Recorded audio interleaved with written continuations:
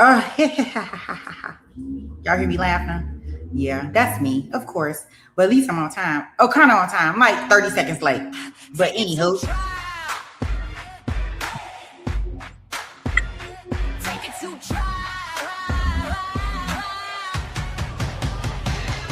Welcome in, grab a seat, hit the like and subscribe. Cause Sweet Peas on the mic with that spicy little vibe. Got the courtroom streaming in the chat, going wild. We're debating heavy topics, but still laughing like a child. From objections to confessions to the judge's side eye. If it's justice and it's messy, we gon' talk about why. Every day's a new case, every moment's a ride. And when Sweet Peas in the building, we be learning with pride. Eyes on deck, keep the room running smooth. Film free therapist, you know, keeping everyone in the groove. Right to with the facts, pretty brown girl with the sass. Moreldia and Fowler keep the peace in the chat. But Jason walks in and the ladies collapse. Chocolate, take it to trial, where the truth gets loud and the laughs run wild. Sweet Peas got the spice, she's the queen of the aisle. Chat fam rolling deep, we've been here a while. Lights on, mics up, we gon' do this right. Take it to trial, every day, every night. Take it to trial. Morning shows are sharp, afternoon is on fire. And we catch every moment that the court might inspire. From witnesses whispering, the lawyers trying to hard. You know Sweet Pea breaks it down like a legal tarot card. Chats cracking jokes, dropping theories on the fly. We're serious when it counts, but we still testify. Minds hold it down when the trolls try to play. If you're out of line, court adjourned for the day. But when Jason logs in with that deep hello sound, the ladies in the chat, man, they all fall down. Take it, take it, take it, take it, take it, take it, take it, take it to trial, where the truth gets loud and the laughs run wild. Sweet Peas got the spice, she's the queen of the aisle. Chat fam rolling deep, we've been here a while. Lights on, lights up, we gon' do this right. Take it to trial, every day, every night. Take it to trial.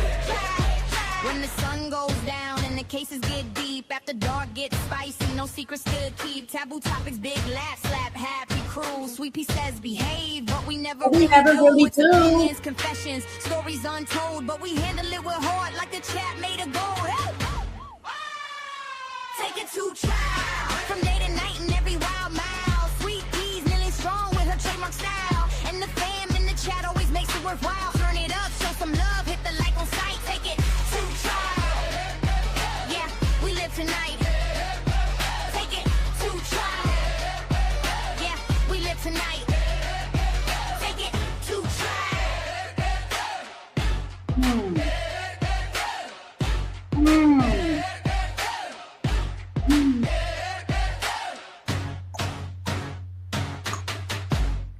What's up? What's up? What's up? Happy Saturday. Christine, you know you always first in the house. I appreciate you. You've been first up in the place. Hey, therapist, you know, she said, I second. Hey, Allison, how are you? Hey, Lynn, I know. I be playing games out here. What's up, Jason? Thank you so very, very much. I kind of see some of the chats, and then I kind of don't see some of the chats, y'all. Hey, Barb. Thank you for joining us. We missed you the last couple days.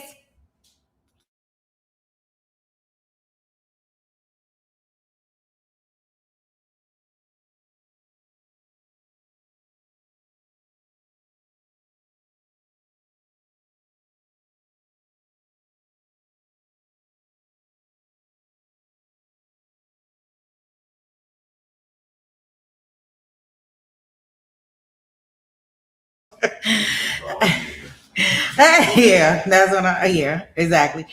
Hey, okay, so we're gonna do our trial prep today. I know. I told y'all one thing and something totally different happened, but y'all know I am very, very fluid in the way that I move. So sorry. I know tomorrow we will have a special guest on our show. We will have Lisa. She did confirm. So that's going to be awesome. So she's going to go over the motions with us in the YNW Melly case. We'll look at some footage and we'll do that like tomorrow afternoon. Then we have It Varies. We're going to our game show night. Right?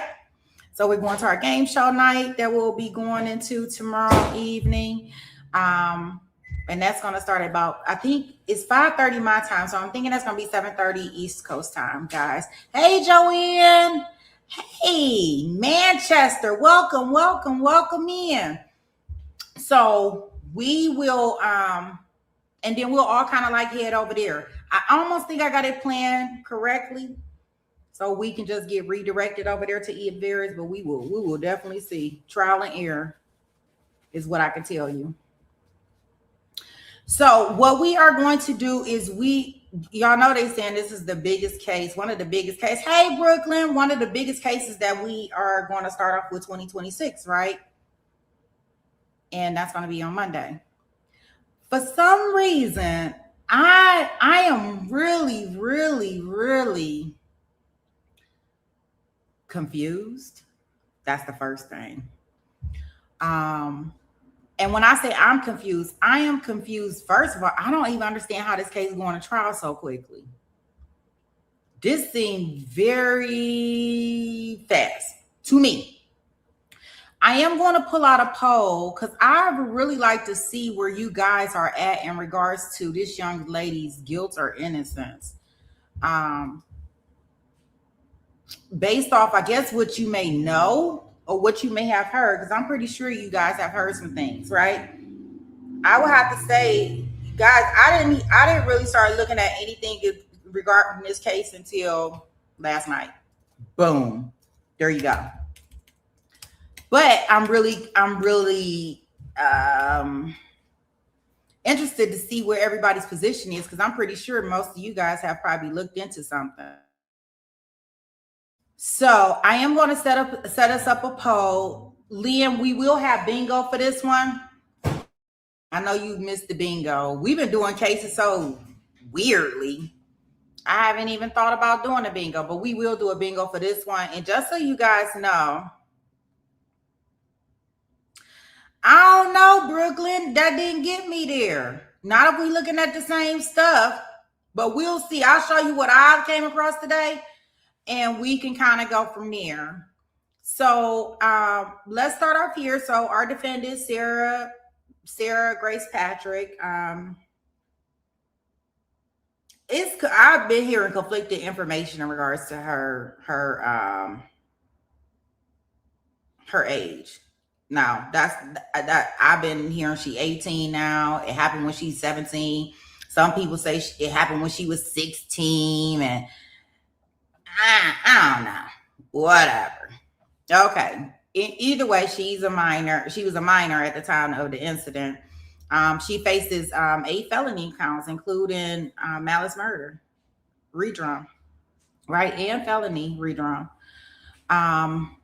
Of course, firearm, because we know that the parents were pew.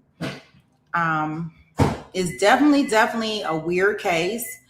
I know it has a family completely, and I do mean completely divided, because I'm like, I don't know what the heck. So, in February of 2025, which that's what I'm saying, it hasn't even been a year, and we about to go to trial within 11 months. I would not be surprised, y'all, if court does not start on Monday.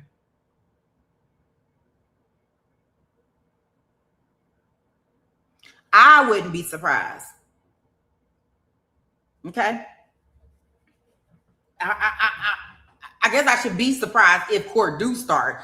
I just really don't see it, but they say it's supposed to happen on the 5th, which is Monday. Now, in regards to it happening on the 5th, y'all know they're going to be into jury selection. So that's going to be what a lot of what we're going to talk about today a little bit before we leave, and just kind of giving the background information in regards to it. So we shall see.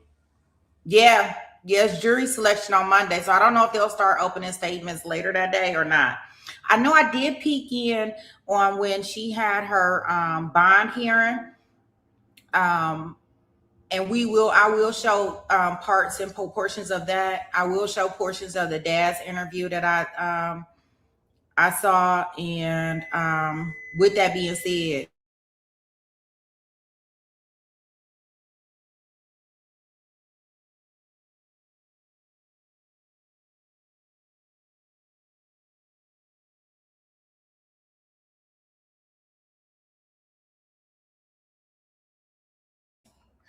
So what we will do is we'll look at those videos that I have in order to determine what y'all thoughts are in regards to it. Wait 1 second. Let me go cut this off.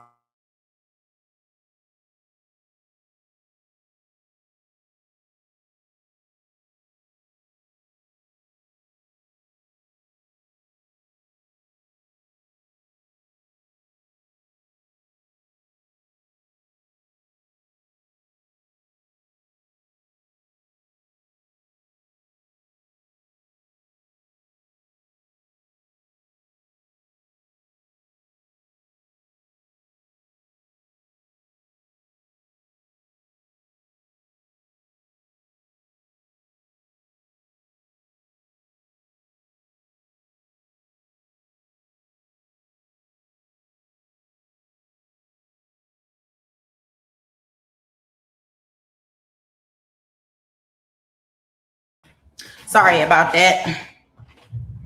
Okay. So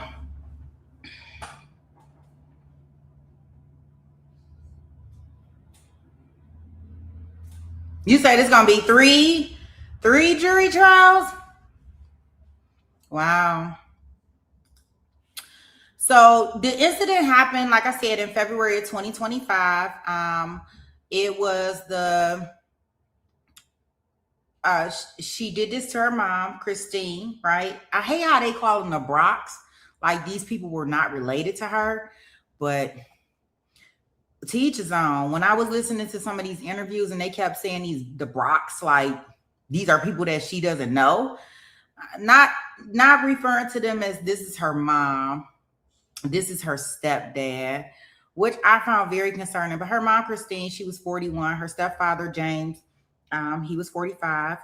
If you guys don't know that, mom and stepdad, they were married in 2023. I know that her dad and the mom were divorced in 2019. To my understanding, they have 2 common children. And then she has her younger half sibling, which was 5 years old at the time of the incident, that actually found the parents that are in here. So we have that. So this all happened in Carrollton, Georgia. They had some stuff going on in their past, guys. But it's to my understanding from everything that I have read and I have listened to, they had turned their lives around. They were active in the church, active in their community. Yeah, I seen the one in New Jersey. I know which one you talk about. You talk about Paul Canero. I think his name is Paul Canero. I'm just looking at your thing, Christine. Welcome in to any new people that's coming into the chat. Hello, Allah. Welcome. Appreciate you stopping in and hanging out with us.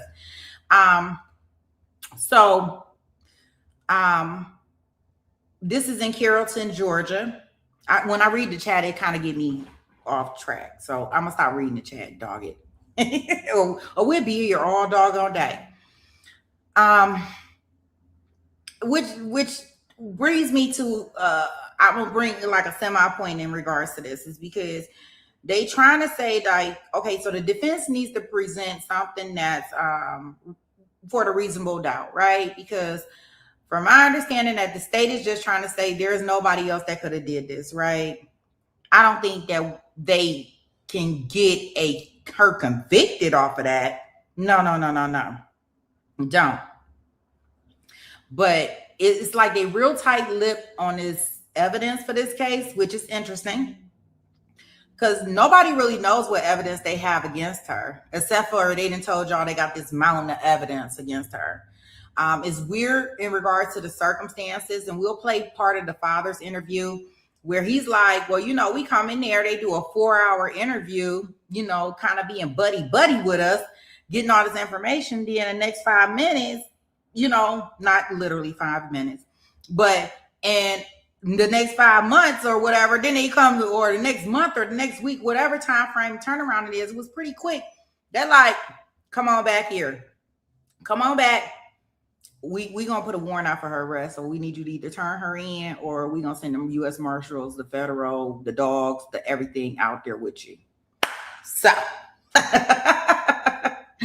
so, so the youngest daughter found the parents, right? I find this interesting because, and we'll look at the square footage of the house. It's only like 1,800 square feet. It is a ranch style house. The bedrooms are pretty close to each other. If you guys have not seen it, like, how did she not hear anything? But then I'm like, okay, well, if she didn't hear anything, I mean, a 5-year-old didn't hear anything either, right? Or maybe the 5-year-old didn't understand the sounds. So I got a whole bunch of questions. That's all I can tell you right now. So the 5-year-old discovered the parents in the bed. Shot. Of course, they don't really find any kind of forced entry, and apparently, Sarah is the one that called 911. At the time, her brother was with the father because he was on a winter vacation, and of course, we don't have a weapon just yet, so that's that. In regards to weapons, I don't think they have a weapon at this point in time. So they say evidence suggests that the scene was staged. Do they have a motive? I have no clue. They haven't said any, and not to say that the prosecution team has to prove motive. It looked like she had been going back and forth in regards to where she was staying, but we'll go into some of that stuff as we're going along. So just to kind of get into the family details a little bit, as I explained, we got one family dynamic, the Brocks, that have a 5-year-old together. They're staying together in Carrollton. These are the victims, and their 5-year-old daughter. And then we have Sarah that's staying with them also. So we got that. Now, I don't know. When I was listening to Dad's interview, and I'll let y'all decide when y'all hear it, like, it's like Dad was trying to show. I don't know. I'll let y'all figure it out when we get to this interview. So we will go with the first clip that I have pulled up for us. Let me see. I know it's just such a weird dynamic. That's what I will say.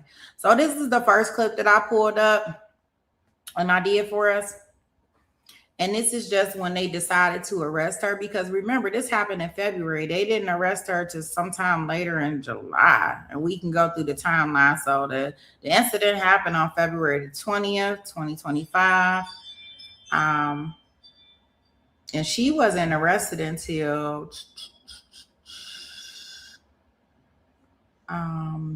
July 8th. So just weird dynamics. Like, I can even get over the TikTok, all of that stuff that she did, because teens, that's how they express themselves. That's what they do. They don't know what to do with the stuff, with the information and what they're trying to process. So I'm okay with that. Now the context behind what she was saying to some of these TikTok influencers, I don't know, but we shall see. So let's start off with this clip that I have pulled up for us.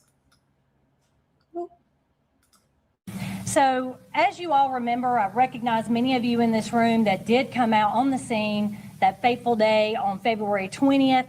On the morning of February 20th, 2025, deputies with the Carroll County Sheriff's Office responded to a tragic scene at 1531 Carrollton Tyus Road. They discovered the bodies of James Brock, 45, and Kristen Brock, 41, both deceased from apparent gunshot wounds. From the very moment the 911 call was received, a relentless investigation began, one that would span months, consume thousands of man hours, and require the full weight of the local and federal law enforcement agency partnerships. Today, we can confirm that an arrest has been made in the case. Kristen Brock's 17-year-old daughter, Sarah Grace Patrick, has been taken into custody and charged with 2 counts of murder and 2 counts of aggravated assault in connection with the deaths of her mother and her stepfather. While the case has not remained in the public spotlight So right there, like, I'm like, okay, that is like a wow moment to me. Like, oh my goodness. Like, how do you reconcile that in your head, like as being parents, grandparents, or anything, to know that the daughter has been arrested? Um, so I can see how people are on both sides of the fence. But then we get, when we looking at this, because this is between the transition of when everything first started, right? When the incident happened, to we get all this social media and all this presence on here. I'm going to show y'all this next clip that I pulled that I thought was kind of important to this. It's from Law and Crime, and I will put the full link description in the box. I did not do the full thing, but just some stuff that I thought that was really funny. So when we talk about her during the at the funeral, right? Because remember, she spoke at the funeral. If you don't know, she did speak at the funeral. Beyond speaking at the funeral, she was on TikTok a lot doing, all of these extra videos and stuff. But she's only 17, so that's the way they communicate. So I'm okay. I think I'm okay with that. I don't know how you guys feel. Like, I don't expect for her to go know that she need to go make a counseling appointment. Like, TikTok is probably her counseling format. Right, so we'll go in. Let's look at this video. Here's the mugshot of the alleged killer, Sarah Grace Patrick. Her mugshot was given to us by the Carroll County Sheriff. Sarah Grace was 16 years old at the time that she allegedly shot and killed her mom and stepdad. And she was very active on social media, and it is shocking what I'm about to show you. Here are pictures that we found on her social media with her boyfriend, and wow, when I talk about social media, that is a shocking part of this story. I'll get more to that in just a moment. Here's what we know about Sarah Grace. According to law enforcement, she lived in the home at the time of the murders, but had moved around with different family members within the last couple of years. But on the night of the Brock's murders, she was the one who called 911. I actually saw someone comment on social media that it was suspicious after gunshots went off in the house that it was the 5-year-old who would find their parents dead and then reportedly have to alert the teenager inside the home that something was wrong. For a reason Sarah Grace would allegedly do this, it's important to note that Sarah was public about the loss of her parents. She even spoke at their funeral. Look at this video per WSB TV. Although there's nothing we can do to bring them back, we still have control over how we treat people. We were shocked with what we saw specifically on her TikTok. She presented herself as a victim, a young girl who lost her parents to senseless violence. But again, as you watch these, law enforcement say she's the one who did it. Look at this post. This is from March 1st, just weeks after she allegedly killed her mom and stepdad in their sleep. She posts a tribute video to them with the caption, quote, "They don't know it, but a year from now, me and my 5-year-old sister would find them wrongfully shot dead in our home and won't get to watch me graduate high school, see me walk down the aisle, and couldn't even say goodbye." Here's a video of her crying. This was posted on March 18th, less than a month after she allegedly killed her parents, with the caption, quote, "Please send prayers for healing and a break from everything. I'm so tired. I should probably delete later." And here's a picture from a TikTok on Mother's Day this year in May with Kristen, who she allegedly murdered, with the caption, "But my ultimate inspiration comes from my best friend." And here she is crying, heading to the funeral of the 2 people she allegedly killed. She also has this picture that reads, "What do you mean I can't call my mom?" And then there's this one that says, quote, "Why me?" Now, these are incredibly sad, but then you have to remember that law enforcement says they have a mountain of evidence that shows she is the one who did this. At the same time, So does that all seem like weird?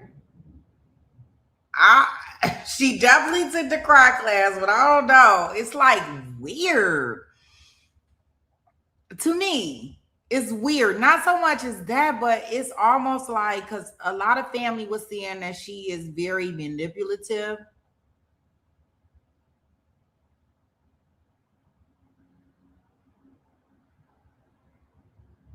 No. So Leon, that video that she posted, that was after the fact. So like that happened. So she did a compilation video. And that's what she said that, that was prior video. So she took little snippets of different things in the year prior, and that's what she said. So this was not something pre-recorded and it just happened in the future. So just to clear that up for you. So, but what I did find is that, okay, so we got Donnell Patrick and James was Sarah's stepfather, right? Sarah also has a younger brother that I was telling y'all about from her biological mom and her dad. That her younger brother was staying actually with the dad at this point in time. I read that Christian and Donnell, they divorced in 2018. They did have custody disputes, right? But Donnell, I did see his interview and we'll listen to it. He was explaining that, hey, although they had custody disputes, that when the kids went to go stay with her, that they had a better foundation, better schools, better environment for them at the time because he didn't have employment. He was not stable. So that's what that portion is about. So, of course, they said at the age of 11 that Sarah did write an affidavit saying that she wanted to go stay with her dad. Now, I'm not sure what that was about. What I did read allegedly, and remember, this is allegedly because I don't know anything about any of this stuff, like for fact, that she wanted to go stay with her dad because she didn't think that her mom's lifestyle was safe for her. So whatever that means. But I think that it was more or less after I listened to Dad. Look at me about to talk about I spoke with him. After I listened to Dad's interview, it sounded like she was one of those teens that if I can't get my way over here at Mom's house, then I want to go over to Dad's house. And when I can't get my way at Dad's house, I want to go back to Mom's house. So we need to keep that in mind as we're listening to this stuff and listening to these, interviews and the actual circumstances. So from March to April, guys, this is when she really went on the TikTok mission. In the weeks after the funeral, her TikTok account username at S Grace. I did get that part. I don't even know if it's on there or not anymore. She began posting like all these tributes, and that's where you got the one that we just showed, Lynn, that the news report at Law and Crime had. She posted one video in, I believe, March, where she wrote about, how a year from now, the video that we just seen, that video came up. So she made her online presence, but the weird thing about it is that when she reached out to these online content creators, at least the one I know of, and we'll hear the information when we listen to the report. The one that I know of, she was like, well, she thought she was just a young teen that lost her parents. She asked her to send in information in regards to any photos, anything that she would like for her to cover. And she said when Sarah sent in the information, she like, okay, here go the photos, here go the stuff. Hey, you really, really, really need to cover this. Like, please cover this. Cover this immediately because you're going to get a lot of coverage. You're going to get a lot of hits. You're like basically like telling them how to go viral. Why? I don't know. Now that part seems strange to me. I don't know if it was more for her benefit or their benefit, but yeah, she did it. So let's go into what I have up for our next clip. And this is going to be more or less, I like the judge too. I seen that, I think Christine put it in the chat. I'm loving this judge for some reason, but that's just me. So I do want to play some parts. We'll go into her actual hearing.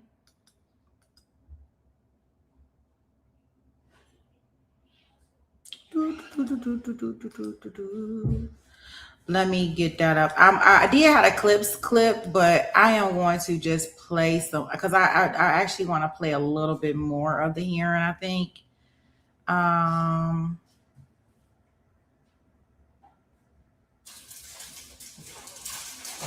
No, let's do this. I'm gonna do some of what the dad said. Let's do that. Hold on.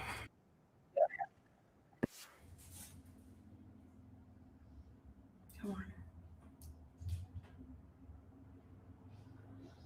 Let's see here.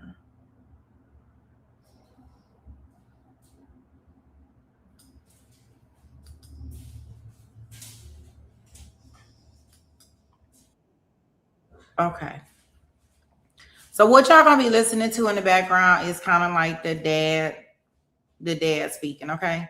Let me get something up to kind of, because I won't show, well, I guess I could show part of it, but let me see. I just planned on just like listening to his voice. So let's do that. Oh, I probably gotta share it. Y'all probably not gonna be able to hear nothing because I need to share it. Share.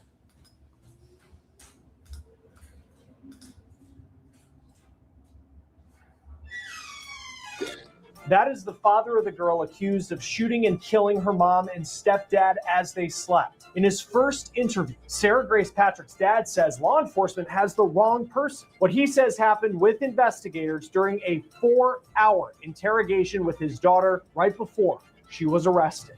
At the end of it, they started throwing pictures of her parents at us, her stepdad and her mom, deceased with gunshot wounds. We're on the case presented by Law and Crime. I'm Chris Stewart.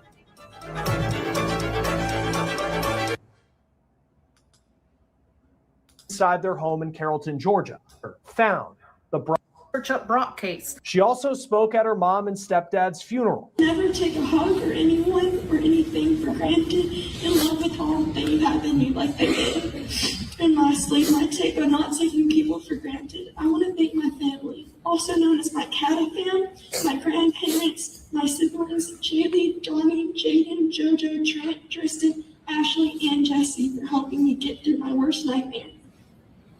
And last but not least, I want to thank Tasha, Bree, Nate, Lane, Kimberly Hayes, Kim Bowling, Katie, and most of all, my father, Angie, and Ben for making such a big difference.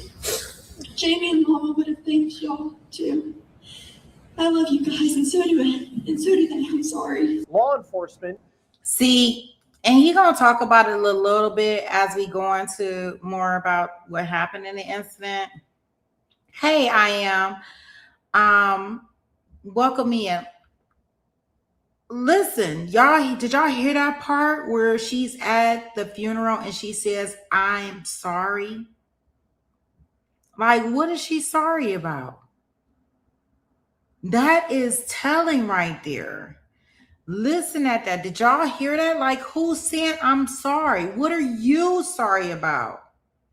Listen, guys, I'm gonna play it again.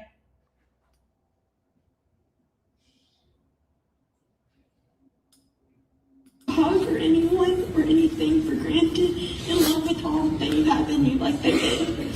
And lastly, not taking people for granted. I want to thank my family, also known as my cattle fam, my grandparents, my siblings, Jaylee, Donnie, Jaden, Jojo, Trent, Tristan, Ashley, and Jesse for helping me get through my worst nightmare. And last but not least, I want to thank Tasha, Bree, Nate, Lane, Kimberly Hayes, Kim Bowling, Katie, and most of all, my father, Angie, and Ben for making such a big difference. Jamie and Mama would have thanked y'all too. I love you guys, and so do I. And so do they. I'm sorry. Law enforcement and Why would a person need to say I'm sorry right there? You said maybe for being a teenager. I don't know, but it raises my senses when I hear something like that. Okay. All right. I mean, we can come up with all types of things. Let's see what the interview says with the dad. James Brock's family have told us that they found that speech to be scripted and inauthentic, 100% innocent. He was with her during an interrogation the day before warrants were issued for her arrest. He says she also lived with him after the murders for 4.5 months. He drove her to the sheriff's office to turn herself in after they were told that Sarah was going to be charged with the murders of the Brocks. He spoke with me in his first interview since his daughter's arrest. Here's what he had to say. Joining me now is Daniel Patrick, who is Sarah Grace Patrick's dad. Thank you for taking the time to be with us on Law and Crime. There's a lot that I want to get to, but let's just begin with, I know it was a tough day, the day that you learned your daughter was going to be arrested. What was your reaction when you heard that news that that's what police were going to do? I was in shock, first of all, and it really it broke my heart. And I was just scared for my daughter, not knowing what was going to happen next. Law enforcement had said that you had to take her to, I guess they had called, and then you brought her to the police station. I mean, what was that whole process like for you, and how it all went down? So the whole process was the day before, they brought us in for a witness impact statement is what they were saying, and they were supposed to give property back. When we went in there to allow my daughter to talk, they interrogated her, and we were there for maybe 4 hours or so, and my daughter told them everything that they wanted to know multiple times. At the end of it, they started throwing pictures of her parents at us, her stepdad and her mom, deceased with gunshot wounds. And we stopped. As a father, she was considered a minor at the time, so I stopped the interview and told them that we were not going to talk no more, and they let us go. I asked them if they were arresting her, and they said no. And about 2 hours later, I guess it was, I received a call from them saying that I have to turn her in by 10 o'clock in the morning, or else they would send out the U.S. Marshals. So I talked to my daughter. She was actually headed back to Alabama to be with one of her friends. And I talked to her, and the lady that lives with me that I'm renting from, she went straight to Alabama and picked my daughter up, and we spent the night together. And then 10 o'clock in the morning, we complied. We didn't turn her in, but we came in and we did what they asked. Before we get back to this story, we need to take a break and bring you a Law and Crime. You're not gonna take no break on us, buddy.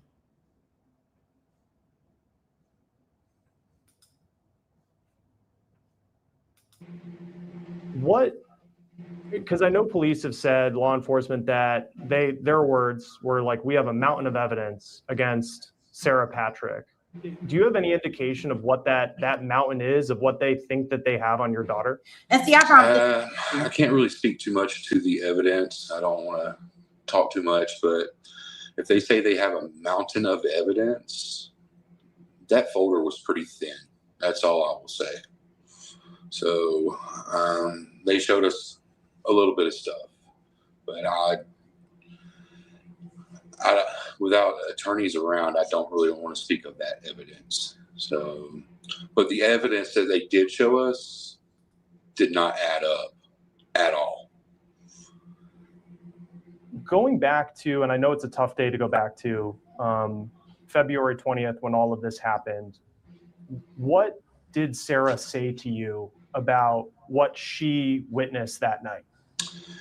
Well, I got a call that morning. I was going to work, and normally my daughter would call me or text me before going to school, telling me she loves me and have a good day. And I answered the phone, I believe it was around 7:40 to 7:45, and nobody was talking. So I thought that she had just butt dialed me, as most people would say. I was headed to work, and 15 minutes later, I received a call from the ambulance, because they put her in an ambulance first, her and her sister. And they told me that Kristen and James were deceased. And from there, I broke down because I didn't know what was going on. They asked me to come pick her up. At the time, I didn't even know the address. I've only been there to that house during our custody battle for the children once. And then one time whenever Kristen had been arrested, I had to go pick up my child and bring him home. And then this was the third time, and it took 20 or 30 minutes just to figure out an address because nobody was talking to me. Nobody was letting my daughter call back. I received a message that she would be up at the sheriff's station, and I went to the sheriff's station to pick her up. Kristen's mother was there. You know, it was a very, very hard morning. They took her back for questioning, and I was in the room, and we just did what they asked us to do. I thought nothing of it. We didn't have any kind of clue of what the nature of the crime was. We talked to the detectives, and from there, they took a break in between, and they were like, "Would you like to go outside, get a breath of air, smoke a cigarette, or whatever?" And that's what I did. I came back into the room, and they were interrogating her without my permission. She was 16 at the time. And then from there, they let us go. We were there for quite a few hours. So right there, guys, is that going to pose a problem of anything that she said while her dad was out there smoking? Right? Remember, she is up under 18. She is considered a minor. So does that cause a problem right there? Because dad said, hey, they said, go take a break. You need some fresh air. You need to go smoke. Go on out there and do that thing. And while he was out there doing that, they were still in there interrogating her. Right?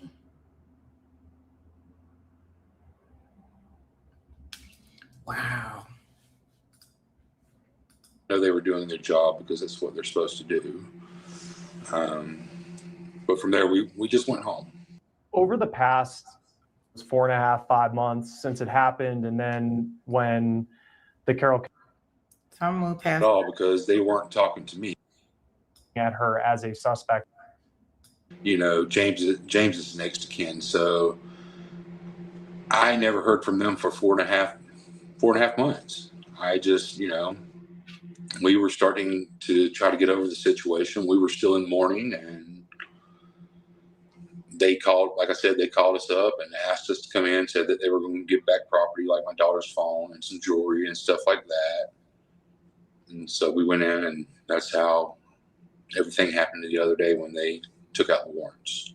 What was, and I know that the sheriff had said, or the sheriff's office spokesperson for them, that, and I know it's difficult with divorce, and divorce is complicated, and this is her heart. You know, me and Kristen, we got divorced 2019. She got with James in 2018. My kids lived with her for about a year, and then Kristen got in a little bit of trouble, and I went back to the courts during COVID and fought for custody, and I won full custody of both of my kids, and they came home with me. I went through a divorce, and after my divorce, I wasn't stable. I was working and everything like that, but stable. Kristen and James had more to provide as far as at home, school systems and stuff like that. And it was my daughter's choice to go back and live with them. And I allowed it because I thought that things were getting better, and we went from there. And so Sarah's been with them, I think, since 2023. Did she have, and I know you said that she loved them. There's been a lot of talk about her social media, and we can talk about that in a moment. But was there any? She didn't get away with me. When she didn't get away with me, she called them. You know, it's just typical teenager. There wasn't many problems in the house. I mean, other than sometimes, their punishments, was different than my punishments. But other than that, no, there was actually no problems in the home that I knew of at all. For you, I know she had lived with you since the deaths of the Brocks. Were there any red flags for you over that period of time? Like for people who have just kind of heard this and you have this, the sheriff's office saying that she's responsible for this, and then she's living with you for this period of time. Was there anything that stood out to you that at any point you were thinking or maybe even suspecting your daughter of being accused of this? Not at all, not one bit. Of course, when it all happened, there was a lot of crying, a lot of tears, a lot of mourning. A few weeks after we started, applying to jobs and stuff like that, she graduated high school. We had a couple different holidays that were pretty difficult because, Mother's Day, her mother's birthday, her own birthday. And, nothing indicated to me at all that she could have done this. Me and my daughter have 100% an open relationship. I know about her boyfriends. I know about anything that she's done.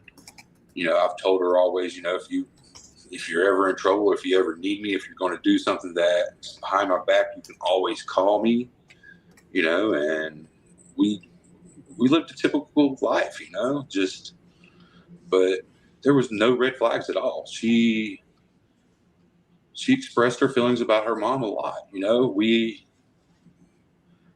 started going to the same church that Brock's went to because, after this incident,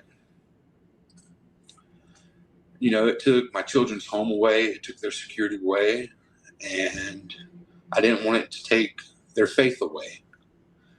And that's about it. But other than that, no red flags. My daughter, I know she was on TikTok and she was reaching out to people from what I understand. I'm not on TikTok. I'm not, as you can see, trying to even hook up this conversation with you. I'm not very, very good with technology. But I know that she reached out to people on TikTok because she was wanting help because we weren't getting answers from Carroll County. The only people that were getting answers was the next of kin, not my daughter, not me, not nobody. So for the last 4.5 months, we lived waiting for answers ourselves. The spokesperson for the sheriff's office, we're very proud of your daughter. And come on, none of that was scripted. Come on, none of that was scripted. That was all real emotions. Real emotions. She asked me permission to do it, and I gave her permission. And she's a very talented girl, when it comes to being able to speak. We can sit at a table and she can say a blessing 10 times faster than most people. As far as the I'm sorry goes, you can sneeze on my daughter and she'll tell you I'm sorry. She says I'm sorry to everything, not just to the eulogy. Really, you can step on her toe and she'll tell you she's sorry she was in the way. That's just the type of girl she is. And I know you had said that they didn't really see, and I think that that's part of the problem here. And I really hurt for the dad because he has to, until something is legally saying that he has, that his daughter is guilty of this, he does need to stand 10 toes down with his daughter. This is just heartbreak all over. Now, what I will tell y'all is, as I was listening to different things, and this may be enough of what I just wanted to get out of Dad's interview for us, but I did want to go into one more interview that I had seen that it was on the case, I want to say, with Vinny. Chilling mystery. Because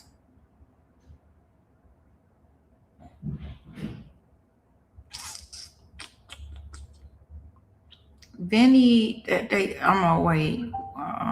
Let me get it up. Because I just listened to it right before now. Okay. So before I wasn't going to put it as part of our stream, but when I listened to it, I thought that it may be helpful. It may be something that we want to listen to. Let me see.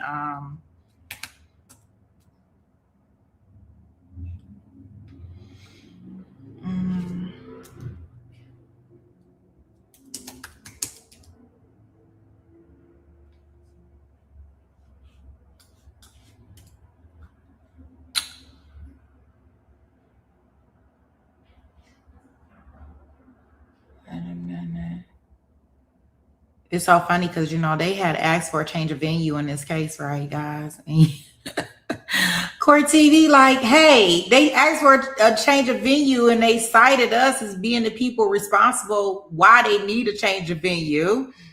Thank goodness the judge didn't fall for that because, like, really? Like, no, Court TV is everywhere in different countries, dude.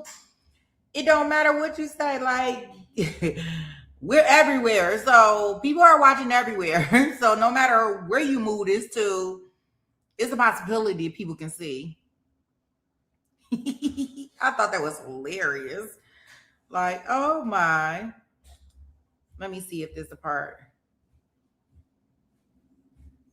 And I'm sure they're going to have these messages in here.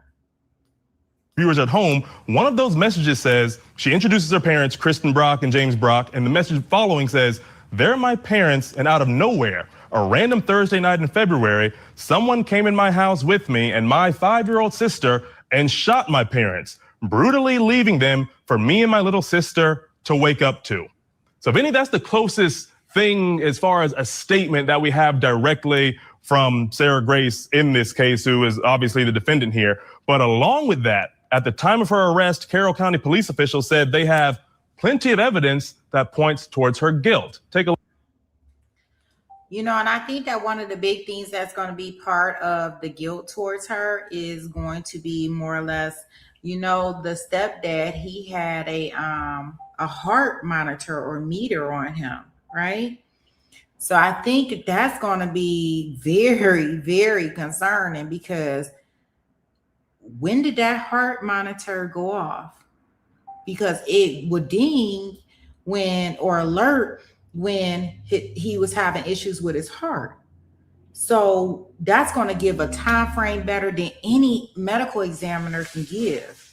So I'm thinking it got a lot to do with a lot of this digital evidence. Did they have a Ring camera in the home? Remember, all the evidence in this case has been really tight shut. Like, people have these things, but they got to have something.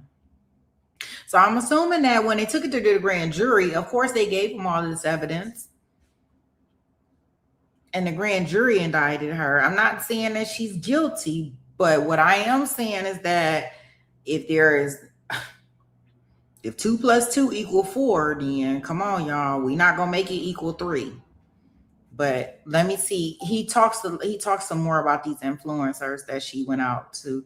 And he actually reads the one. So let me find it. Because I wasn't going to do it, but then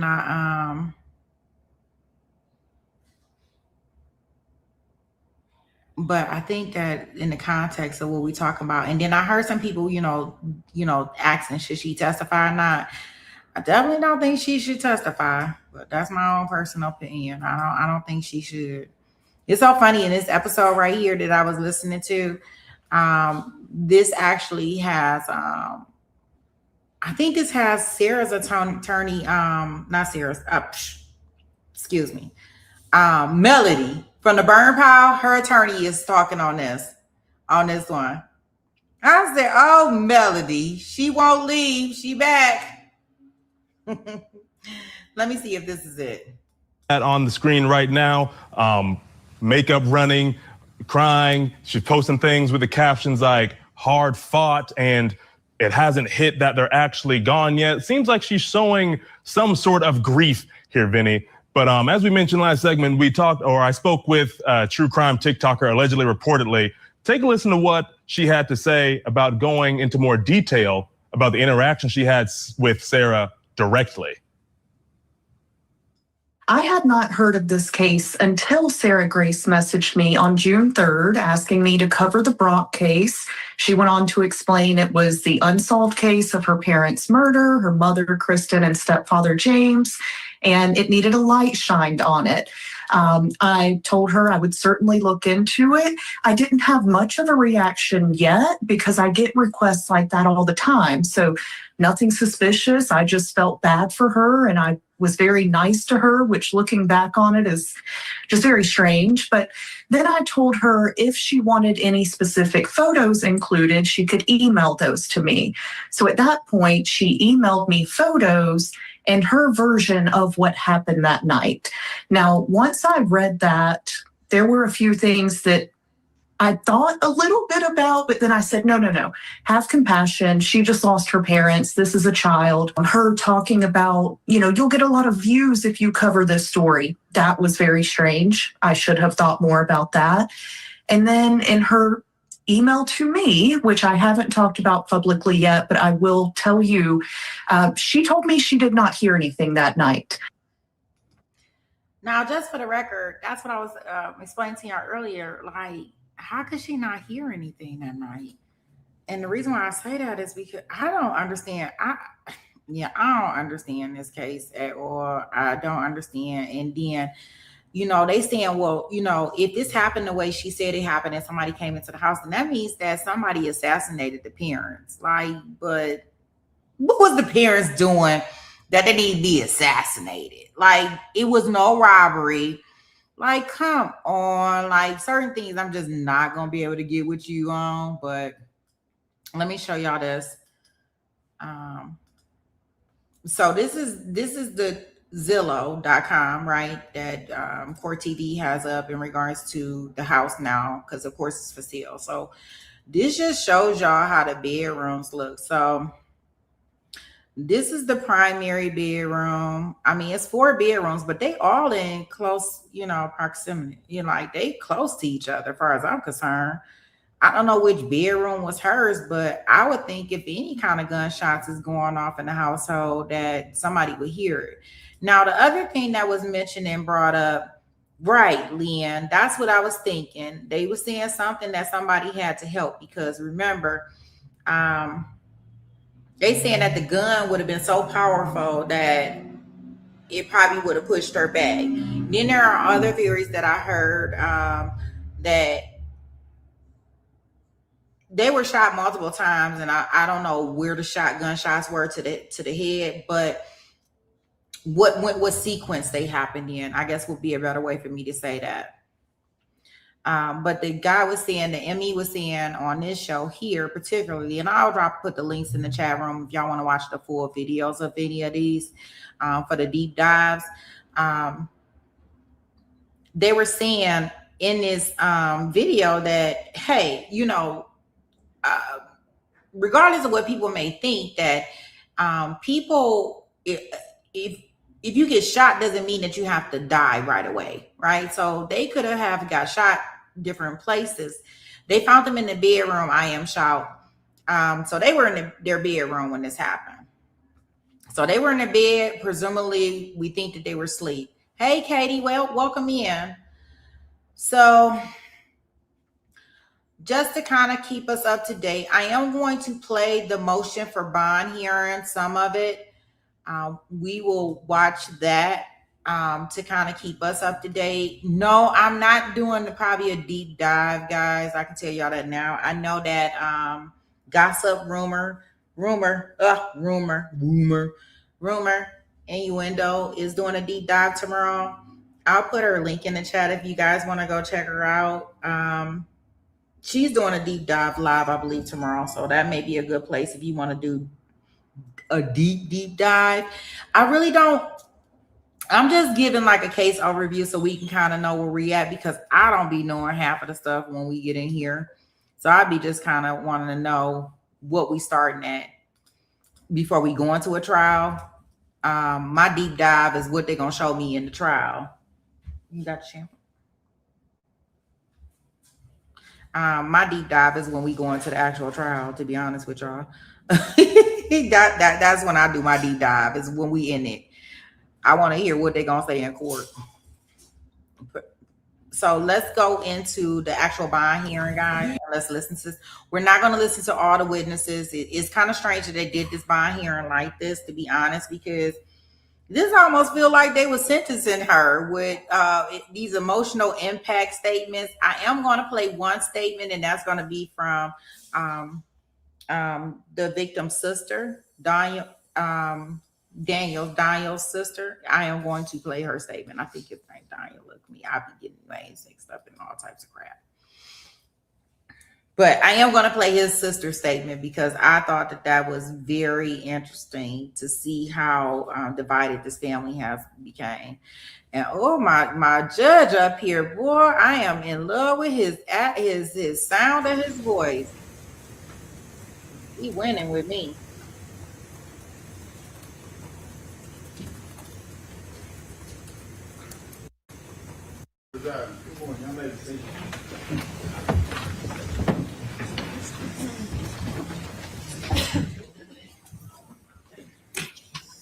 I appreciate the attorneys working with me. The request for bond, I believe, was done on July 11th, and I was in compliance with getting that scheduled in the time frame that was necessary. But because of some surrounding factors, I believe both the state and defense agreed to put that out to this day and was allowed me to specially set it so that we could accommodate a little more of the public and actually have an open courtroom that could account for everyone. So I appreciate both sides, state and defense, working with me with rescheduling that, placing on for today. I do want to start. I know that this is a case of great interest to a lot of people, and I do know that we have media in the courtroom. But I want to remind everyone in the gallery that this is not daytime court TV, and this is not for entertainment. We're here to simply apply the law to this motion for bond, and that's my job, to simply listen to both sides and apply the law fairly and justly, and I'm going to do that to the best of my ability. If anyone chooses to act out, this is your only warning. I will hold you in contempt because we will keep an orderly courtroom. So as long as everybody follows those rules, we'll be perfectly fine, and we'll get through this easily and safely, and we'll get it done. With that, defense, you have made a motion for bond. It's your motion. Are y'all ready to proceed? We already are. All right, state, are y'all ready as well? All right, defense. I'm motioning for them. They're going to grab it. Yep. Did y'all need to approach about anything before we get started? No. Okay. Media, what I did is I just followed my rule. The first to send in a Rule 22 is the media that got to place their camera in the courtroom. That was Court TV, I believe. They know how to pull. The order's been out there. They should have everything and accommodate everyone with getting you all that you need, because that's the rules. And I've been assured they know how to do that and will accommodate all other media outlets for what you need. All right.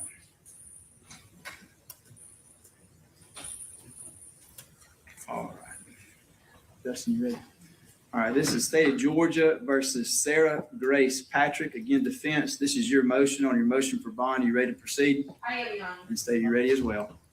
All right. Defense, this is your motion. So whenever you're ready. Thank you, Judge. I'd like to call Ben Bonner as my first witness. All right. Have Mr. Bonner, please. Please be stepped out in the hallway. There was no room for it. That's fine. If we can announce for Mr. Bonner.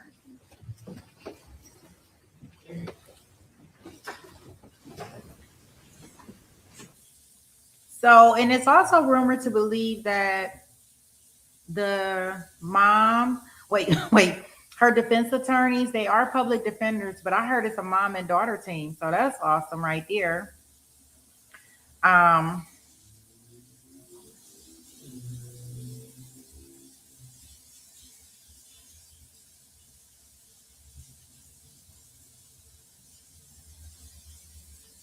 Yes, that's awesome. Yeah, definitely send some prayers up for our dear old Barbara.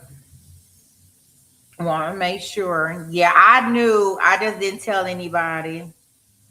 Yes, it's just that I found out the other day. Oh, Tasha, welcome in. How are you?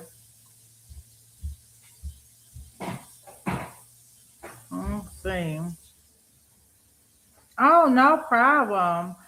This is going to be very interesting. We go live in the courtroom on Monday. We just watching the bond hearing for anybody that just walked in, coming in. Welcome to all the new people that's coming in. Hey, Heidi, welcome in. Welcome in. All right, guys, I'm going to go ahead and take us back into the hearing. But I heard that this is a mom and daughter team, so that's very interesting. Okay, thank you so much, Allison. She said, asking for prayers. Oh, look at that beautiful picture. We all love you, Barbara. Yes, we absolutely do. You say you ready for this case to get started? Yes. Yes, yes, yes. Thank you so much, Allison. Yes, we are definitely have our dear old Chet drama queen in our prayers, part of this drama squad. He said, a good fight for this trial. Absolutely.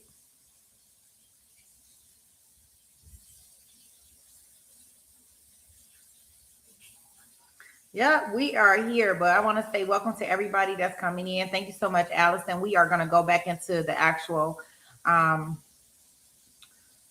case for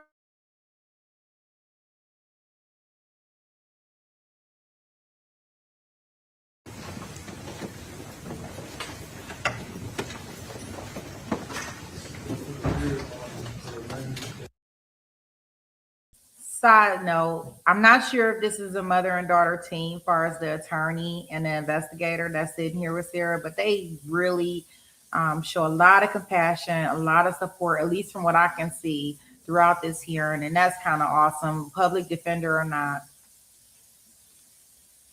So I really can appreciate they seem like they are very attentive to her and have her best interest in heart. Not to say any other public defender doesn't, but it seemed like more of a girlfriend feeling, kind of. That's the kind of vibe I got from them. Like they were smiling. I don't know. I just felt a different vibe from them. But here we go. You say Latoya is queen. Well, good. I'm glad because I'm like they are beautiful. And if this is a mom and dad team, that is awesome, awesome, awesome. And then on top of that, they seem like they have so much. Like. I don't know. Maybe because she's young. I don't know. I just thought it was really, really sweet of them. At least their demeanor and the way they're presenting and representing her and having their best interest. But let's go here.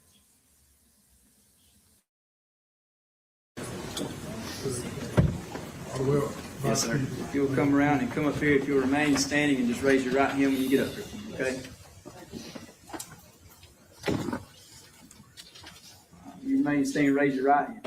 You swear affirm the statements you give before the court today be the truth, the whole truth, and nothing but the truth, so help you God. Yes. All right, you may be seated.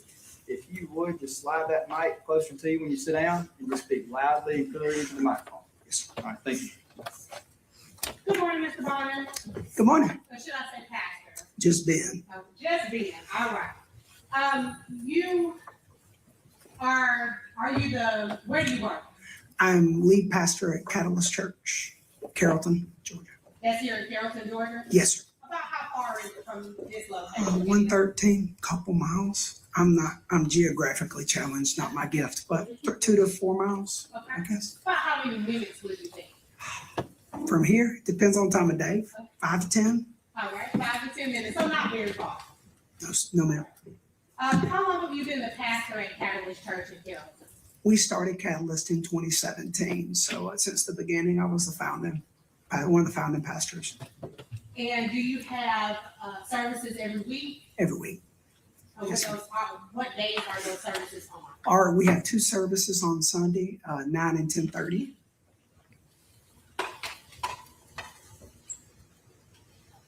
Now, in relation to this case, were you asked to write a letter about Sarah's character?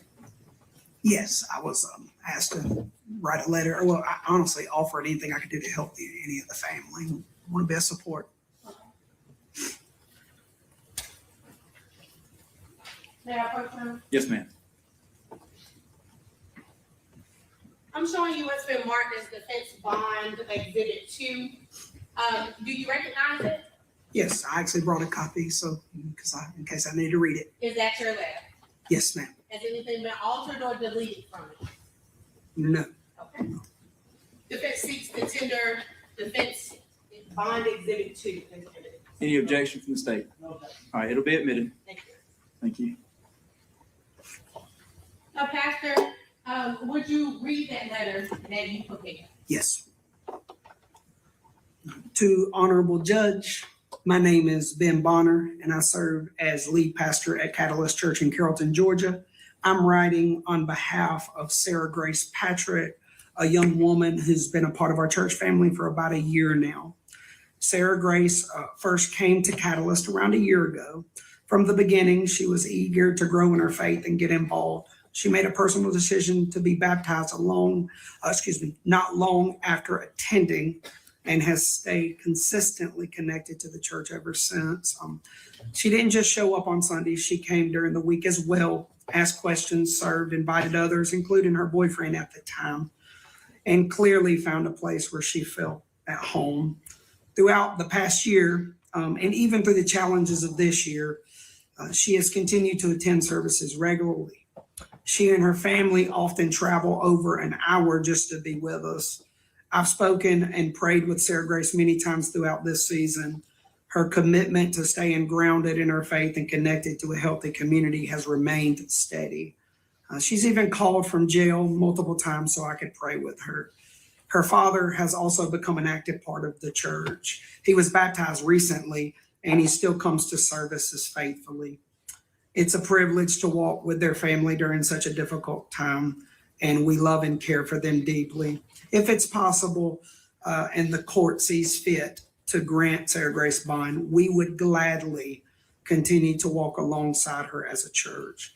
We believe having her with her family and church community is an important part of her support system. We're committed to loving her well, encouraging her, and helping her continue on a positive path. Thank you for your time considering this. Sincerely, Ben Bonner. Thank you.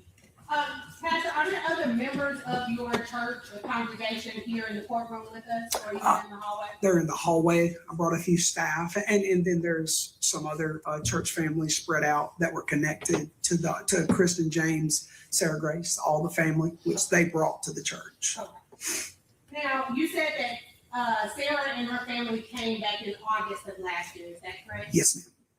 When they came, were they just attending, or were they further engaged in activities at the church? No, they the entire family, James, Kristen, Sarah Grace, they jumped right in. That's why it's hard. They became very, very beloved between August and February. I mean, our church family adores all of them, everybody, we're for the entire family. So.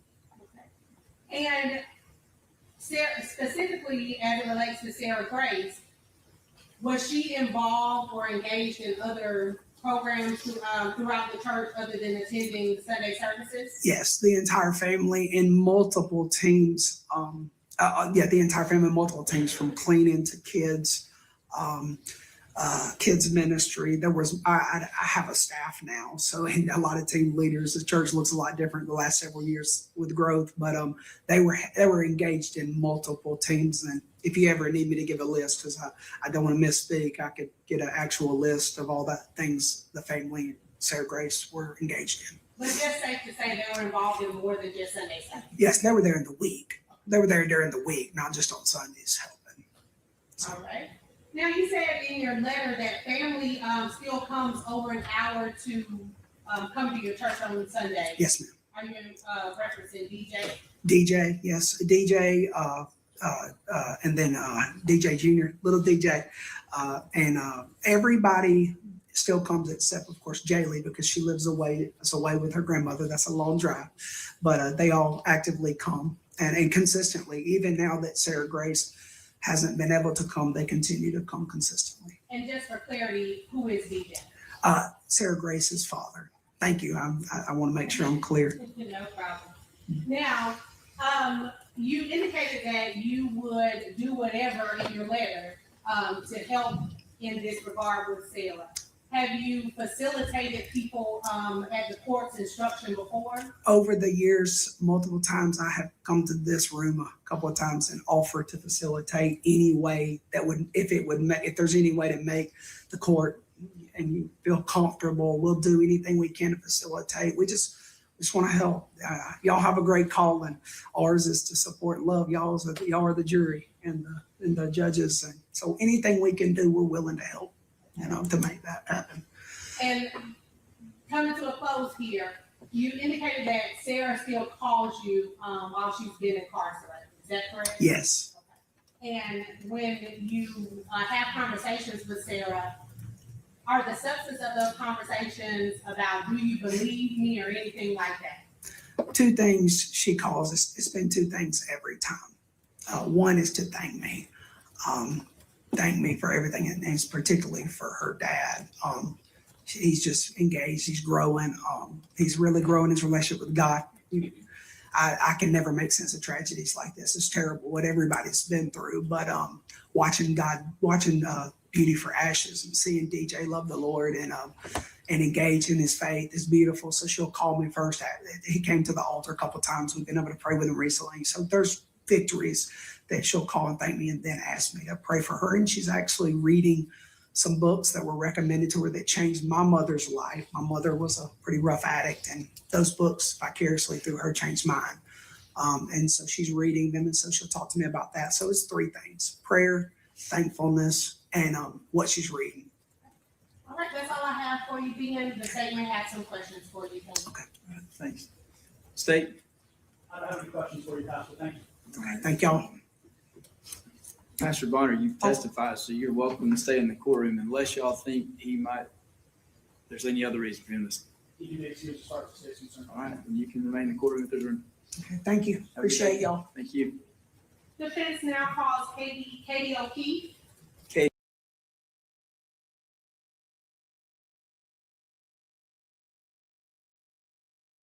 I want to say welcome in to all the new people that's watching with us.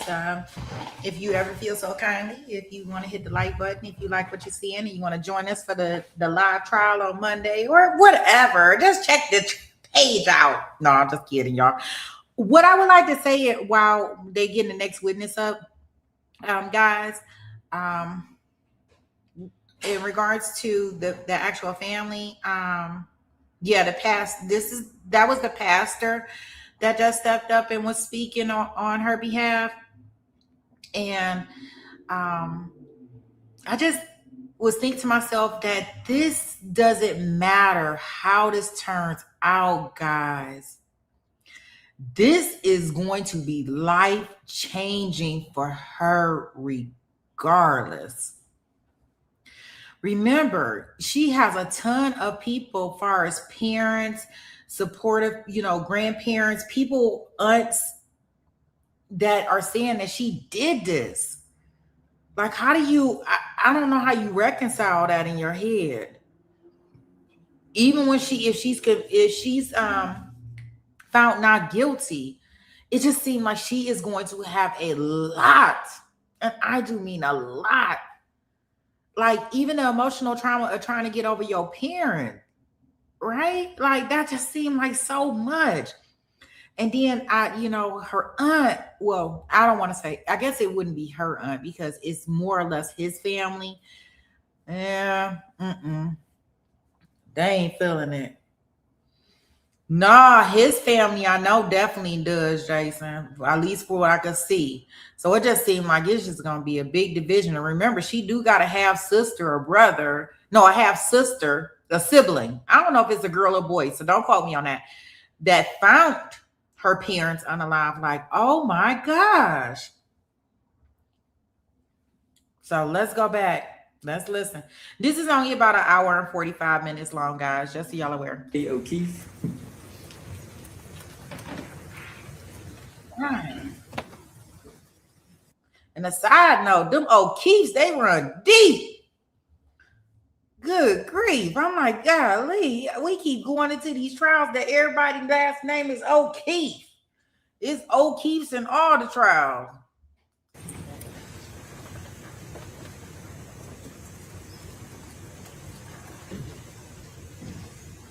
Man, if you'll come up, just remain standing, raise your right hand once you're for me. All right, you'll raise your right hand. You swear affirm the statements given before the court today, the truth, the whole truth, and nothing but the truth, so help you God. Yes, sir. All right, thank you. Maybe Steve, if you would, just speak loudly and clearly into the microphone. Yes. Okay? Thank you. Is it okay if I call you Katie? Yeah, I prefer it. Okay. All right, Katie. How do you know Sarah Grace? Can we, you need that spelling? Okay. My name's actually Caitlin. Could you state your name? My name's Spell it, Caitlin please. O'Keefe, Kaitlin, O''Keefe. All right. How do you know Sarah Grace? I met Sarah about 3 days after all this happened with her mom and dad.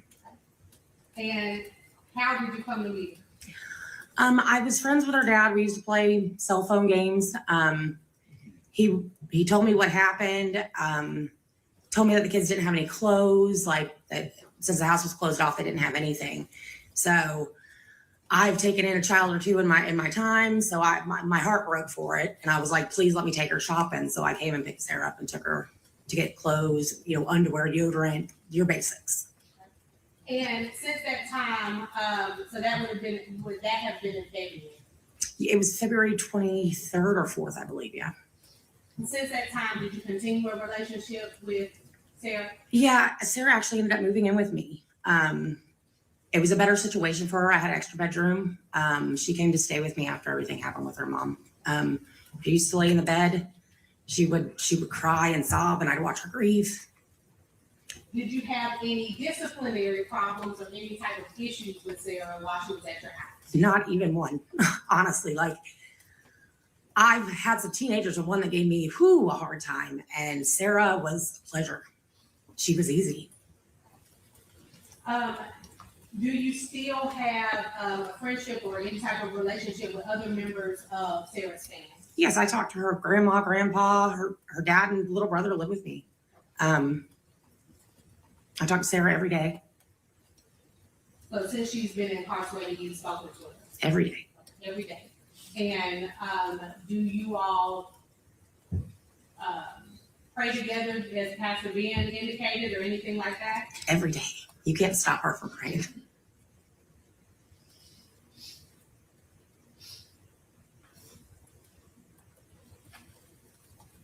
Now, are you aware if at any time during her stay with you, did she have a driver's license?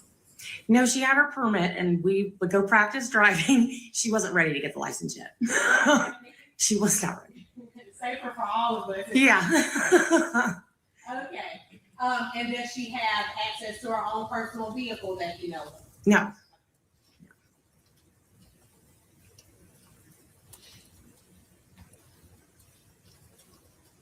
During the time that she was with you, was she attending school? She actually worked really hard and graduated a year early.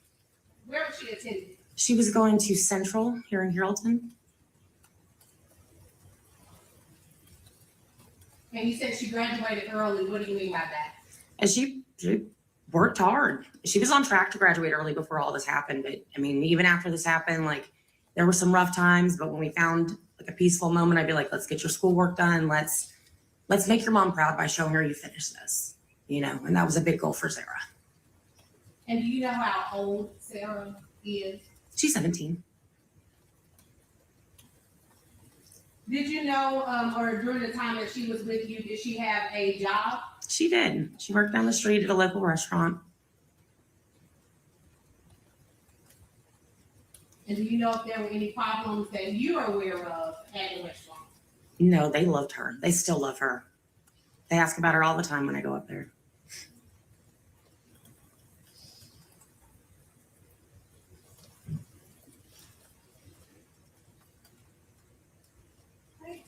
I believe that's all I have for you. I don't know, the state may have some questions. All right. Thank you. Thank you. State, any questions? I think I have this one as for clarification.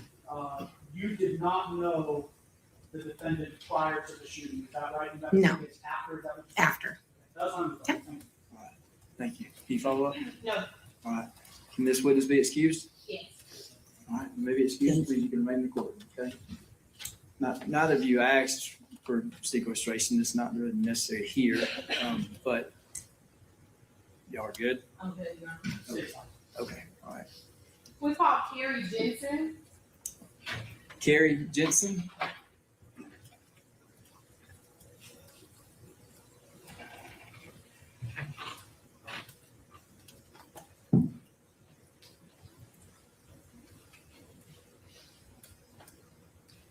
right, Ms. Jensen, same as the others. If you'll raise your right hand. You swear affirming statements made before the court today to be the truth, the whole truth, nothing but the truth, so help you God. If you'll be seated, speak loudly and clearly, and let's just start off by stating your name and spelling it for us so the court can get that down. Carrie Jensen, Carriejensen. Thank you. All right, Ms. Jensen, how do you know Sarah? I met Sarah when she was in 7th grade. Her and my daughter became best friends, and I became really good friends with her father and stepmother at the time. Okay. And so you've known her since 7th grade. How old is that? 13, 12. Okay. And during that time, have you known Sarah Grace to cause you any problems or get into any mischief with your daughter or anything like that? Not at all. I mean, they'd fight over boys. But no, she's been an angel. Just typical teenager stuff. Typical teenager stuff. Now, during the course of this case, were you asked to, or did you offer to write a letter in support of Sarah? I sure did.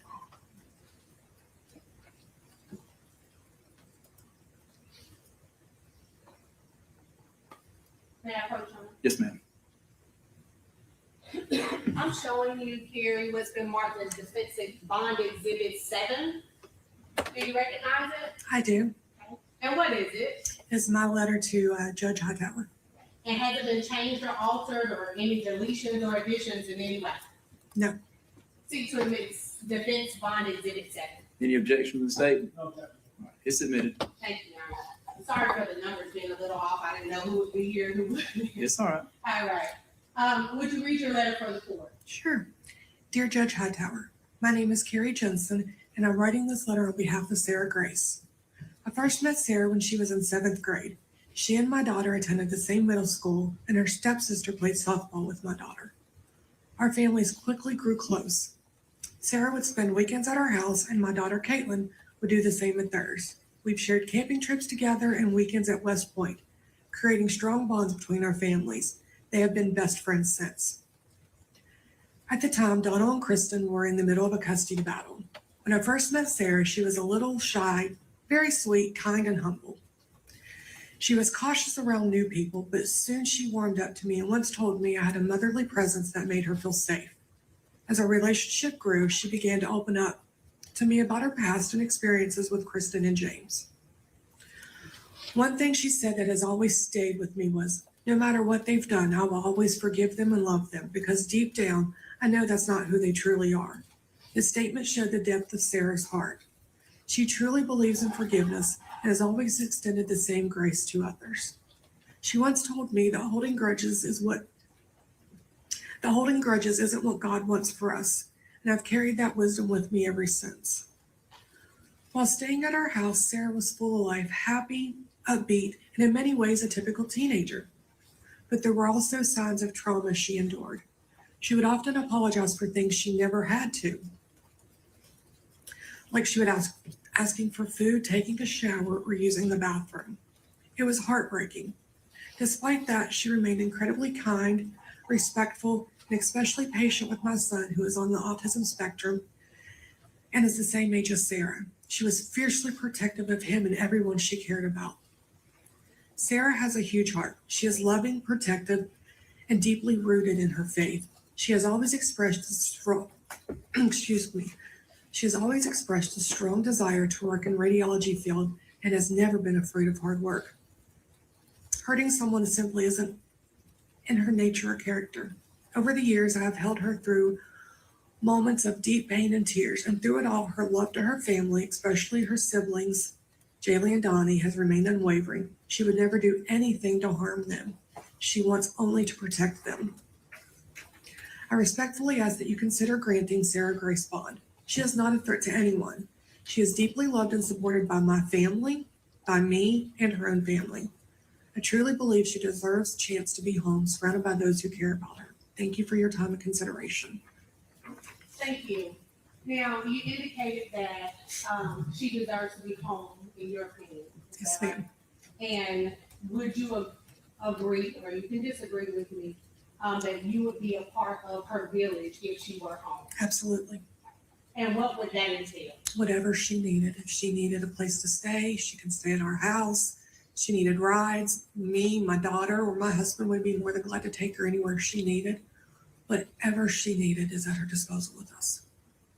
Thank you, Ms. Jensen. That's all I have, and if you'll hand it, let us do it. Thank you. Thank you. Yes, And ma'am. the state may have some questions. Yes, ma'am. State, any questions? A handful, Bill. Okay. Nice to meet you. Nice to meet you. My name is Michael Parrish. I'm representing the state in this case. You said that your daughter and the defendant went to school together, is that right? Yes, they did. What school was that? They went to East Coweta Middle. Now, were you aware that at some point the defendant attended an alternative school? Yes. And what's that alternative school? How does that function?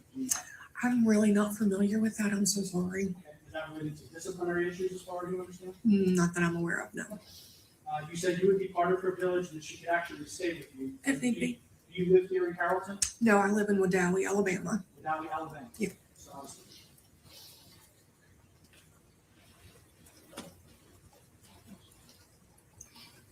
I don't think I have any other questions. Thank you. All right, thank you, sir. Another favor? Are you raising me to hold this witness? No, you're right. Not in the section. You may be released and you can stay in the courtroom. Call Caitlin Jensen.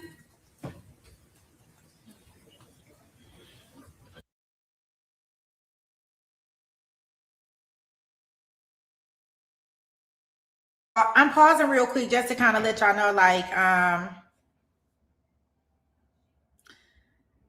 this is what I found weird about this. This is a bond hearing, guys. And mind you, they have not sent this to the grand jury at this point in time and moment.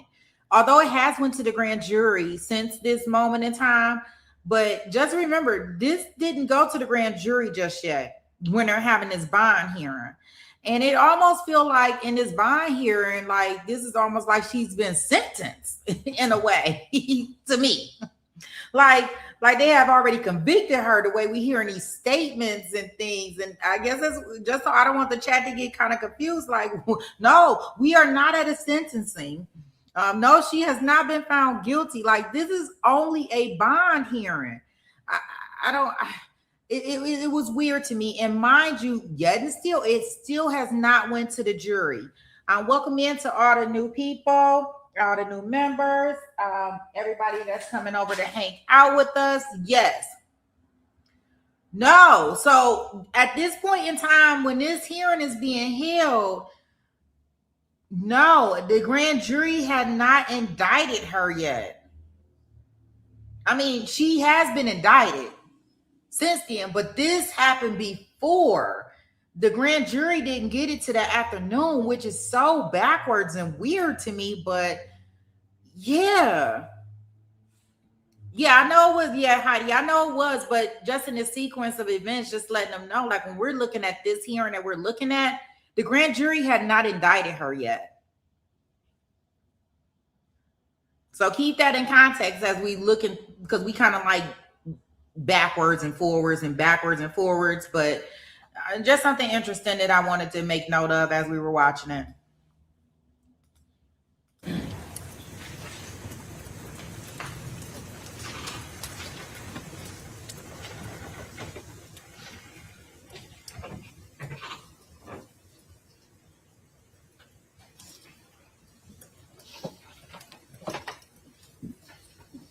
All right, Mrs. Come on. There you go. Raise your right hand for me. You swear affirm the statements made before the court that is the truth, the whole truth, and nothing but the truth, so help you God. All right. Now, you're going to have to speak up just a little bit. I know you're nervous. That's a big crowd. It's intimidating, okay? We've got to be able to hear you. So when you sit down, speak clearly in that microphone. And look, you're here as a witness, so there's nothing to be afraid of. All right? So take your time, take a deep breath. I'm not going to let anybody get too bad on you. All right? Okay. So grab a seat right there, and let's try it out with your name. You'll say your name loudly and clearly, and then spell it for my court reporter. My name is Caitlin Jensen, CAITLYNJENSEN. All right, if you stay right there, we're going to be okay. If you go any lower, I'm going to have to tell you to pick it up a little bit. Yes, sir. Sound good? Yes, sir. All right. Hey, Caitlin. How old are you? I'm 16 years old. And are you and Sarah friends? Yes, ma'am. And is Carrie your mom? Yes, ma'am. Now, I heard your mom say that you guys went to school together, is that right? Yes, ma'am. At East Coweta? Yes, ma'am. And have you gone to school together since then, or that was the last time you went to school together? I'm gonna say 9th grade. She started at East Coweta High School, and then she moved. Is that when, do you know if that's when she moved with your mom? I'm gonna say yes. Now, so that was 9th grade, but have you guys continued to be friends since then? Yes, ma'am. And when you say friends, talk to me about what that looks like. Are you guys talking on the phone? On Via Snapchat sometimes. We would call, I'd check in on her. I was never allowed over at her house. But she was allowed at your house? Yes, ma'am, I'd go and get her.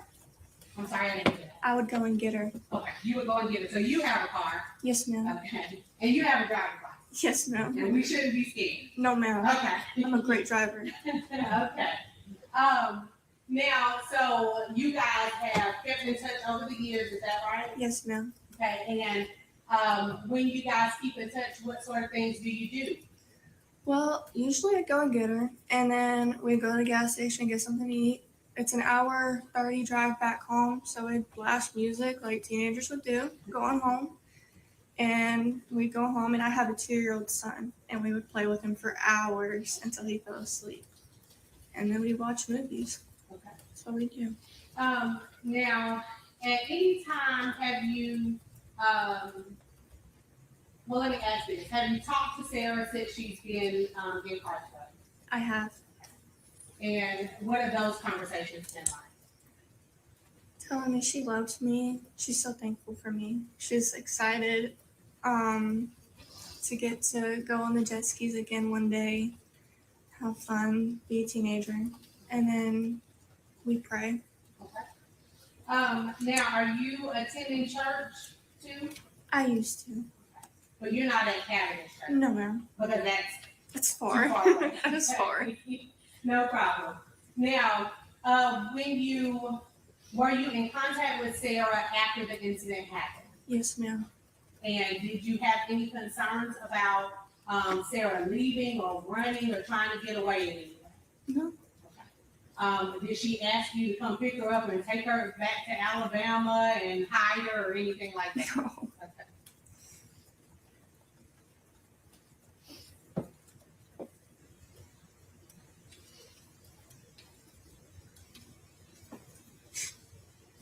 I think that's all I have for you. Thank you.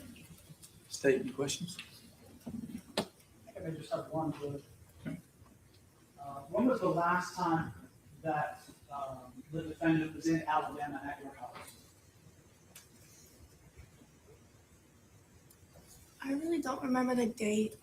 It was the day I took her. She said she may get her phone back, and I took her that day. And then I took her to Wedowee. We were gonna have a sleepover, and then we got the phone call that she needed to come back home. Okay, so if I were to tell you that she was arrested July 9th, you would say it's sometime in the days just before that. July 8th. July 8th. Yes, sir. Thank you. No You're further welcome. No further questions, right? All right, any reason to hold this witness? No, you're right. Not in this one. All right, you may step down. Thank you. Thank you. Tasha Meza. Tasha Meza? Meza. M-E-Z-A. She's outside, I believe. Ms. Williams, how many more witnesses do you have? This is the one? Okay. Oh, I'm sorry, one more. Okay.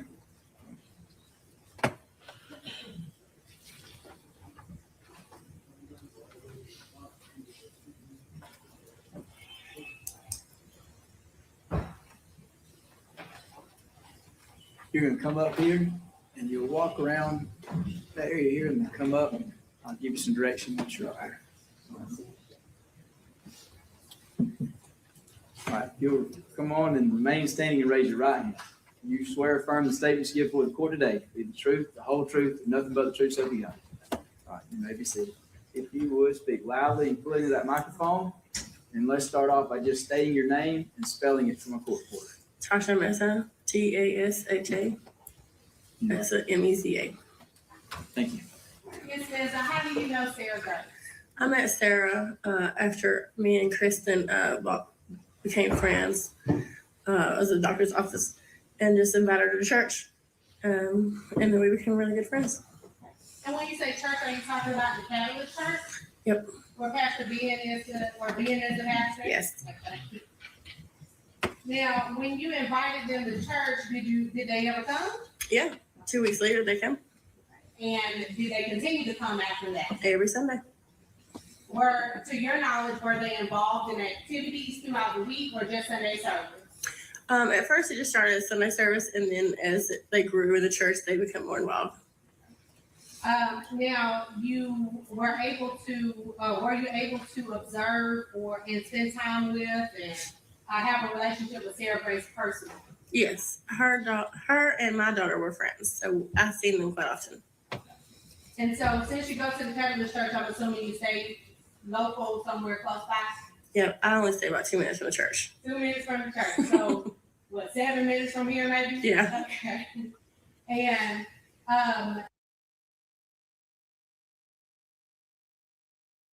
wait a minute, wait a minute, because I'm in this chat like, what's going on? That's me. Is it for real, Tasha? No, I ain't about to play this game.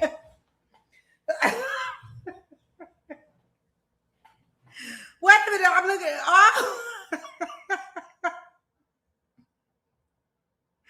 Oh, wow. Wow, how interesting. You do not know Tasha?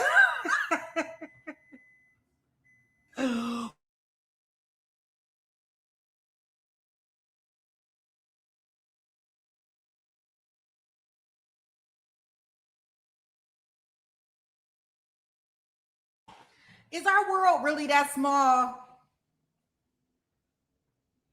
I am confused. I am way confused. You done confused the mess out of me. Because I'm like, well, is our world that small? I mean, we done have people come up in our chat that we have never seen. So we playing games? I don't know.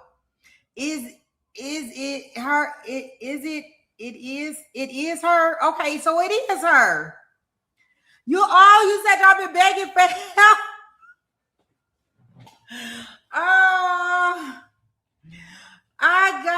You said you've been looking for who? Well, you in the right place. Oh, I'm like, well, wait a minute. Y'all really got me confused. Oh, well, boo, whenever you want to come up, we do open panels. If you want to talk about anything. You said this child is being real. Okay. Oh, yeah, because we do, although we cover, this part of the case, but we do panels. If you want to come up here, you want to get the message out, tell her story, anything that you want to do, I am more than willing to drop the link, or if you want to set up something, absolutely. Look at that. The therapist said y'all gonna make her cry. Oh gosh, she emotional. Yes, let me know. I am more than willing to give you the floor. Yes. Oh, I'm like, what is going on? Like, we got a lot of old kids. Oh, this world too small. Y'all better watch what y'all doing on these internet, streets. Because I'm like, oh, okay, I can't wait to see Tasha. Okay, I see what they're saying. She said, yeah, that's me. Look, we don't have to listen to them testify. I don't have to listen to you testify. I can always drop a link. Oh, gosh. Oh, boy. Here, I'll drop I know it's impromptu. Y'all let me know if y'all want me to schedule. Y'all kind of coming up here, or I can drop the link now. It's totally up to you guys. But here's the link.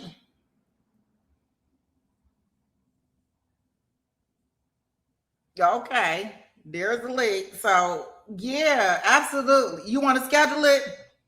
However y'all want to do it. Y'all know we going to court Monday. She said, Heidi, get up there.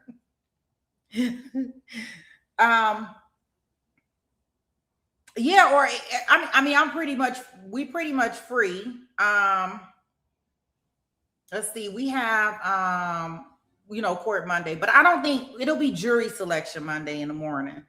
So I don't think we'll go into court until of course until after jury selection, because they're not going to let us see any of that part. So totally up to you.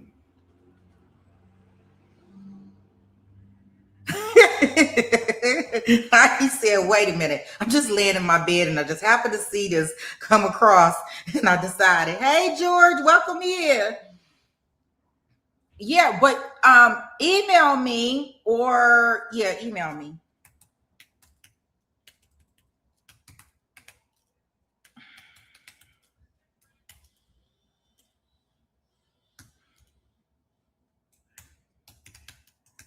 Yeah, because I don't want to put no pressure on you guys, but absolutely, if y'all want to come up on the panel or schedule something, I will be more than happy. And critical truth crime, I did go over to your page and sub. I did see. Oh, look, Heidi says she ain't scared. She coming up here. Hey, Heidi. She said she coming up here. She gonna come tell us what's going on. I'm gonna add you to the stage, okay? Hey, Heidi, welcome in. Welcome. How are you? I'm doing awesome. It's so funny because I was like, well, sometimes I could tell when people got channels and cannot. You can put yourself off of it. Here, let me put you back in. Let me drop the link again for you. Okay, no, she got back up here. Here, I'm adding you back. You fine? This is just very emotional. I can see you gonna make me cry. Oh gosh, I am really a sucker, so don't do that to me. It's Saturday. I look a hot mess. I can't see you though. Why can't I see you? I don't know. Can everybody else there? see me? Got it. Okay, cool beans. I look terrible, and I know that this is going to be clipped and rage baited and all that. So just know that this is for Sarah. So I guess my question, tell us what you want us to know, because we going to trial on Monday. I know that there are a lot of different theories out here. I don't understand it. When I was listening today, because of course I'm listening to mainstream, court TV, and I'm trying to get all of this wrapped around in my head, and I'm like, I don't understand the who, what, when, where, and why, and how did we even get here? Like, we don't have, it's a lot of unanswered questions, a lot of evidence that we don't. I've never seen a case that they tell us they got mountains of evidence, and then the dad is on the show and they had a thin piece of paper. And I'm like, what is going on? Right. And the one person that would be standing up, flipping out, protecting her is not here.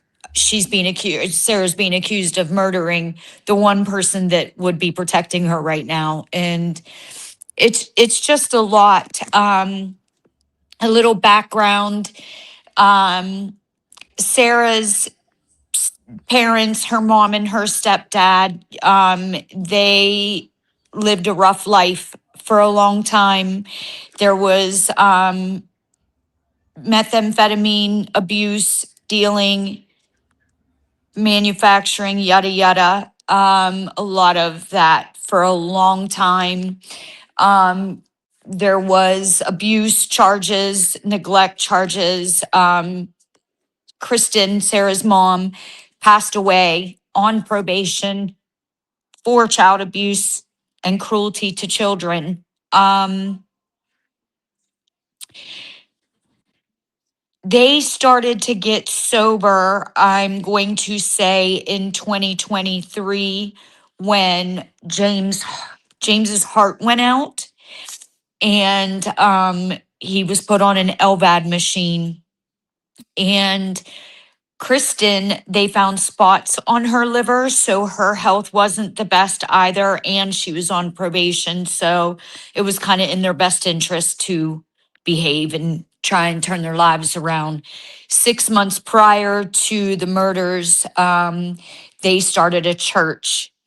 And that's when Tasha, whom you just saw on trial, and Kristen became good friends. And so that's a little bit of the backstory. So they were just cleaning up their lives when the murders happened. So you whatever else you want to know. So I guess my question would be is that when we're looking at the case and the overall, because they just started cleaning up their lives, right?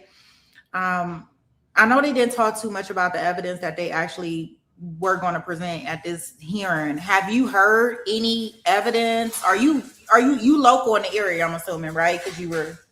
I'm from South Carolina, but I'm in Arizona now. I have become friends with everybody on Sarah's side. Her mom's friends, Sarah's friends. The evidence they are speaking of is social media. Sarah, a couple months after the murders happened and nothing was happening, Sarah went on social media and begged for help. She contacted small time influencers, and her stepdad's side of the family was pushing her to make these TikToks and to ask for help. Okay. And ironically, that's what they're saying makes her look guilty now, is those TikToks where she was asking for help. But you have to understand this is a child and that's the way they communicate today. So, and that's where Emily was coming from when she said in the chat just now, sorry, critical true crime, when she said in the chat that she prays that these are not old white people on the jury. We need young people. We need people of color. We need people that understand, what is happening in today's times. This is Georgia.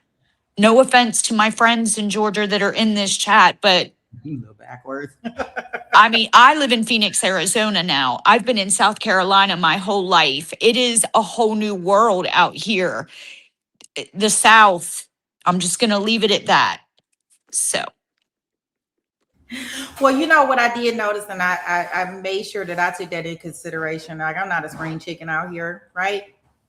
And welcome to Arizona. That's where I'm at, in Arizona. Yay! I love it here. Yeah, all the sun. Get all the sun. Just go outside and get you some of that sun, girl. Until July, and then I'm miserable. Yes, we have to become rich so we can be snowbirds or something. But yes. What I want to say is that what I did notice, and I hope that, because they were talking about even like, I was listening to some place where they were like, should she testify? Should she not testify? And some people were saying that she should testify because she needs to kind of like bring that energy of what you were just saying. This is how we communicate as teens, and this is just what we do. And, but I'm hoping that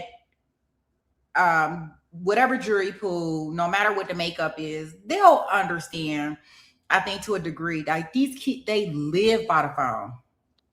They TikTok, and that is her outreach. She is not at the age where she understands, hey, I need to call a counselor. That's not her counseling. Her counseling is the world out here. So however she was trying to get, when they told me all it, because they making this whole big thing, of course, they got to have something, right? So they got to make the TikTok, like they got to attach it to something to make it so big. Considering the situation. But I honestly didn't think it was even a problem with her doing anything on TikTok. I thought that whatever she was reaching out, she wanted to get help with finding out who unalived her parents. Right. Just as simple as that. Like, no matter where you got to go to get that. And I do find it very funny that how y'all gonna be pushing her to do that? See, I don't know. We don't know like the ins and outs and the backstory. So all we kind of get is what they have in the courtroom and what they allow in the courtroom. from our perspective here. I take it to trial. So so it's good to kind of get some insights. Like I was wondering, because I knew he was on this heart monitor thing. It says, I think, keeping the left ventricle. It was keeping his heart pumping. Yeah. So I'm like, oh, the ME was saying, not the ME who did his examination, but they're going to be able to get the best time of death because of that.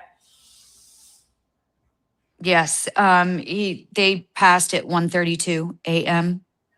Okay. And horrifically, a 5-year-old discovered them. Yes, in the morning when her alarm went off to wake herself up to get ready for school. The 5-year-old with an alarm, or the teen with where does Yes. a 5-year-old have an alarm for school? You tell me and we'll both know. Oh, okay. That's a question, because I'm like, what 5? I couldn't even imagine my 5-year-old having an alarm. Like, Right. They had to be like 12, 13. There's that. So help me understand this. Her biological dad, I heard him in the interview, and he was saying that the situation with mom was the best situation for the kids to be in. But when I'm listening to the stories of what's going on, I don't know. I'm kind of like, well, how does that work? And then he said that, it sounded like in his interview, and maybe I'm taking it the wrong way, it's almost like he was like, we done suffered a great financial loss, stability loss, like with them being gone. Do you have any information in regards to that? Because that just seems weird to me if we talk about a 5-year-old has an alarm. Me. Danielle has his own demons. Okay. And he was living with his mother, and she has her demons. And her and Sarah didn't get along. And Sarah is a tiny little thing. And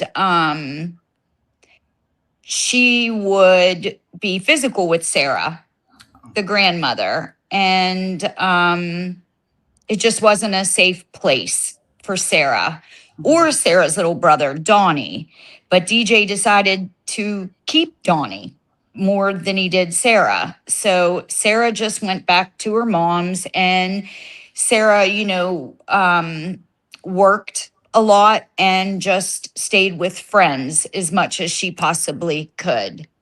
And Sarah and Kristen did begin to repair their relationship. But if you have any friends or family members that have been through addiction, the family afterwards takes years to heal and to fix. There's no, I'm sorry and everything's good. These kids have been through hell. And if Sarah gets out, she'll be able to tell more about the story between her father and her, but there was really not much of a relationship between them two either.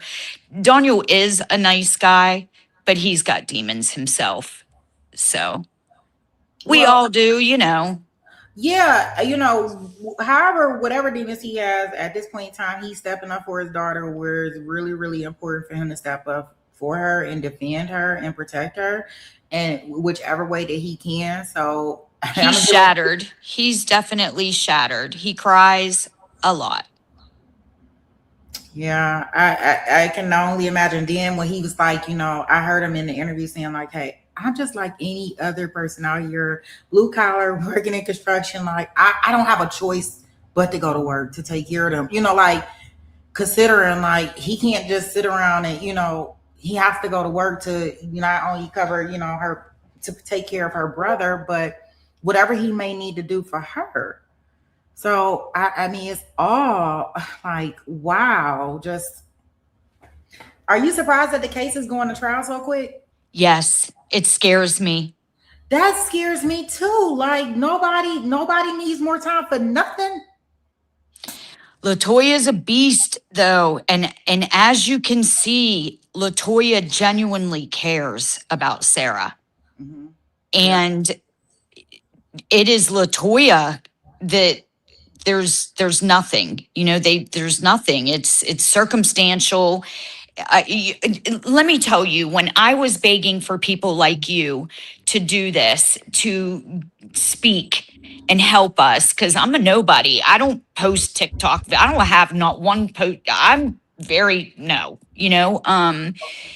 So I start digging. Like, I'm the goddamn investigator in this case, and I've done a lot of digging.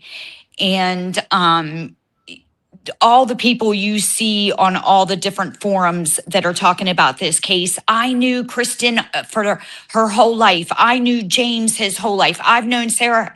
So I'm reaching out to these people. And one woman hasn't even seen her own kids for 7 years, let alone Kristen and her kids. Another person has never seen them. Another person hasn't seen them since high school. Kristen died at 45 years old. High school was a long time ago. So all these people that are saying, I know this and I know that, they don't know shit. And the stepdad side of the family, they're everywhere screaming, Sarah is trash. Sarah is this, Sarah is that. They don't know Sarah.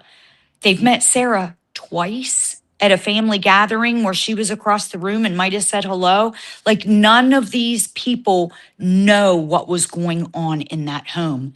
And the ones that do, you should be ashamed of yourselves that you're bragging you know what was going on in that home, because you didn't do anything. Right. Everybody want to say something when it's too late. So what do you think? What do you think happened? Just curious. I think, or you could think you can say I plead the fifth. I'll let you plead the fifth. I think that I don't think, I know that in the drug world, there were charges that James took and went to prison for. Those things are not forgotten. That money is still owed. The money that the feds and the police took, the drugs, the stolen vehicles that they took, the drug dealers do not get their money back. Do you understand what I'm trying to say? There are situations where when a house is raided and things are taken and confiscated, they don't get those things back. Especially when there's no proof of how did you have all that? Where did all that cash come from? We're keeping these drugs. That money is still owed to the drug dealers. That's a possibility. I'm not saying that's what happened, but that's a possibility. You make enemies in that world. There were enemies out there.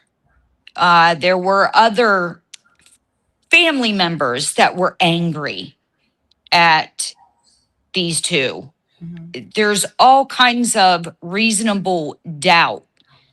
If Sarah did do this, because I'm not saying whether Sarah is innocent or guilty, that makes me want to cry. I don't know if Sarah did this, but if she did, I just want to get her help. She's been through things that you and I at our ages have never even dreamt of. I didn't even know happened. So the state has failed Sarah over and over and over again through her whole life. Her brother and her little sister have been failed and let down. No family members stepped in and said, give me those kids. They deserve us to be here today.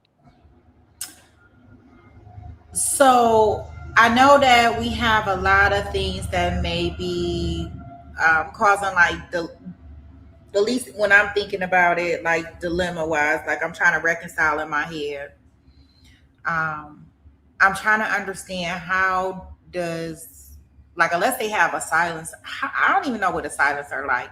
If they're saying that they were able to pick up the gunshots on somebody's Ring camera. Yes. How does a 17-year-old not? I don't even know how a 5-year-old doesn't hear it, but then now I'm like, okay, well, how does the 16, 17-year-old?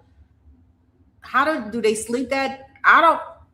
The house wasn't that. Do they sleep there? Like, I'm just trying to reconcile some things that I'm probably never gonna ever understand. But when I was listening to him, like, okay, and I'm looking at the house and how the bedrooms are laid out into that one corner of the house.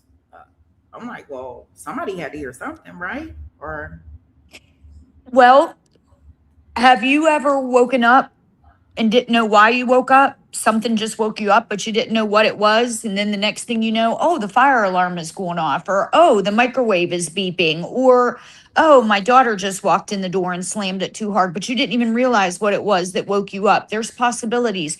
Here's another possibility that I'm going to throw out there. She could have been smoking marijuana with her parents before they went to bed, and she was really high when she fell asleep. So maybe she was sleeping extra hard. And there were TVs in all the rooms turned on. They didn't have central air and heat. So they had heaters on the wall that were pretty loud, fans on the ceiling circulating the heat. Other things, the LVAD machine that goes off. The LVAD machine goes off constantly. It would go off while he was sitting at dinner time. Nothing was wrong with him. The kids got used to the LVAD machine going off all the time. okay. They're kids. They're not like me and you that are stressed the hell out because we got bills coming. They're kids. Sarah had absolutely no motive. She had absolutely no reason. None. She was about to turn 17. She was about to graduate high school. Her mom and stepdad adored her boyfriend. There was nothing. There was nothing.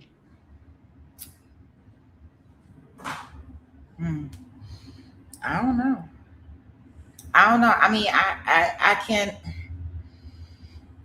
I don't know. I just have. I mean, I can see from the outside looking in where we. And of course, I'm not gonna judge anything until we actually get into the trial, unless you Brian Walsh. And if you Brian Walsh, then I found you guilty before we even entered the courtroom. We cover a lot of cases here, but him, I found him guilty before he entered the courtroom, right? I talked to Sarah. I talked to friends of Sarah's. I talked to friends of Kristen's. We have become so close, all of us. We are trauma bonded, all of us, through this. And I still don't know.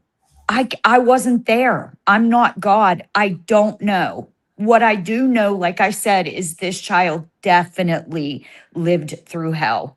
And I definitely want to get her the help that she was never given, the support that she was never given. Okay, well, I'm just so grateful for LaToya. Wow. I think they're asking some questions in chat. I'm sorry. I can't see the chat. I'm sorry. That's what they just asked me. They said, I don't think she can see the chat. I take it to trial. Let me see. You have to put a question. I gotta.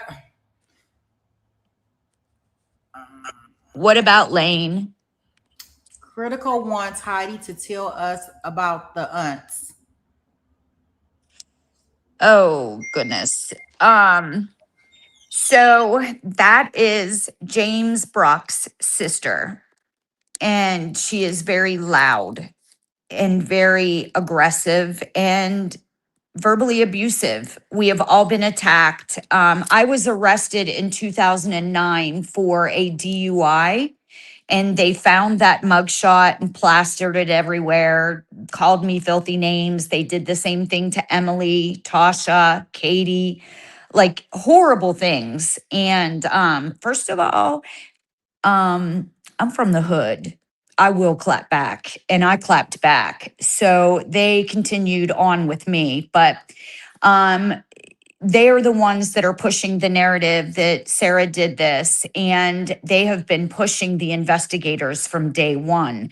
They are the ones that have also talked Sarah into making the TikToks, reaching out to TikTok creators and hanging her for it now. So yeah, we got all kinds of screenshots of them in private groups, telling stories, basically tainting people in that small town's opinion. And it was just horrible. Yeah. Okay. I take it to trial. Critical wants Heidi to tell you about Kim and Kelly. Is that what Yeah, that's them. That's and they'll come for you next. Who? You. Oh no, they won't. They won't come for me. They'll be on their best behavior with me. I'm surprised they're not in the chat right now. Well, oh gosh, they be following y'all. Yes, they stalk us. Say it is not so. It is so. Oh wow, yeah, they don't want none of this action over here, boo. This Sweet Pea gang over here, they are very protective. That's why when that Franklin guy in your chat started talking, I thought, oh no, here we go. I thought it was a fake profile and it was them. I'm like, oh God. Like I can't even sleep. They stress me out so bad. It's one of the Katie lost her job over all this. We don't know exactly who it was, but somebody was calling her job and told her job all about it. Because Sarah lived with Katie after her parents were murdered. So because she was taking care of Sarah, she was really attacked. Yeah. Oh wow. Yeah. No, we are really like the Swedish chat on this that's out here covering these trials. I only been doing it for about 6 months, and we've been growing and growing and growing, and we just look at stuff. We right there in the courtroom, right? Everybody has an opinion. And we respect everybody's opinion. We can disagree respectfully, and that's what we try to do over here in regards to it. Like we may not be there with you. Like I think we argued about a case all day yesterday for the last 4 days, quiet as kept. But we all arrived at the same thing. Like we got different ways of getting there. What evidence you may take, and what I may take, and whatever the case may be. And we try to we most likely are going to arrive at the same decision. We're not. And at the end of the day, but as far as, they very protective over here. So I know that Sweet Pea Gang will not let them come over here and do anything to anybody in this chat. These mods over here are great. We protect people over here, their opinions, their thoughts. So even if somebody comes in here and they may not agree with what you may be saying, they cannot be disrespectful. They cannot be hurtful in the things that they say, fake profile, real profile, or anything. So you won't get that action over here because we will block you.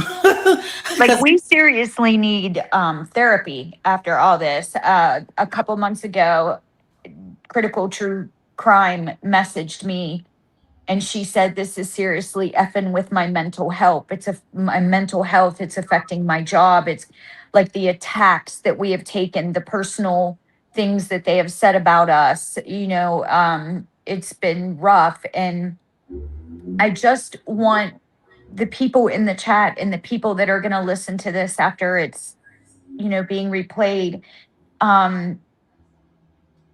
These kids that were in that home were raised on being taught to steal, to lie, to use their bodies, to use their looks, to manipulate, to deceive. They were never given a chance to be taught correctly until it was too late. So I see people judging so harshly. Do you not understand that this is a child, that she was made this way? She was taught the things that she was doing. And like, let's give her, like her name is, let's give her some grace. Grace. You got it. That's what it is. Some grace. And there's a little brother too. He's 13. There's a little brother too that was raised in this. And this little brother is, I think, over 6 feet tall. And he has had trouble, kicked out of school. And the one that found them. Can you imagine? God damn. That's terrible. Oh, and the stepfather was an Aryan Brotherhood gang member. Allegedly. Interesting. Yikes. Well, as I stated, like y'all are more than welcome. Who we have on the screen? Is this Tasha up here on the screen that we was listening to before you came up here? Tasha, yeah. Okay. You want to stay up here while we listen to her testimony? No, I look terrible. I have bags under my eyes. I'm going to shut the camera off, but I'll sit with you in Okay. case you have any questions and they want me to answer it. Okay. Okay. And Critical, or either one of y'all, whoever wants to do it, let's email on the back end. That way we can get together, and maybe if y'all want, I don't know if y'all are you gonna be watching the trial as they go along, or are you going? I know you in Arizona, but are you? I'll be in Mexico for the trial. Oh, you say you're going to Mexico for the trial. We probably should announce that on the internet, because I don't know what with these people. I want you to be able to vacate okay. Well, yeah, if either one of any of y'all want to ever jump on after or during lunch breaks, during the panel, like we do impromptu stuff here, because I only know because when we're in the chat, sometimes when you're chatting, things can be going so fast that people can't catch comments and they have things to say. So we always open our floor for the panel and everything. So y'all are always more than welcome to come. And at any point in time, me casa, Sue casa, you casa, anybody casa, it's a casa. All right, I don't know no Spanish. Y'all don't know no Spanish. I'm just sitting here talking. I'm gonna put Tasha back on the screen so we can go back into her testimony, and Heidi gonna hang out here with me. Okay, here we go, guys.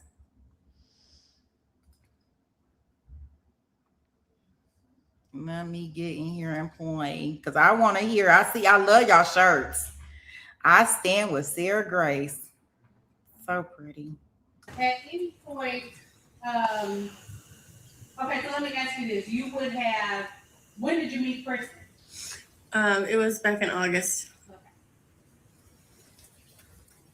Of last year? Yes. And when you met her, during that time, how often would you say that you had occasion to spend with her and Sarah? For the beginning of the part, we just stayed on the phone mainly, and then as we grew closer, we went to birthday parties and cookouts and that sort of thing. So, I mean, it was a few times. But would you agree that most of the time you spent with that church? Yes.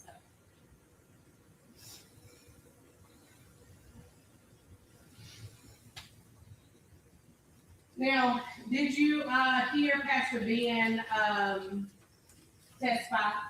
A little bit. Okay, a little bit. He indicated that he and the church would be willing to facilitate Sarah in any way if Judge Hightower were to give her a bond. Are you a part of? Do you share that sentiment? I agree. And would you be willing to be a part of Sarah's village to help facilitate her here in Carrollton in some way? I've already been a part of it, so I'm not going to stop now. Okay. That's all I have. Thank you. Thank you. Say any questions? You're good. Any reason to hold the witness? No, you don't. You can be excused. Wow. My last witness is Ms. Shavina Rogers. So this next person that they have coming up here, Miss Rogers, do y'all know Miss Rogers? I'm just curious. Wait a minute. I'll unmute you. Go ahead. I don't know who that is. Okay. Well, let's see. I mean, she had tons of people supporting her. Wow. How do you like the judge? Just on a side note. I think he's hot.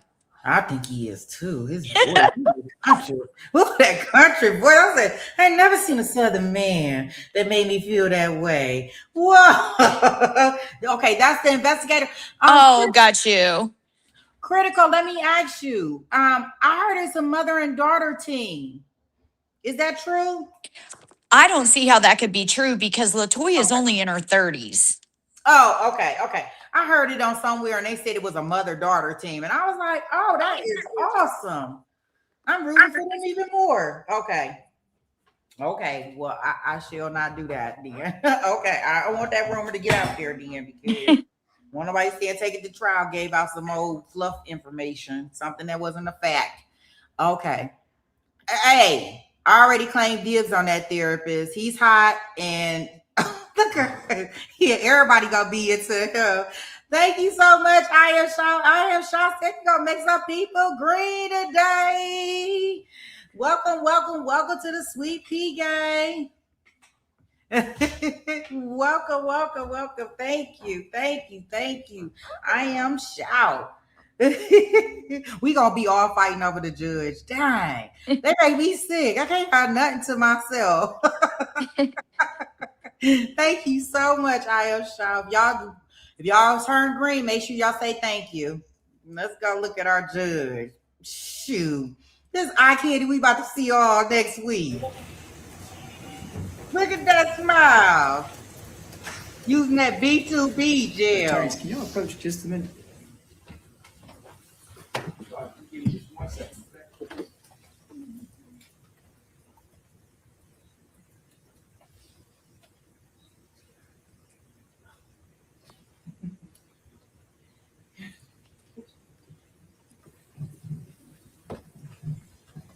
You're good. Come on up. Just had to ask a question. If you would raise your right hand for me. You swear affirm the statements given before the court today, the truth, the whole truth, and nothing but the truth, so help you God. You may be seated. And if you would, same as the others, once you're seated, just state your name and spell it from a court reporter, please. My name is Shavina Rogers, spelled Shaveena. Last name Rogers, Rogers. All right, Ms. Rogers, how are you employed? I'm employed by the state of Georgia at the Georgia Public Defender Council. And what's your job title? I'm a criminal defense investigator. And are you a criminal defense investigator for me and my office? Yes, I am. Okay. And have you been working on this case at my direction? Yes, ma'am. Now, do you recall me asking you to run a GCIC on Sarah Grace Patrick? Yes. And would you briefly explain what a GCIC is? GCIC is a Georgia Criminal Investigation Center, and is ran by the GBI, the Georgia Bureau Crime System. And what I do is for each client, I run their CCH, client or witnesses of each case. I run their CCH, and that's their computerized criminal history. Okay. And did you do that for this case? I did. Yes, ma'am. I've been showing you what's been marked as defendant's bond exhibit 1. Do you recognize it? I do. Okay, what is it? It's Sarah Grace Patrick's criminal history record. Okay, and is that the criminal history record that you ran for me? Yes, ma'am. And is that the report that you received once you put it into the computer? Yes. Has it been changed or altered in any way? No, ma'am.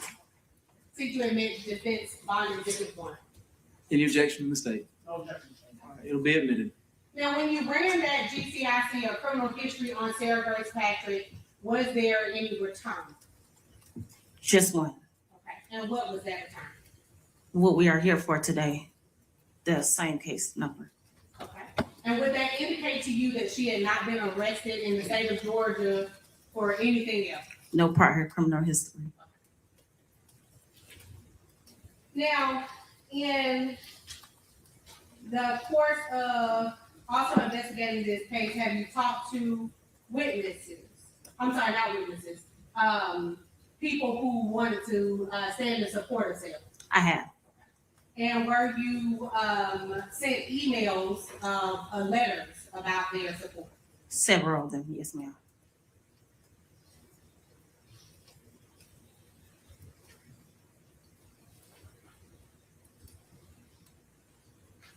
Ms. Williams, while he looks at that, on the GCIC, since it's been admitted, have you redacted any personal information that's on there? Because what we may need to do, I haven't seen it yet, but sometimes there's personal identifying information that needs to be redacted. I have not. I can provide the court with a redacted copy. Okay, either that or we can get my clerk to black it out. That would be fine. Okay, all right.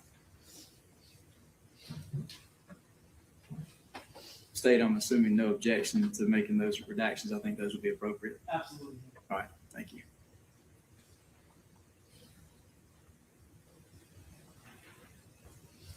No objection. Now, Yes, ma'am. all right, Ms. Rogers, I'm showing you what's been marked, and sorry again for the jump around on numbers. As defense bond exhibits 3, 4, 5, 6, 8, and 9. Do you recognize those? Give me a second.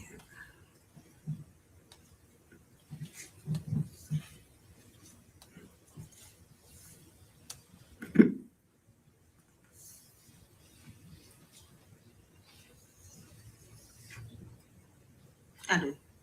And what are they? These are character witnesses letters that were sent for Sarah Patrick. Did you receive those in your email? I did. Your state issued email address? Yes, ma'am. And have they been changed and altered in any way since you received them in that form? No, ma'am. As a matter of fact, did you run those copies for me? I did. For today? Yes. Okay. C to admit defense bond exhibits 3, 4, 5, 6, 8, and 9. Any objection from the state? Okay. All right, they're being admitted. Now, with those letters, I don't know if the court prefers if Ms. Rogers were to read them or if the court can read them at your meeting. I'll read them. Okay. All right, you'll hand those to. In the GCIC. Thank you. Now, during the course of me asking you to do some investigation on this case, were you able to determine if Sarah Grace was working at before she was arrested? She was working at Subway. Okay. Was that Subway in Carrollton, Georgia? Yes. And were you able to speak to her supervisor? I was put on hold. They seemed very busy. I had to call multiple times for someone to even answer the phone. At any point, did you get a letter from her supervisor? Yes. And was that letter one of those letters that we just entered into evidence? Yes, ma'am. And was that letter in support of Sarah? Yes. Now, the GCIC that you ran, and I'm double back into that, did it indicate that Sarah Grace had a driver's license? No.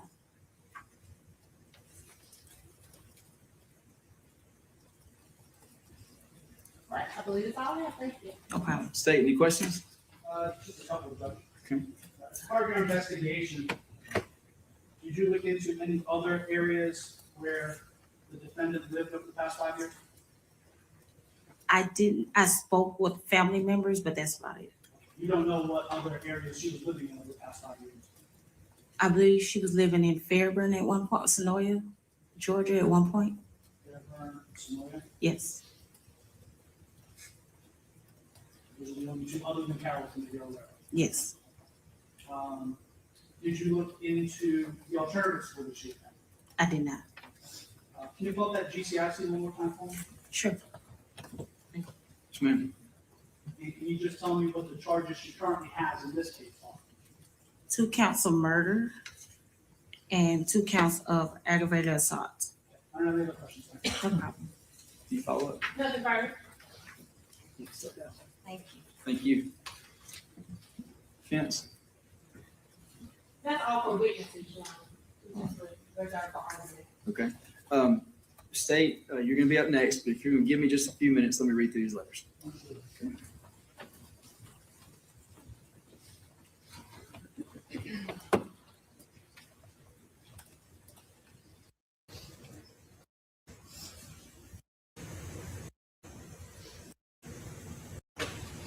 And Judge, all three are going to come over and be prepared statements. All right. You will not be prepared statements. Okay.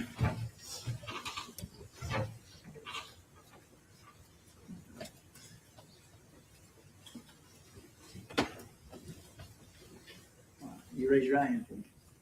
You swear to affirm the statements given before the court today, that the truth, the whole truth, nothing but the truth, so help you God. So right here, is this the aunt that y'all was speaking about in regards to Heidi? Is this the aunt that y'all was speaking about? You don't have to turn on your camera. Just let me. It sure is. Okay. Oh, I was so heartbroken with her testimony. Yeah, well, watch it again now that you know. You gonna be jaded? Oh God. Let me hear. Okay. But all in the same token, we can.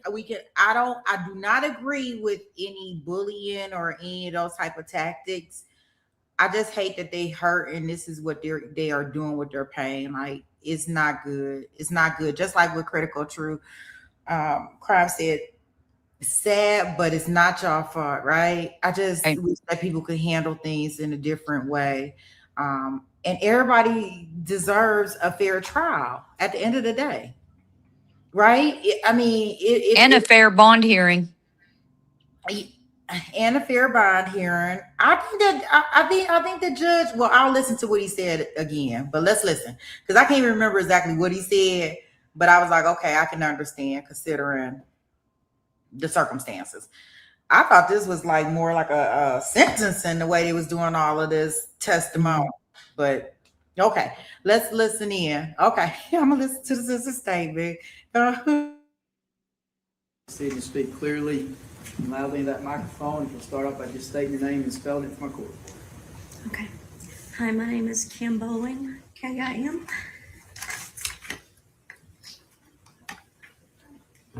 No. Let me tell you. It's the same as that young girl that was stuck. And take your time. Right? We're not in a rush this morning. So take a deep breath and take your time.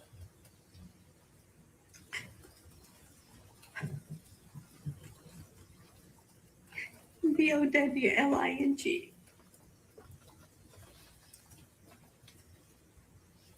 Ms. Bowman, Yes. can you go ahead and tell us how you related to this case? Jamie is my brother, my only brother I have left, my only sibling I have had. And like the judge said, you take your time. What do you think the judge needs to know about what's going on with you and your family? I have something to read. Your Honor, my name is Kim Bowling, and I'm Jamie's sister. I want to thank you for giving me the opportunity to speak today. Since this tragic day, my brother Jamie and his wife Kristen were taken from us. I have become their voice as they no longer have one. I would like to share how this brutal tragedy has affected me. I not only lost my brother, but also my sister-in-law in the most horrific way imaginable. Every night I lie awake, unable to sleep, haunted by the thought of what my brother Jamie and Kristen might have experienced in those final moments.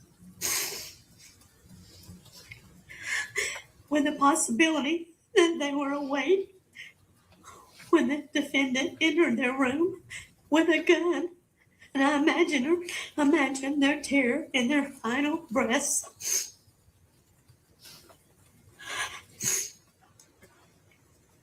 The defendant is charged with the brutal murders of my brother, Jamie, and my sister-in-law while they were lying in their bed. Shot multiple times, including both shot in the head.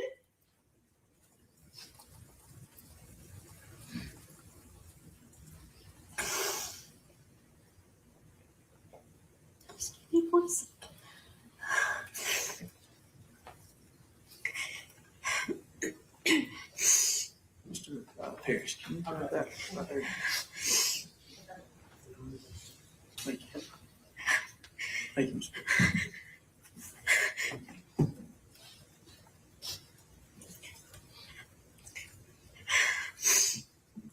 My 5-year-old niece was then woke up to find their parents lifeless. The trauma this innocent child will carry for the rest of her life is unfathomable. And what makes this even more heartbreaking is that her sister loved the defendant. She looked up to her, and for reasons I will never understand, the defendant caused such imaginable pain. And I'm so thankful that Jaylee's life was spared. With all of this in mind, I am deeply concerned about Jaylee's safety should the defendant be released on bond.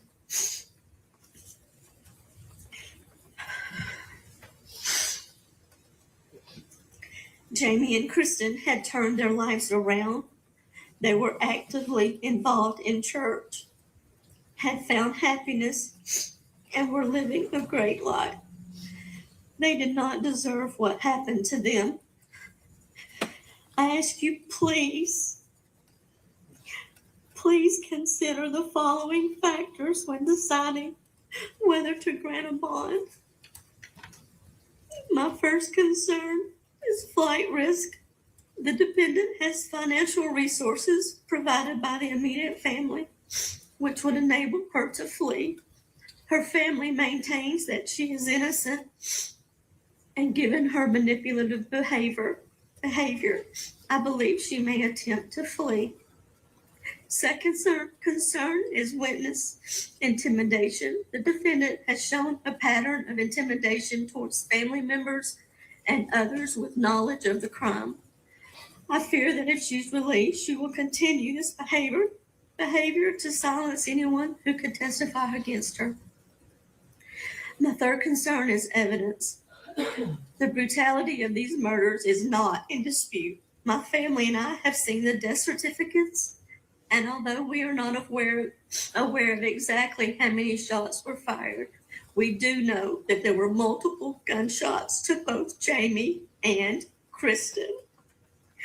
Personal safety. If the defendant can kill her own parents in such a violent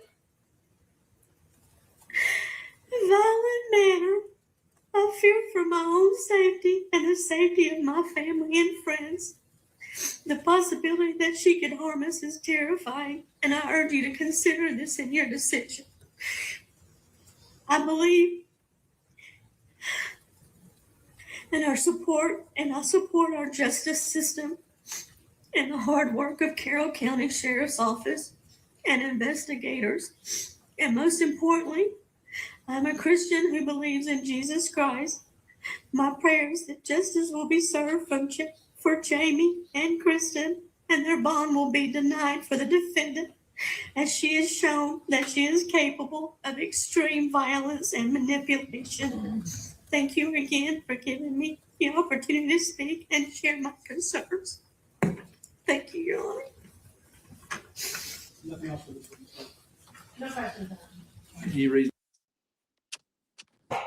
So what I will say is, even after listening to her, regardless of what, because I like to see all sides of the coin. Now, I'm not seeing what her actions and what she's doing outside of this are completely terrible, right? I can agree with that if that's what they are, allegedly what they are doing to you guys, right? But I still feel the hurt. Like, I don't know what you do with that hurt, and they gotta hurt even more to even think.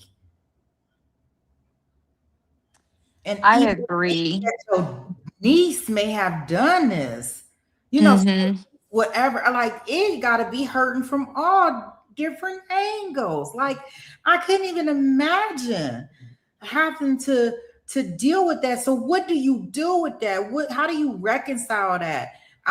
And regardless of, I don't know, of course we see this too often, where people that wasn't there, now they want to roll around on the ground because you gone. Like, they didn't celebrate you while you were here. They didn't care about you while you were here. And now that you gone, now they want to roll around on the ground. Okay. That you gonna find those at every funeral, unfortunately, right? That's why we need to learn how to appreciate people while they're here. And not to say that it will lessen the pain, but at least we can understand it. So unfortunately, I can get that part of it too, because people do that for some reason. They don't talk to people for many of years, and then as soon as something happened to them, they rolling around on the ground. They want to get in the casket, whatever the case. Like, it was the end all be all, but you couldn't even pick up the phone and call that person. So I get that, and I don't appreciate. And the other part that I have in regards to the sister, I think if I'm not mistaken, I don't know in this case, but I thought that the prosecutor, I thought they typically share some of the evidence that they may have pointing towards the defendant, whoever allegedly had in any case, or no, you don't think so? Do you think that they do that? Because I thought they share some of the evidence that they may have pointing towards a murder suspect in different cases. For what I have seen for Latoya, it's been battles that, Latoya showed all kinds of evidence of, slandering throughout the town being done, wanting it to be, a change of venue, but they denied her a change of venue like 2 or 3 times. They denied everything. Everything that Latoya tried to get done for Sarah was denied, and quickly. And I want to reiterate what you were saying about Kimberly, Jamie's sister. Yeah. There's no doubt she's hurt. There's no doubt she's in pain. She's had to watch her brother. I don't know if, many people know this, but when Kristen met James, he was living in a tent. He was a homeless person. The drug addiction went on for years. So Kim was constantly grieving her brother, constantly worried about her brother. Kim seems to be, even though she's been mean to me, she seems to live a very normal life. She's married to a police officer, he's been in there for 32 years, and she's watching her brother live this way. So, and then when he met Kristen, it got even wilder. So I don't bash Kim at all. I have a huge heart and I do have a lot of compassion for her. I think it's very sad. I'm sure she is angry, and I'm sure a lot of it is guilt that she wasn't there to help the little 5-year-old who is really her full niece. And James had a lot of other children like this, different moms and Oh gosh. strung all along. And So let me ask you. Okay, so do y'all know where's the baby? she lives with Kristen's mother. Okay. And Kimberly is not allowed to see the little girl because of the hate, and the gossip and the slander. And it seemed like with her husband being a police officer, she would have a little bit more poise about herself. And yeah, you said, but you say she just know the secret squirrel, what I call it, the secret way to get it where, like, wow. I work with mental illness, and you see a lot of it lately in the surrounding this situation. Yeah. And people's not taking care of their mental health through this. I know that they're too busy on TikTok and they're too busy attacking when they should really be fixing what's going on inside. Yeah, because it sounds like, I think that as and then that's the thing, because she's not really like related to Sarah, right? No, not at all. Yeah, so they, she may not can't understand it, because I even heard Sarah's granddad, which is her mom's dad. Yes. I didn't see, they didn't have any evidence, but they said that she's the only person that they can find that could have did it. He I heard his interview. I'm like, I'm like, well, they definitely not gonna be able to convict her off of she the only person that they can think about or find. No, that's not how this works. But that's interesting. I can see where she like, she the worst thing. I can see where she's coming to right. That. But to come after other people, I just don't know how we go that far into it. And to say you don't know the real Sarah, Sarah was evil. Sarah was this. Sarah was a child that was born and bred and raised in this. And you knew it. You knew what was going on in that house. You knew it of all people. You know, like it's really sad. And you know, there were things that came out in the beginning when Sarah was first arrested. Sarah's grandfather said this and Sarah's grandfather said that. Anybody in this chat knows that the police are allowed to lie to you in an investigation. They're allowed to embellish and exaggerate. And that's exactly what they did. So these are things that the grandfather really believed to be true, when come to find out they weren't true. So when you hear the grandfather say, well, they said she Googled how to murder her parents, that wasn't true. But they're going to say anything to get people to roll. Yeah, just one second. Shout out to Barb gifting 10 memberships. Now, if you received those received a gifted membership, I'm all tongue-tied. Y'all be getting me all excited and stuff. If y'all received a gifted membership, make sure y'all say thank you to Barb. She making it green. She making it rain. Thank you so much, Barb. You know, and I know that the police are allowed to, tell you all types of stories and stuff. But I just wonder, because remember this, do you watch a lot of trials? I do. Okay. So have you ever seen a trial that is so close with the evidence? Like I haven't heard anything. Looking at the documents, it's all circumstantial.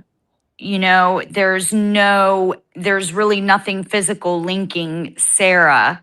There's no gun. They found gloves in her closet, which Sarah's little brother is a little bit, he's 13, but he has the mentality of a lot younger. We'll say that. And Sarah was made to clean the house all the time. The house was dirty a lot. And she would use the rubber kitchen gloves to do the dishes. And the brother would take them and play outside or do whatever. And she hid a pair of gloves in the closet. So when that came out in the discovery, the rumors and the gossip mill, started. There's blood on them. There's gun residue. There was none of that. And there's 2 different DNAs in the gloves. But here's the thing about those gloves. They were stolen. Remember when I told you things would they would steal? Okay, well, James stole those gloves. So, of course, there's going to be multiple DNAs in those gloves, but they don't know who the other DNA is.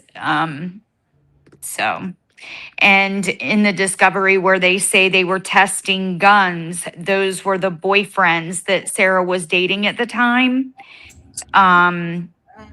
They went and tested all his guns. None came back a match. So. Yeah, I'm just interested to see, like, because they got to have something, right? Something. Because even if the grand jury, I know when you're taking it to get an indictment, it's not like you got to have a whole case together, right? Right. But they got to have something. I mean, and I'm not saying it's not something that the defense can't argue against, right? But we got to have something there. I don't know. Like, I'm thinking, is it something with this data with the phones? They said there was 250 feet of motion, which she said she got up and peed in the middle of the night. And that's okay. Last time I checked. And she was on the phone with her boyfriend. And when she woke up, she saw that the boyfriend hung up. So she called back when she came back from the bathroom, and they fell back asleep on the phone together. Okay. That's typically what teenagers do. Okay. But the time was right around the death. And again, like I said, she woke up and didn't know what woke her up. Let me ask you this. When we say motion, that means that they have like cameras or something in the home? It was on her phone. Oh, on her phone. They got motion from the phone. Gotcha. Oh, okay. And the cameras in Sarah's room, everybody's like, that's so creepy. Why did a 16-year-old have a camera in the room? I kind of like gasped at that too. But again, the little brother and his behavior, Sarah swears that the camera was in her room because her little brother always being in her room taking stuff. Okay. Okay. I can see that. Mm. Lynn said, but how do they know that was part of because they can really probably narrow down the time of death for them because the stepdad, he had a heart monitor that it was gonna go off because he had something keeping his heart pumping. So as soon as he was, And the ring cam, the neighbor's ring cam, which this is the country in the middle of nowhere. So it's very peaceful out there. The neighbor's ring cam picked up the gunshots. And I want to tell you about the gunshots too. These people were shot execution style.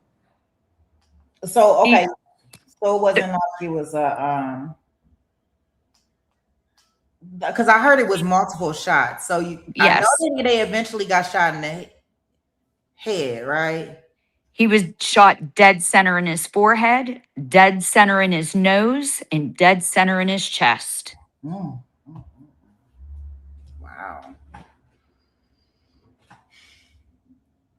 Pretty good shooting for a 16-year-old girl who doesn't know much about guns. If it was her, So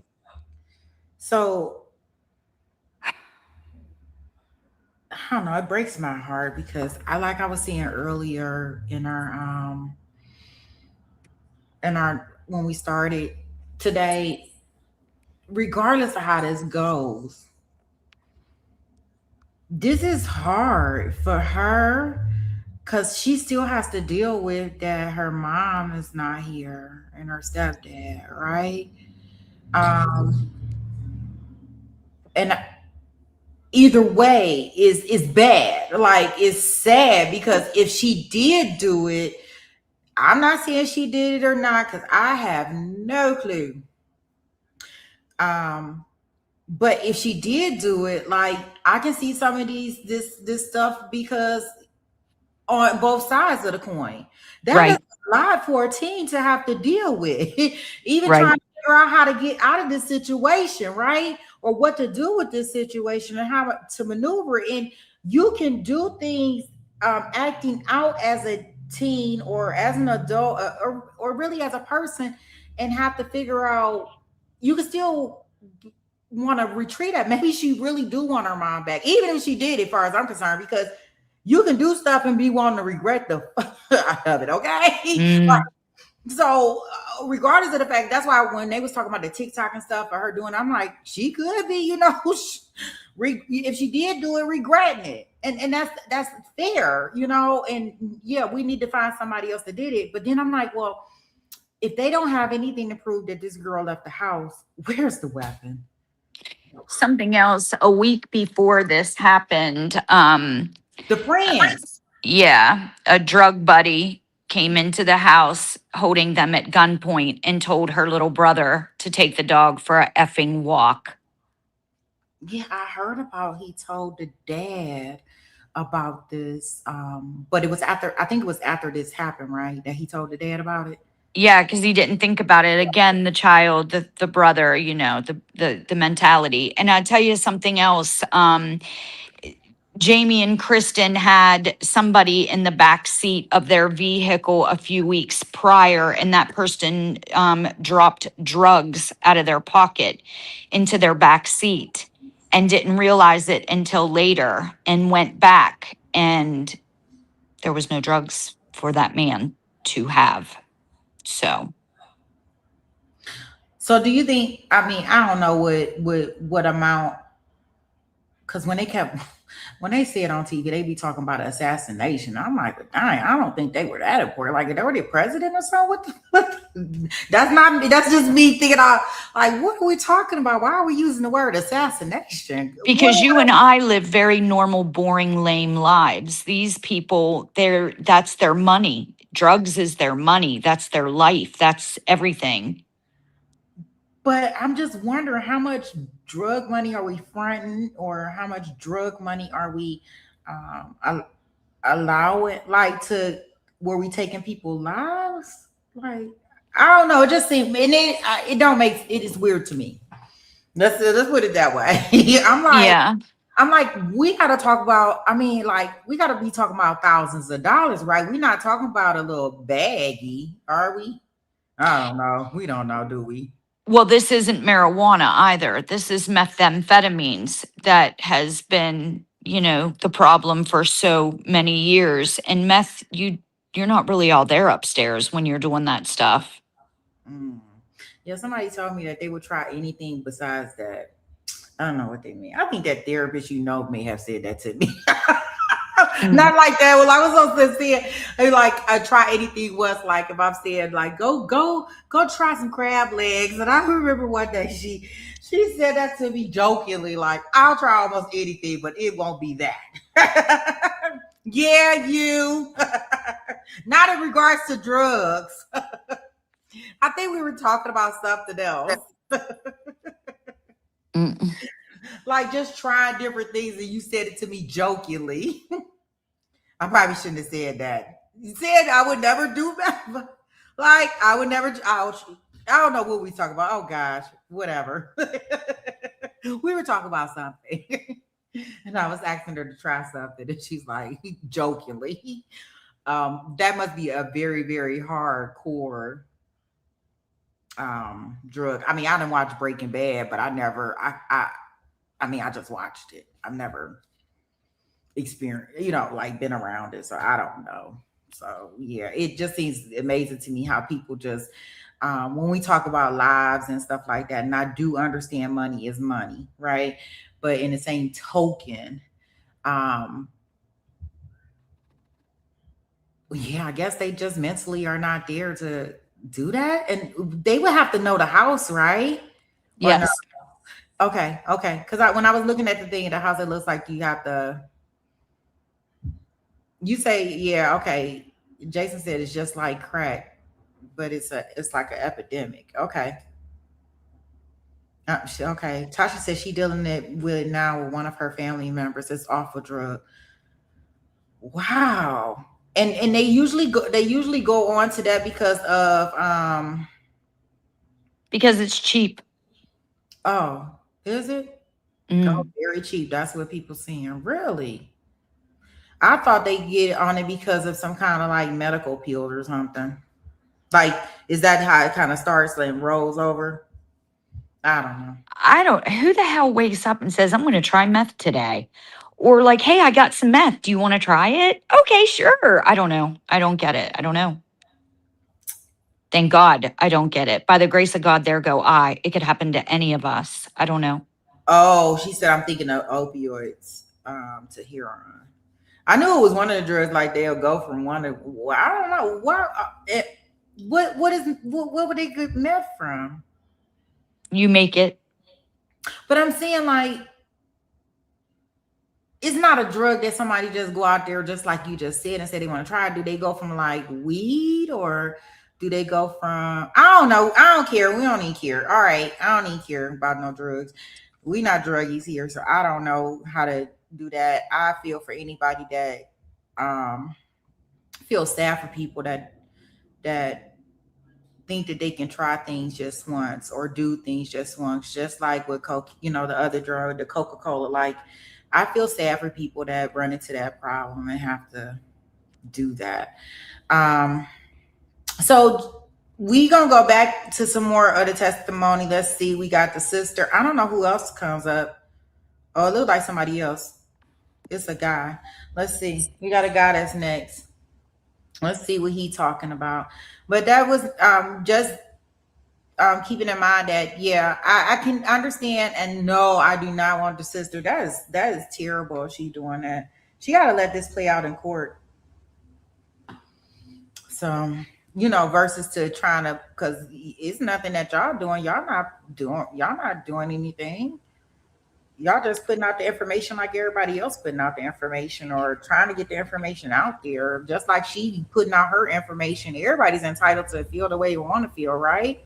Right. But you have to look at it this way from their point of view. If Sarah is guilty and she gets everybody to believe that Sarah's guilty, it's an open and shut case, right? Nobody's dirty laundry gets aired out. Sarah did it, end of story. But now the dirty laundry is out. So Yeah, because I'm like, we passed that part of that. Like we ain't seen the laundry, we ain't seen the drawers, we ain't seen it all. right. All right, let's go back in. Ooh, Give me to hold this witness. Thank you. You may sit down.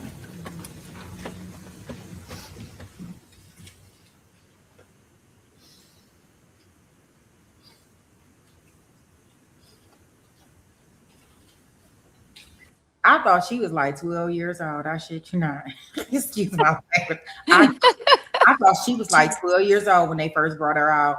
Until I started reading up and checking her age and finding out her age. I thought she was 12. I'm just saying. Oh my goodness. I don't even know if a jury gonna be able to reconcile that part of it. Because she looks so young. I don't know. Let's see. Our next witness is going to be Tristan Ball.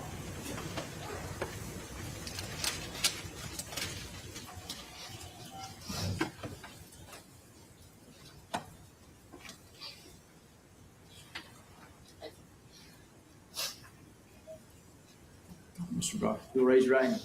You swear affirm the statements you give before this court today, with the truth, the whole truth, and nothing but the truth, so help you God.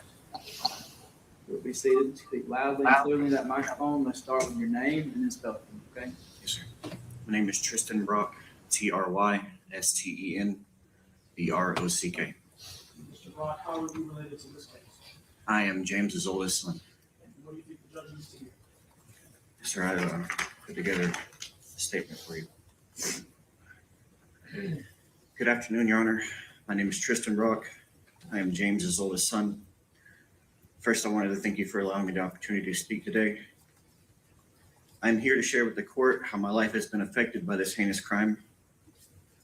Your Honor, it feels like I'm living in a nightmare. I'm depressed. I struggle to sleep. I can't even walk through my own living room without seeing his urn and be reminded of everything all over again. I miss my father deeply. I wish I could see him again. I wish he could have met his grandson. And above all, I wish I could just hear his voice one more time. But instead now, what I have is an urn that represents memories we made and the countless memories that will never be. As a little boy, I believed my dad was the strongest Superman, that no matter what happened, he would always be there. But that belief, that dream, is now a shattered illusion. And instead of healing, I find myself reliving the shock, pain, and confusion every single day. I haven't even been able to begin to grieve. Before you make your decision regarding bond, I respectfully ask that you consider several critical factors. First and foremost, I believe the defendant poses a serious flight risk. Her family has significant financial resources and a wide support network, both of which could easily be used to help her evade law enforcement if she were released. These are not speculative concerns. They are grounded in the reality of her background and the means available to her. Additionally, based on her past behavior and what I know of her personally, I do not believe she has the integrity or accountability required to face the consequences of her actions. She has shown a willingness to avoid responsibility, and in my opinion, she would absolutely attempt to flee rather than stand trial if given the opportunity. In addition to the risk of flight, I am deeply concerned for the safety of my family. The gruesome and violent details of this case have shown me that the defendant has a disturbing lack of regard for human life. If someone is capable of what happened here, then I cannot ignore the real possibility that she could pose a threat to those of us left behind, especially if she were released on bond. This case has already caused immense pain and trauma to my family. The thought of the defendant walking free, even temporarily, only adds to our fear, anxiety, and inability to begin healing. In closing, I just want to say that this loss has left a permanent void in my life and in the lives of everyone who loved my father. He was more than a victim of a terrible crime. He was my father, a husband, a man trying to grow, to change, to build a better life. His death has caused unimaginable pain, and the emotional weight of this tragedy is something I carry with me every single day. All I ask is that the court considers this deep impact that this has had on our family and the ongoing fear, grief, and trauma we continue to live with. I speak today not out of anger, but out of heartbreak, hoping that justice will honor the life my father lived and the future he was fighting for. I urge the court to take all this in account when determining the bond and to prioritize the safety of the community and the integrity of these proceedings. Thank you for giving me the chance to be heard. Yeah, so that was another thing that raised my flags when I was listening to it earlier, is that I could not understand, what is they talking about all this flight risk stuff for? Like, what are we talking about? We're talking about a 17-year-old. Where is she going? And then, they try to act like, she left and she was in Georgia, but her house was like 20 minutes from the border of Georgia. Right. It was right there. Like, what are 10 miles doing here? Like, oh my gosh, they were going an hour to go to a store. This show you what kind of area we in. So, like, I didn't understand what he was talking about, all this flight risk and who got all this money. Do y'all know who got all this money? Because I want to know who got all this money. The grandfather, Kristen's father. Okay. But he wouldn't even help her get an attorney. So there's that. And this guy right here, Tristan, he said that his child has not even gotten to see his grandfather. That's because that was Tristan's choice. Tristan didn't want a relationship with James and didn't want his child to see his grandfather. But I do get where he's coming from too. My daughter will go months without talking to me, and then we'll make up. And I'm sure, he wanted to make up with his dad at some point, but to blame that on Sarah, it's not cool. He knows the truth. Everything's just being exaggerated and embellished and just like buried on top of Sarah. My question would be, why do you think they're doing that besides the dirty laundry? Because it can't be just about that. Do you really think that it could be just about that? Because that's coming out anyways, because whatever's going to be dirty, it got to come out. Why do you think that they pointing towards her? I mean, because I know I cannot, I don't know. Because she was the only one in the house that could have done it, is what they told the grandfather too. They just don't see how anybody else could have done it. And they keep saying that they heard this about Sarah being a slut, and that she's got these videos out and provocative pictures, and she was having schmecks, and she was being 16 with parents that didn't really care what she was doing. So I mean, I don't know, but they're playing it up. They're really, my whole thing. Do you have children? I surely do. I do too. And I just, that this child was raised by the hair of her head in an animalistic environment. She's already suffered enough. If she did do this, you should really be hanging your head low and be praying for her to get to heaven if she did do this, instead of everywhere ripping her to shreds. You knew what she was living in. I think in all fairness, only because I don't know if she did it or not, but what I can tell you is that I think that a lot of people, if she is proven to have done this crime, a lot of people are going to, only because of her actions, it's going to amplify her actions afterwards. Does it make sense? Mm-hmm. And not that they're not going to see past the part that regardless if she did it or she didn't do it, when she was making the videos or doing whatever she did on the TikTok or anything like that, like those is multiple emotions that she's managing.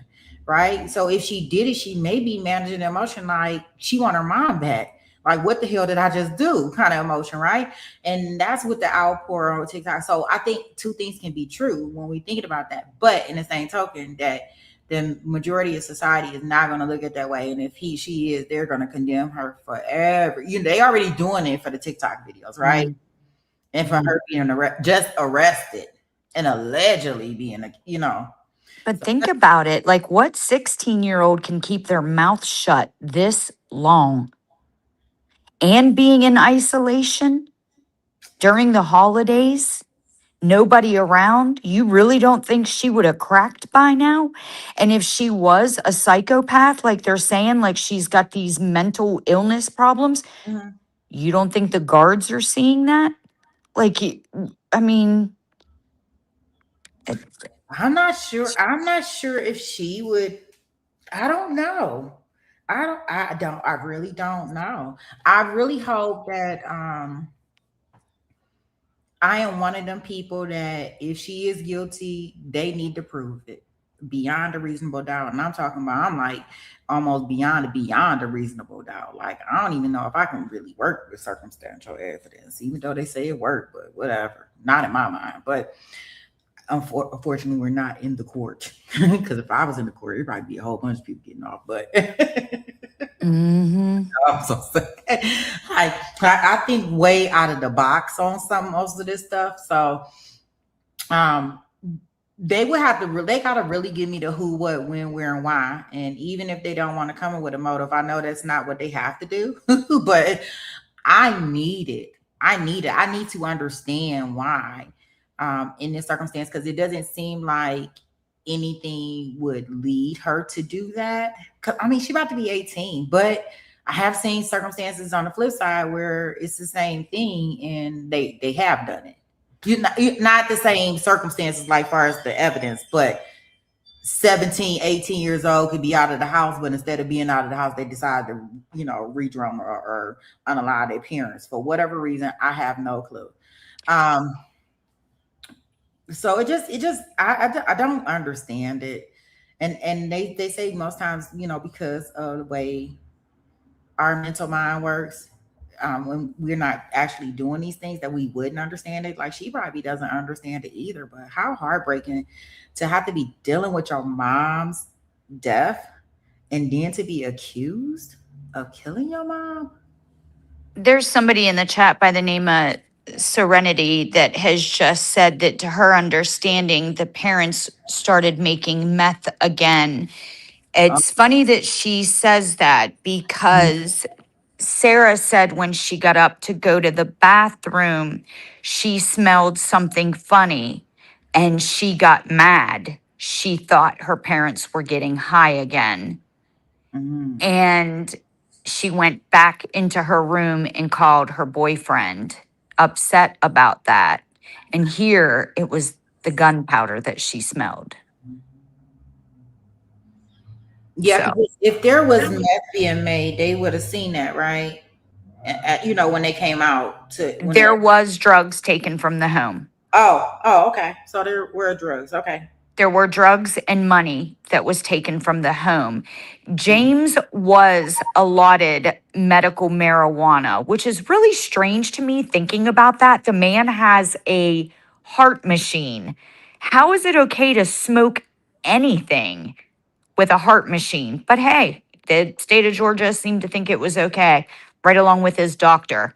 But yeah, they didn't take the marijuana, but there were other drugs in the home and money. And the grandfather wanted that money for what, I don't know. But even the grandfather was talking about that. Like, why are you not turning the money back over? But maybe I don't know. Maybe keep it until the investigation is complete. I guess now that, that's all allegedly, that's from the grandfather. So, but I do know the bio dad as well. And he also saw the drugs in the house, the marijuana, prescription bottles. But it was said that pain pills were taken, other drugs were taken, and money. So they weren't exactly completely sober, like they were desperately trying to be. Yeah, so I guess it is a good possibility that it may have something to do with something drug related. I just hope that whoever did this crime um, is brought to justice. I don't want a young girl her age being wrongfully convicted and some old drug dealer that need to be 10 feet up under the jail is sitting at home watching this all go down. Isn't that the most dirtiest thing to think of and cruel? Like, oh my gosh, like that part. That's why I say they have to get it right if they're gonna be getting it, because if they're gonna be doing this, in my opinion, because that is the worst, to be in jail for something that you didn't do, and you know the butthole or whatever y'all want to call them is out just living their life. Oh, They that want me right to there, tell bro, you. just thinking about it. There, Sarah had another boyfriend. It was her first boyfriend, her first love. I'm doing it right now. So the first boyfriend was 17 years old and he was arrested 4 days before Sarah. And when he was arrested, he was charged with multiple counts of methamphetamines and multiple gun charges. And he hasn't even gone back to court yet. Odd or not, she's going on trial within 6 months for a double murder, and he hasn't seen a judge yet for those little bitty charges. But that boy, Sarah hasn't spoken to in over a year.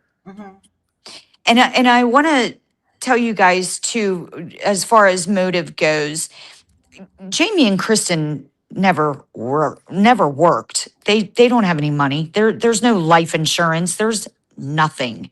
They door dashed when they needed a little bit of extra money. Sarah's the one who worked. Sarah had absolutely nothing to gain from offing her parents. And there's also, maybe the stepdad was doing stuff. Sarah said that is not true. He was mean, and there are reports of abuse with violence, but Sarah said that man has never done nothing odd to her. I don't know. This is really gonna have to be. We really gonna have to really see with the evidence. So, I mean, some of these cases when we going into them, as a fellow true crime friend, when we go into these cases, we can kind of like we know what evidence is possibly coming in. We may have some motion to limits, like we can see certain documents, but I just really don't. I don't understand this. I'm lost for words, to be honest. Are you more confused now that we've given you some information than you were before? Yeah. We are too. Sarah is too. Like, I don't understand. And I'm even more. Did they ask for a speedy trial? Do you know? No.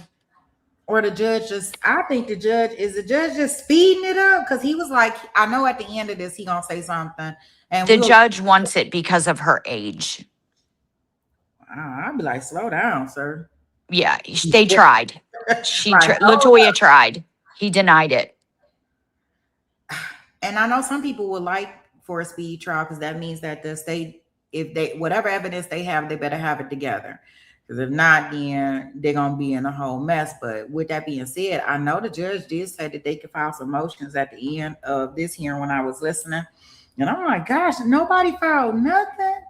I'm really gonna be surprised if the case goes forward on Monday. But I find it odd that no investigators spoke. They had a PR person. I've never seen anything like that before. Oh, another little nugget I want to give you.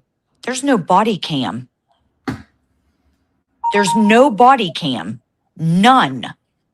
Oh, from when they came to the house to yes. When they 20 because I know the ambulance, right? Her and yes, no body cam, no video. 2023, that county was given 26 body cam. Whatever you call it. And that day they just didn't happen to have any, nor during her interrogations. They just didn't happen to have any body cam those days.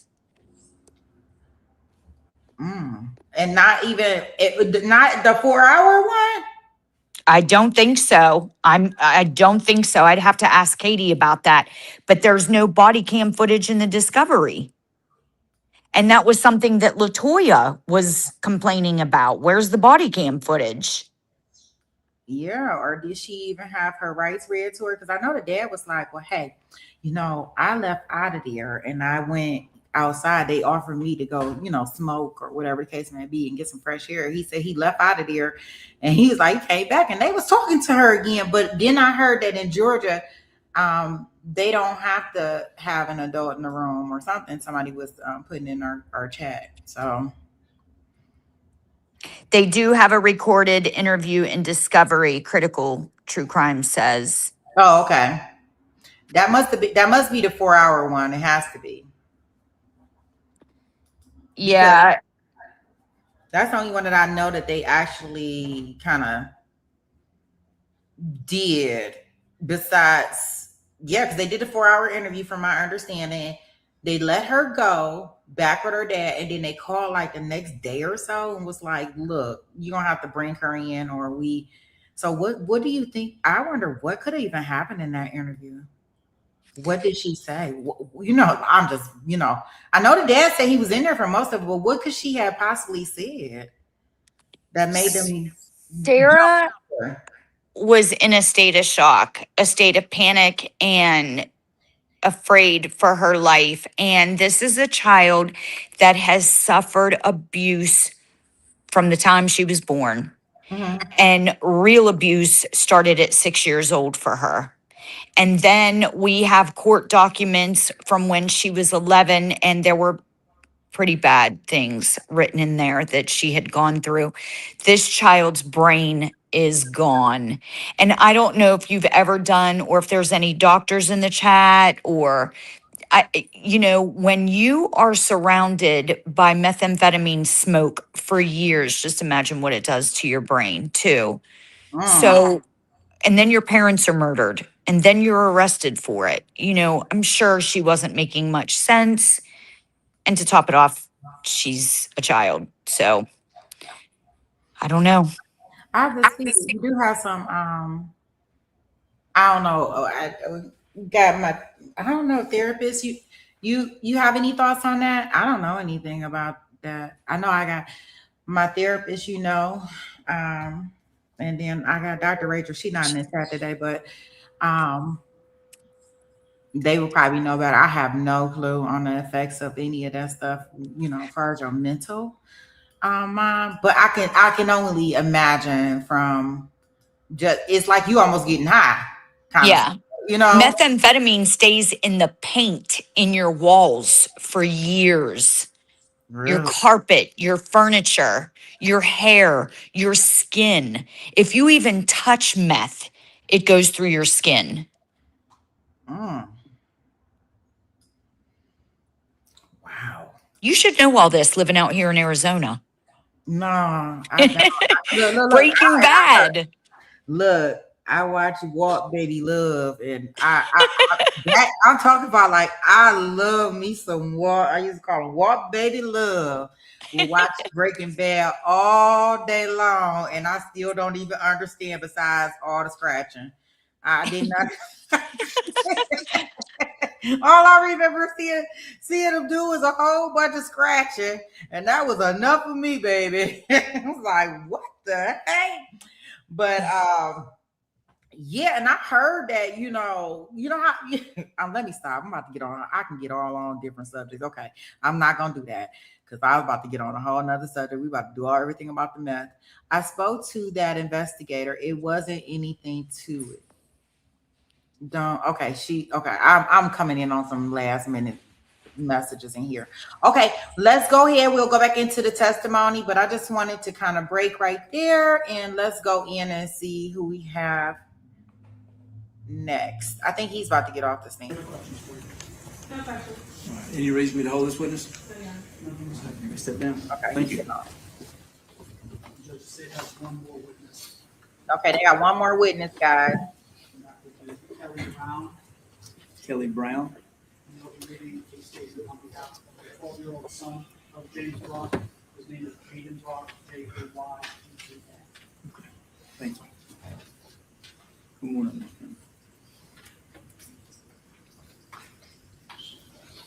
If you'll remain standing, raise your right hand. You swear or affirm statements made before the court today to be the truth, the whole truth, and nothing but the truth, so help you God. All right, you may proceed. If you would, speak loudly and clearly into the microphone. Start with your name and spelling, please. My name is Kelly Brown, Kellie Brown. Your Honor, I'm speaking this morning on behalf of the 12-year-old son of Jamie Brock. He is not able to emotionally speak in front of people. He is here in the courtroom today. So I'm just going to read you what he wrote, okay? My name is Jaden Brock, and I am 12 years old. I wanted to talk today because my dad and stepmom was shot and killed. I miss him every day. My dad was my hero and the person I looked up to the most. We did everything together. He helped me with school, and he always made me laugh, and we joked around a lot. Since he died, everything has changed. I feel sad and confused. It's hard to sleep, it's hard to focus, and it's even hard to smile sometimes. I still wait to hear his voice or see him walk through the door, but I know that will never happen again. What makes me more sad is I trusted Sarah and I loved her like a sister. Why would she do this to me? And why would she hurt everyone like this? I don't understand why someone would do this, but I know it is not right. My dad and Kristen didn't deserve this. No one does. And I don't think someone who could do something like this should be allowed to go free right now. I wouldn't feel safe and I would be so scared. Please think about what my family is going through. I hope you make a decision that protects us and remembers who my dad was.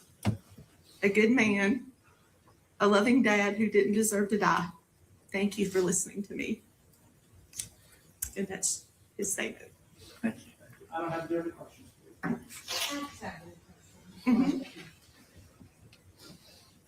Ms. Brown, how are you related to the family or this situation? I am not related to the family. I grew up with Kim, and I've known Jamie since he was 2. Okay, friends with Kim and Jamie. Yes, ma'am. And were you present when that statement was written, or was it just handed to you? No, I was not present. No, it was written by Jaden, his mom, and Kim helped. I was just asked to read it. Okay. And they told you that he was here. Yes. And you would agree with me that nothing in the letter says that Sarah Grace was a threat to Jaden when they were living together? He never expressed that to me, ma'am. I would agree with that. That's all I have. Thank you. Nothing else, sir. Do you reason to hold this witness, even though she's speaking on someone else's behalf? Not in this case. All right, you can step down. Thank you. You are the witness for the state judge only argument. All right. I'm ready for argument. Thank you. So just to kind of round out the record a little bit, we're talking about the incident that occurred February 20th of 2025. The arrest date of the defendant was July 9th of 2025. Since we are operating under 1511-560, that's the concurrent and original jurisdiction in Superior Court, the individual charged in this case was a minor at the time. The rules dictate a specific time frame for us. We have 180 days to indict this case when it goes back to juvenile court. We have 90 days to indict, or a bond is required, same as any other defendant here. Because we are looking at Iology State, that's 262 Georgia 704. And in that case, the court has given us some guidelines as to what we should be looking at in regards to issuing a bond in this case that was codified in 1761 as well. First is that the defendant poses no significant risk of fleeing from the jurisdiction of the court or failing to appear when required. Judge, we've heard from multiple witnesses that flight is a concern for the family. There are considerable assets on the other side of the victim's family. One thing that the court is permitted to consider in regards to flight, and really all the factors, is the seriousness of the offense. Coleman v. State, a C-O-L-E-M-O-N v. State. That's a 361 Georgia App 901. It's a 2021 case, but it cites all the way back to the mid-70s that it is absolutely acceptable for the court to consider the seriousness of the offense. Because we don't just have a murder case here. We don't just have a double homicide. We have a double homicide of the defendant's mother and stepfather. I don't know that cases get more serious than what we are looking at here. That's something that you should consider for each of the 4 items. As pertains to flight, there was testimony that flight is a concern for the victim's family. It's a concern for the state as well. This defendant has moved around quite a bit over the past few years. She has roots here in Carroll County, no doubt. She also has roots in Coweta. She has roots all over the state and in Alabama. Number 2, the defendant poses no significant threat or danger to any person, to the community, or to any property in the community. The family is genuinely afraid. I've met with a significant number of the family already. I'll be meeting with just about everybody else later on this afternoon. The family is genuinely afraid on the Brock side of the family tree. They are fearful that she will reach out. They're fearful for their own safety and the safety of all the other members of that family. The defendant poses no significant risk of committing any felonies pending trial. Judge, I'm going to talk about that here in a minute, but I think there is some inherent risk in that as well. One of those felonies ties into that significant threat or danger to any person. If she is to lash out violently at one of the other family members, that would be a felony. Number 4 is the defendant poses no significant risk of intimidating witnesses or otherwise obstructing the administration of justice. And it was pointed out that there is concern that the defendant would be able to influence, I'm going to use the term influence instead of intimidate, influence the 6-year-old who is a primary witness to this case. There's significant concern from the state in that regard. There's significant concern from the family members in that regard. We've heard terms like manipulation, lack of integrity, lack of accountability. Those are terms that we heard here in court today. And that is in line with what we've heard about this defendant all along. When you started, you said this is a simple application of the law. That's what we're talking about.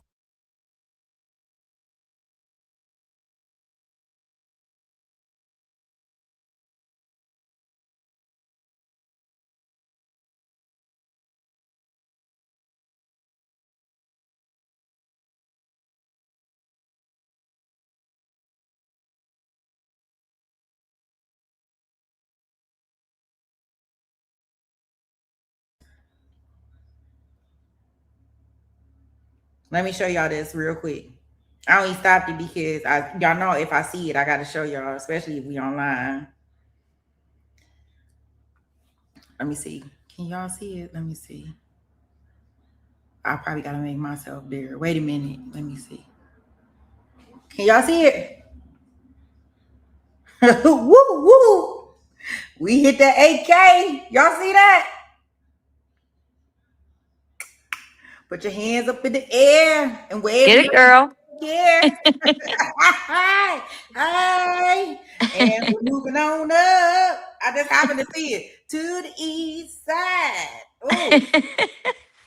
we moved on up. We got the 8K. Ooh, I asked SD. I said, SD Super Surf Girl, are we gonna make that 8K this weekend? She said, yep. We gonna do it, Sweet Pea. You're gonna move on up to Scottsdale. Look, right? And we're moving on up. Woo. I don't know if I could ever move that. You know, it's so funny because when I first got to Arizona, I stayed in Scottsdale, Heidi. Horrible. Look, I had Scottsdale kick me out. Like I bet they did. After about 7 years, I was like, okay, okay, let me act my pay grade. And besides, Scottsdale is just not the thing now because Carefree. We can talk about this on. Oh, it's so many other beautiful places out here that. Yeah, I don't know how Scottsdale became the end all, but whatever. Okay. I just had to stop because they know we watching on replay, so I can stop this. We ain't like in live testimony, but I think that's good to share. I gotta put a post up with 8K in there. Woo, woo, baby. I tell you. Okay, let me go back into my guy. He's saying, and when he's saying this stuff about this, the only thing out of the state's part of keeping her out, and just from my honest opinion, I did think of the influence that she may have on the 5-year-old. Not to say, I think that her defense attorney does get up and argue that point to belittle it, but that was the only thing that really stood out to me that I did not, all that threatening the family and them not feeling safe and all, I mean, because they don't have to be in the same area as her, it's different ways. And I will say that, like I said, that when the defense attorney gets up there and she actually speaks to lessen what they were saying about the 5-year-old, as far as a phone, the ankle monitor, different things like that. I can see how she was trying to mitigate it, but I can understand why they don't even want to take a risk. Same. I do too. So that was the only thing that the state that I was like, but this flight, I don't know where she going and she can't drive. All this different stuff. I'm like, is she going over the border? Like, what are we doing? Where she gonna go? I don't know. But we did have the one girl that took off her ankle bracelet. The geyser with the Slender Man, right? Yep. So she sure did. She took off her ankle bracelet and she thought she was gonna get it. So who knows? But I just wanted to bring that up while we were up on it, on this little break. Yes, thank you guys. Yes, we done hit the 8K mark. I gotta see what I can do. All right, we going in, y'all. The state has shown that there is a significant flight risk. We've heard that from witnesses in regards to that aspect of IALA. Significant threat or danger to the community, particularly them. Risk of intimidating witnesses, and that significant risk of committing any felony. That would include influencing a 6-year-old. That would include reaching out and threatening family members. That may, depending on the circumstances, include flight to another county or another state.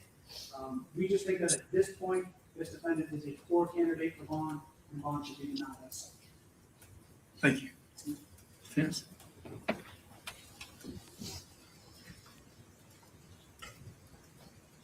Thank you, Judge. I will respond in turn to the state's argument and then go into what it is that we have specifically for Sarah Grace. As it relates to the seriousness of the offense, we agree that the offenses are serious. What's happened here is a tragedy on both sides.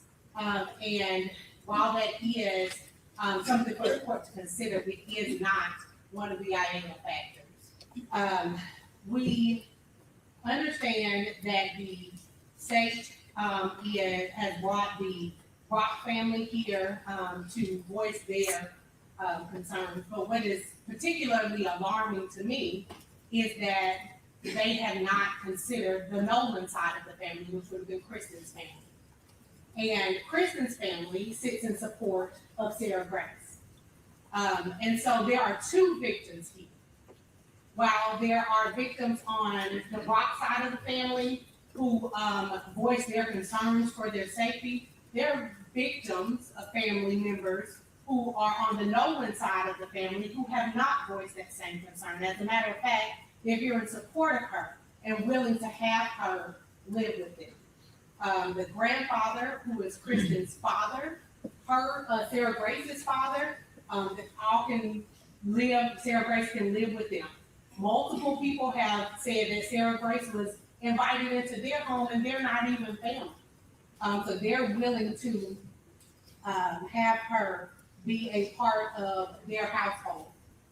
With that being said, as far as the influence or threat of influence, as the state puts it, of the 6-year-old sibling of Sarah Grace, there are means for the court to avoid that contact. If the child, I don't even know that the child is 6. I think the child may still be 5 and have not yet turned 6. But I don't know this, but there's not a cell phone for a 5-year-old or a 6-year-old. The court could restrict that contact just like the court does in any other case where there is alleged to be some witness where there could be influence. The court could say, I order that there is no contact between Sarah Grace and her younger sibling or any of her siblings for that matter. That can be remedied if that is in fact a concern for the court. What we have shown through our witnesses, Your Honor, is that Sarah Grace does in fact meet the requirements of the statute in that the court shall be authorized to release a person on bail if they find that they pose no significant risk of fleeing the jurisdiction of the court or failing to appear in court when required, no significant threat or danger to any person in the community or any property, no significant risk of committing any felony pending trial, and no risk of intimidating witnesses no significant risk of intimidating witnesses or otherwise obstructing the administration of justice.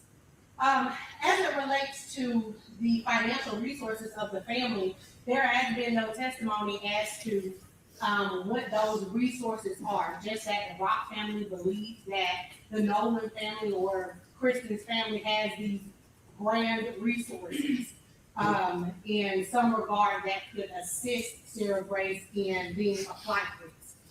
If that were the case, Your Honor, again, I remind the court that the incident took place in February and she had gone to visit the Jensen household in Alabama between that February and July time period.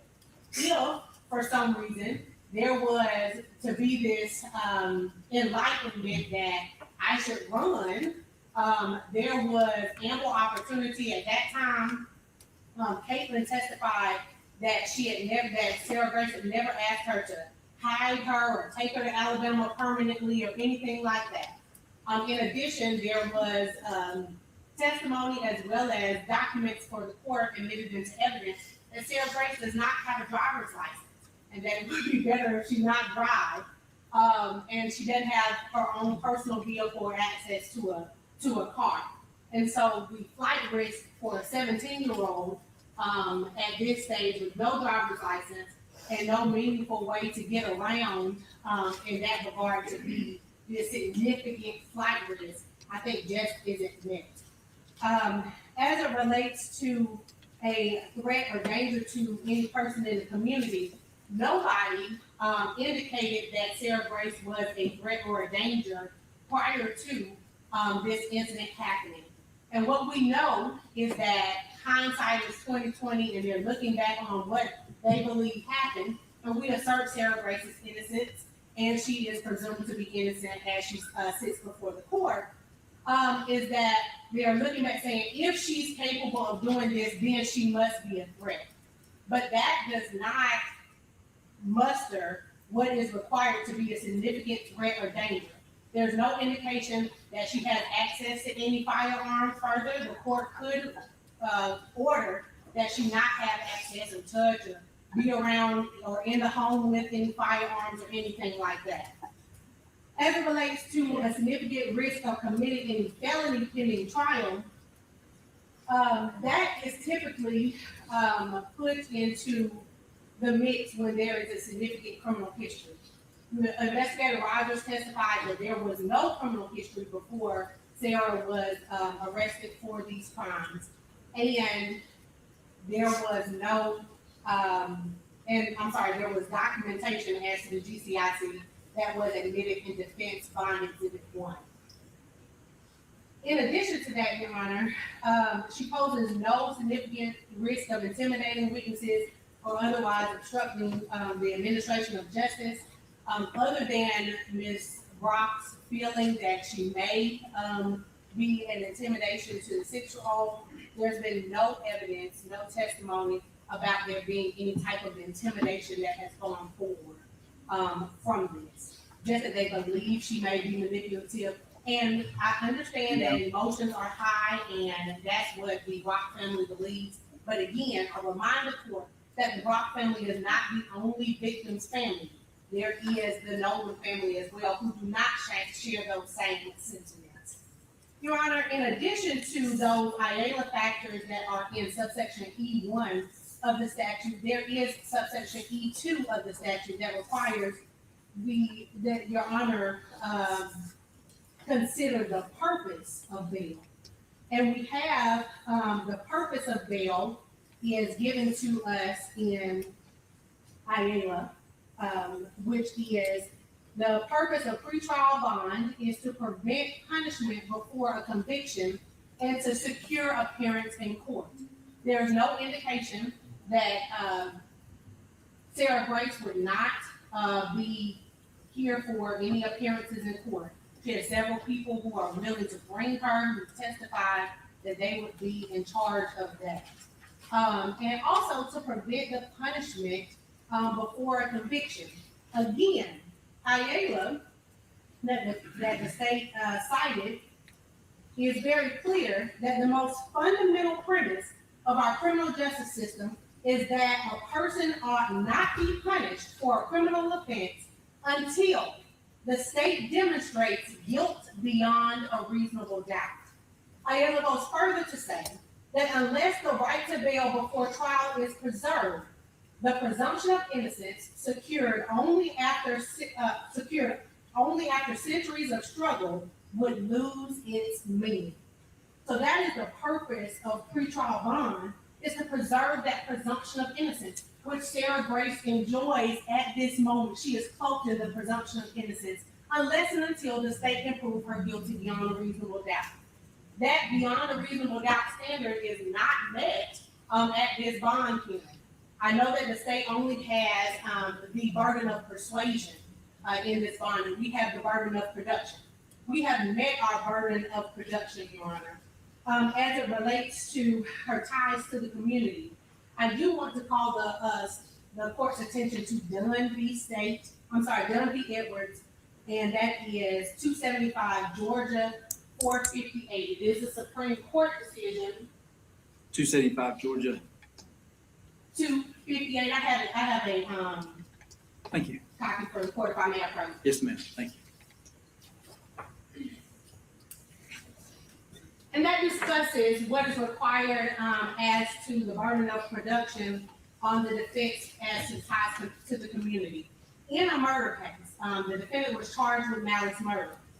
And the court in this case said that there was a failure of the defense to satisfy that initial burden, because the only testimony presented at the bond hearing on the issue of the defendant's ties to the community came from the investigating officer, who only testified that the defendant lived in Athens, and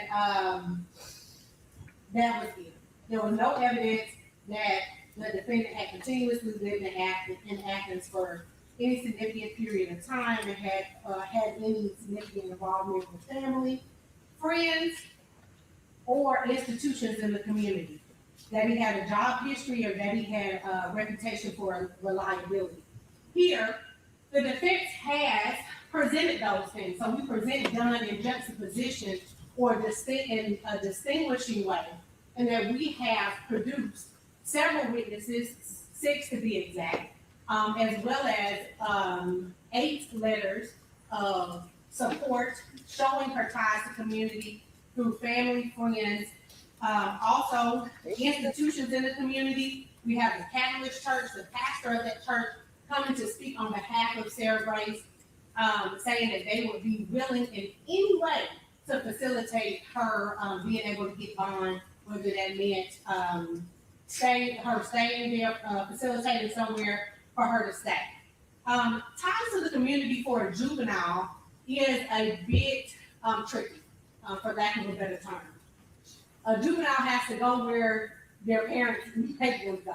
And I think that is, if there is a concern about Sarah Grace moving around, there being middle school in East Coweta, and then her from 9th grade on going to Central High School, which would be a 4-year period here in Carrollton, that concern should be tempered with her being a juvenile at the time and her having to move wherever Her parents told would her to be. have her to be.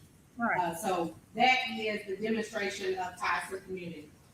Any risk to the community, I point the court's attention to Creekmore v. State, and I provided the court as well as the state copy. And that's 327 Georgia Act 368. It's the Georgia Court of Appeals case where they talk about they do an interlocutory review of denial of pretrial bond for this client, and that there was not testimony regarding their ties to the community, and that there were multiple convictions of that defendant for driving under the influence, and then there was proper evidence of 3 previous convictions for the same thing. I present that in distinction and in juxtaposition. So what we have here with Sarah Grace is that she has absolutely no criminal history and is therefore not a risk to the community and not a risk to reoffend. Again, what has happened here is in fact a tragedy, and we are sorry for what has happened, but we assert and lean upon the presumption of innocence that is required by our justice system. In this case, bond denial is not proper, Your Honor. We have met the IALA factors. We have met our burden of production through both testimonial and admitted evidence. And I also want to relate to the court that the court not only has whether or not there's a bond amount set for bond, but the court also has other tools in its toolbox and can impose conditions or a combination of conditions in order to make sure that Sarah Grace is not a flight risk or a risk to the community or anything like that. The court can impose conditions such as no social media or phone or phone privileges, ankle monitor, house arrest. The court has all of those tools in its toolbox to ensure that her presence is secured, and also that if she's on house arrest or has a curfew or ankle monitor, that she's not somewhere she can be. Technology is a beautiful thing. And what we have now is a GPS system that can tell you exactly where a person is at all times. And so through the courts that can be ordered, and there can be those conditions placed on the bond. In addition to that, Your Honor, because of her age, Ms. Patrick is being held in solitary confinement at the jail because the Sheriff's Department is concerned about putting her into general population. Courts have struggled with whether prolonged stays in solitary is constitutional or violative of the 8th Amendment, especially in young people. So I just want to present that for the court's consideration as well. Again, I ask this court to protect the presumption of innocence. Based on everything that's been presented here today in court, not just the seriousness of offenses, not just this arbitrary concern that all of a sudden now people may be in danger, looking in hindsight, but based on real witnesses and testimony and presented documentation that Sarah Grace Patrick is a candidate for bond. You know, Your Honor, this profession requires that we not only struggle with doing the right thing, which is what society says is right at the moment, but we must also do what is right, and that is the notion of justice. And the just thing and what is right in this case will be granting Sarah Grace Patrick pretrial release. Thank you, sweetie.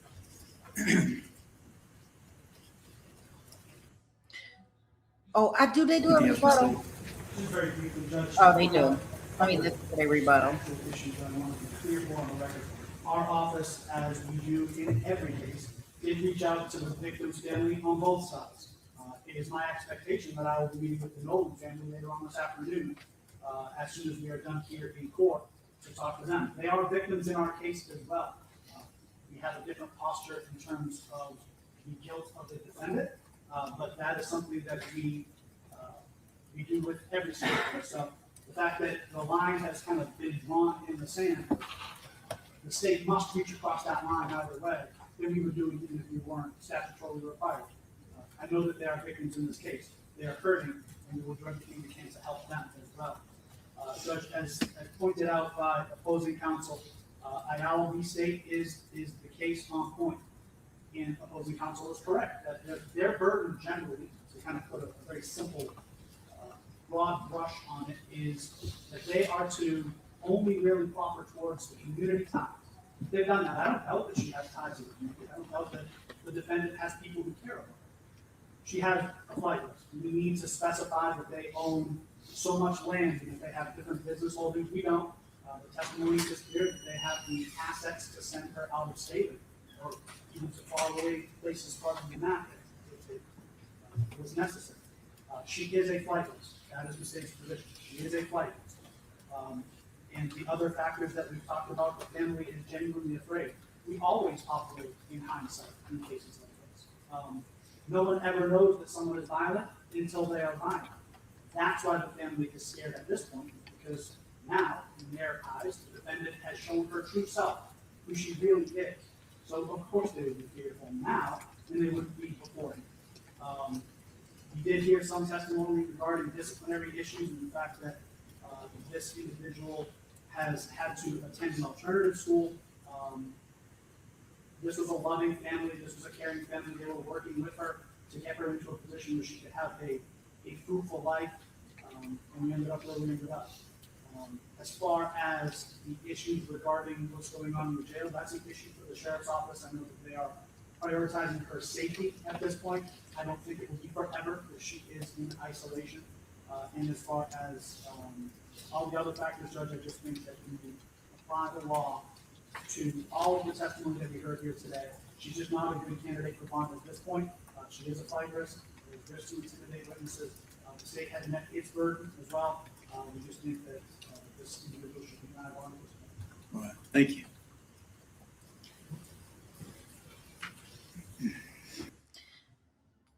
So just before the judge makes his ruling and he decides on in regards to her bond or not, I can't remember exactly what his reasoning was.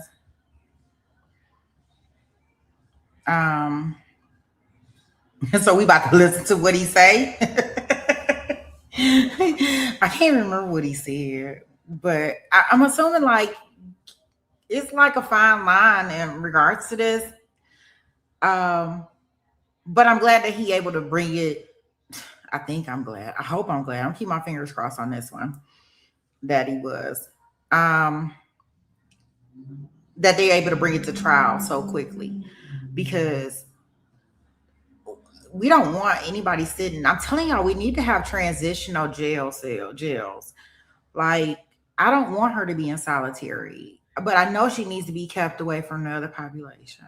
I think that there is different ways that we can do this. A halfway house. Like, why should she get a taste of real prison life if she's totally innocent? I'm telling you, we need transition places instead of sending people straight to prison. Something, I mean, like, I don't want any parts of my life to be in prison, especially if I'm not guilty of something. So while y'all figure it out, however long that may be, put me in some type of transitional housing.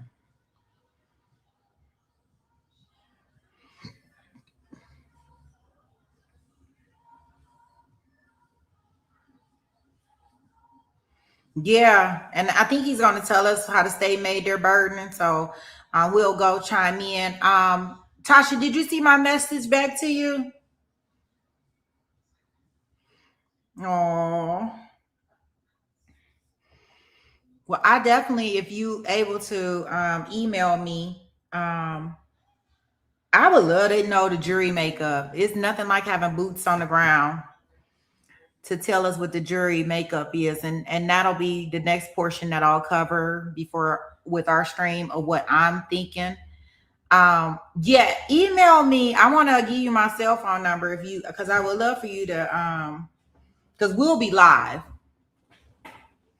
But I would love if you could send me like on one of y'all breaks, or even at the end of the day, if you can come on and if you can come tell me what y'all, what the jury makeup is. I be wanting to know who we got in the jury, how old they look, how young they look.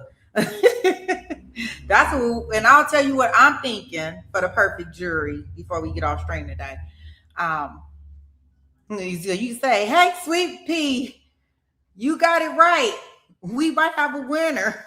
Or you can say, "No, we messed up out here. We better be praying every night that they get it right."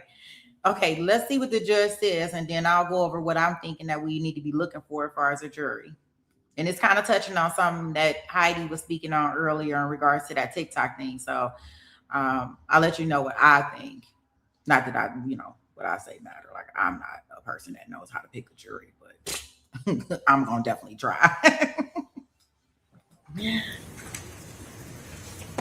While I consider this, I do want to say, Ms. Williams, right? Yes, sir. You've not been in front of me before, and Mr. Parrish, I believe this is one of your times performing in front of me as well.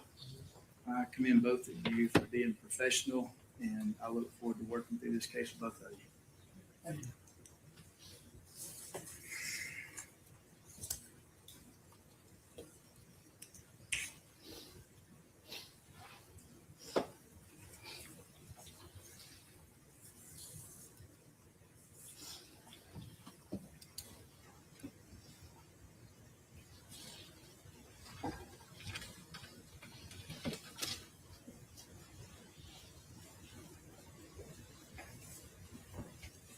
All right, to address just a couple of things, Pastor Bonner mentioned that we are the jury, and we are not the jury.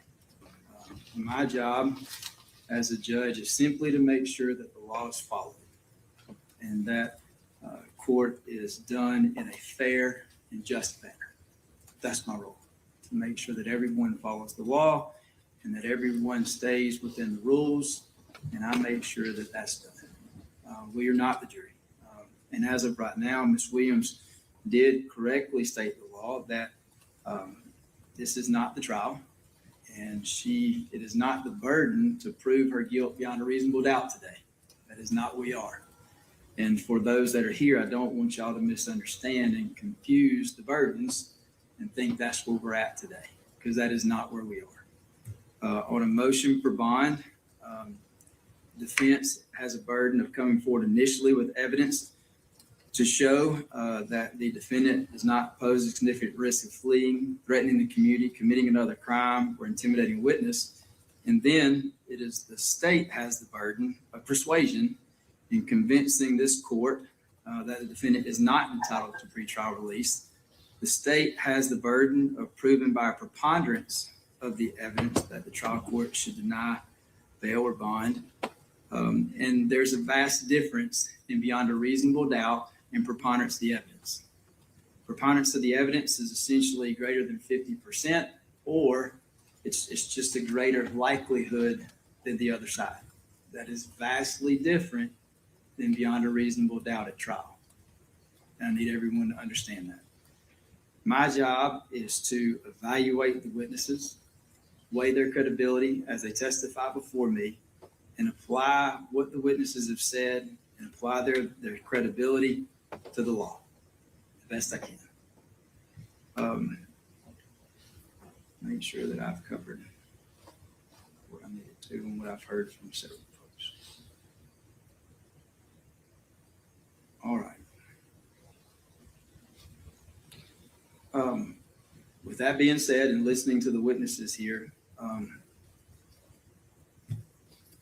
if I weigh these witnesses' testimonies and I weigh what I hear today, I believe those closest, and I say closest in family relationship, expressed that they had vast concerns that she would have the ability to flee, that she would be a danger to the community, that she would be a danger to them, and that she would pose a significant risk of intimidating, or actually I think the state steered away from intimidating or influencing or manipulating witnesses.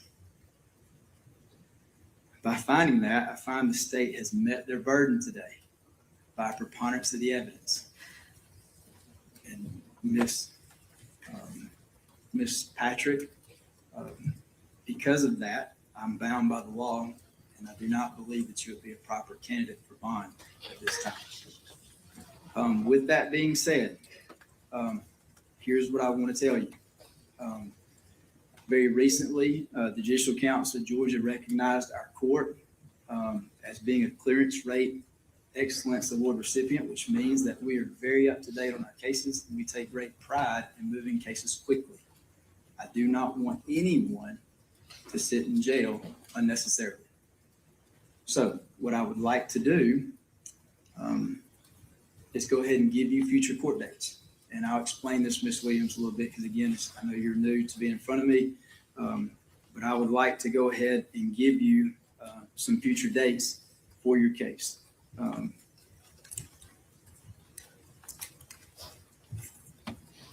Obviously, your case has to be indicted first. All right, that's the first process. We know when this case will go in front of the grand jury. I'll be presenting it to the grand jury this afternoon. All right. If the grand jury chooses to indict you, right, that would be to true bill the case. That means the case goes forward. If they choose to no bill it, then we'll cross that bridge. But if they choose to true bill, then your case would go forward. And I've asked the clerk, which would be the next available arraignment that we could place her on. All right. So, and that's not the probation counter, correct? All right. So your arraignment, if true bill, okay, I'm just giving you a plan of action so that you know what's coming up. Okay. If they true bill this case, your arraignment date will be 9/22. On that date, your non-jury will be 11/17. Your calendar call will be 12/16, and I will be prepared to try your case on January 5th. All right. Now, that's incredibly fast.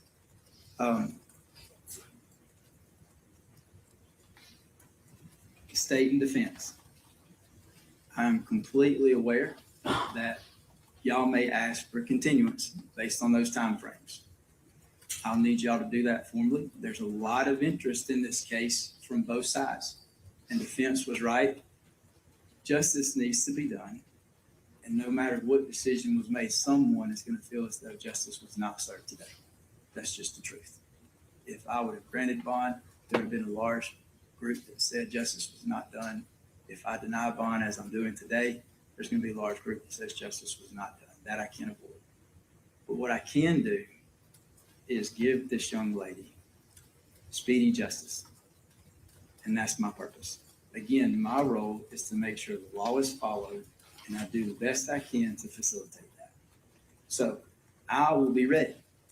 If state or defense, if y'all have issues, because I'm fully aware that issues come up with discovery and with cases that are oftentimes are out of either of your control. And for the best interest of the state or for the best interest of your client, you may need to ask for continuance. The state that's in my courtroom quite often, Ms. Williams, they know I'm very reluctant to give continuances. So if y'all need that, I need y'all to file a proper motion. And it's likely we'll have a formal hearing on whatever request for continuances need to be heard, if they're needed to be heard. If not, I'm going to stick with this time frame. Again, she's in custody, so she takes priority on my trial list, as everyone knows. Also, her age. Defense, you brought to my attention that she's in isolation. So again, it's her top priority for me to move this case as quickly as possible. I would say that I would ask the sheriff office to do the best they can to acclimate her with folks, but I know that our sheriff is going to do their very best. And I can't direct them on safety, and their top priority is her safety. Same as mine is to make sure that justice is done to the best of my ability. Hers is to keep her safe. And so we'll do that. So those are the dates. Any questions, Ms. Williams or the state, about those dates? Not from the state. Ms. Williams? Not a question, but we're so on the statement. I did file my entry in reciprocal discovery on July 11th. And I have not received any discovery. If the state would turn over that discovery as soon as possible. Grace Patrick, again, defense. kind of talk about some motions and stuff. As I stated to y'all earlier, that the case hadn't even went to the grand jury at that time when we were listening to the other hearing portion regarding whether she should have bond or not. So as we can see, I know I think I like his accent. Like, golly, like it not sound like a southern gentleman. I don't know what to do with that. I don't know what to do with that throughout this time that we're gonna be doing this, but I'm gonna have to figure it out. You know, I mean gooey. He gonna have me gooey up in here. So I know this is our soft Saturday. It was impromptu, but I did want to kind of go over this case before we went there. So into trial. So this is what this is what I would like to do. It's so nice that I tell you things work in mysterious ways. This was so impromptu, this stream today. One of our chat girls, our chat drama queen, our queen, Barbara, she sent me a message and she says, "Sweet Pea, you streaming tomorrow?" I said, "No, not really." She said, I said, "You want me to stream?" She said, "Yeah." I said, "Okay." I said, "Well, what you think about us going ahead and doing our case prep for Sarah tomorrow?" She said, "Yeah." I said, "Well, what time you want to do it?" She said 11. Okay. I said, "Okay." I did it at 11:30. But that just show you how things work in such a mysterious way. And I truly believe in people, things happening sometimes for a reason. Because I wasn't planning on streaming. And if I didn't stream today, you guys wouldn't have found us today. Now we have somebody that's going to be boots in the ground, like everything kind of, and where we were able to find each other just on a humble, right? And so that is just so awesome, like actually building those connections and everything. So shout out to Critical Truth Crime. I'll definitely get your thing in the description box for anybody that wants to go over and check out the amazing work that she has over there.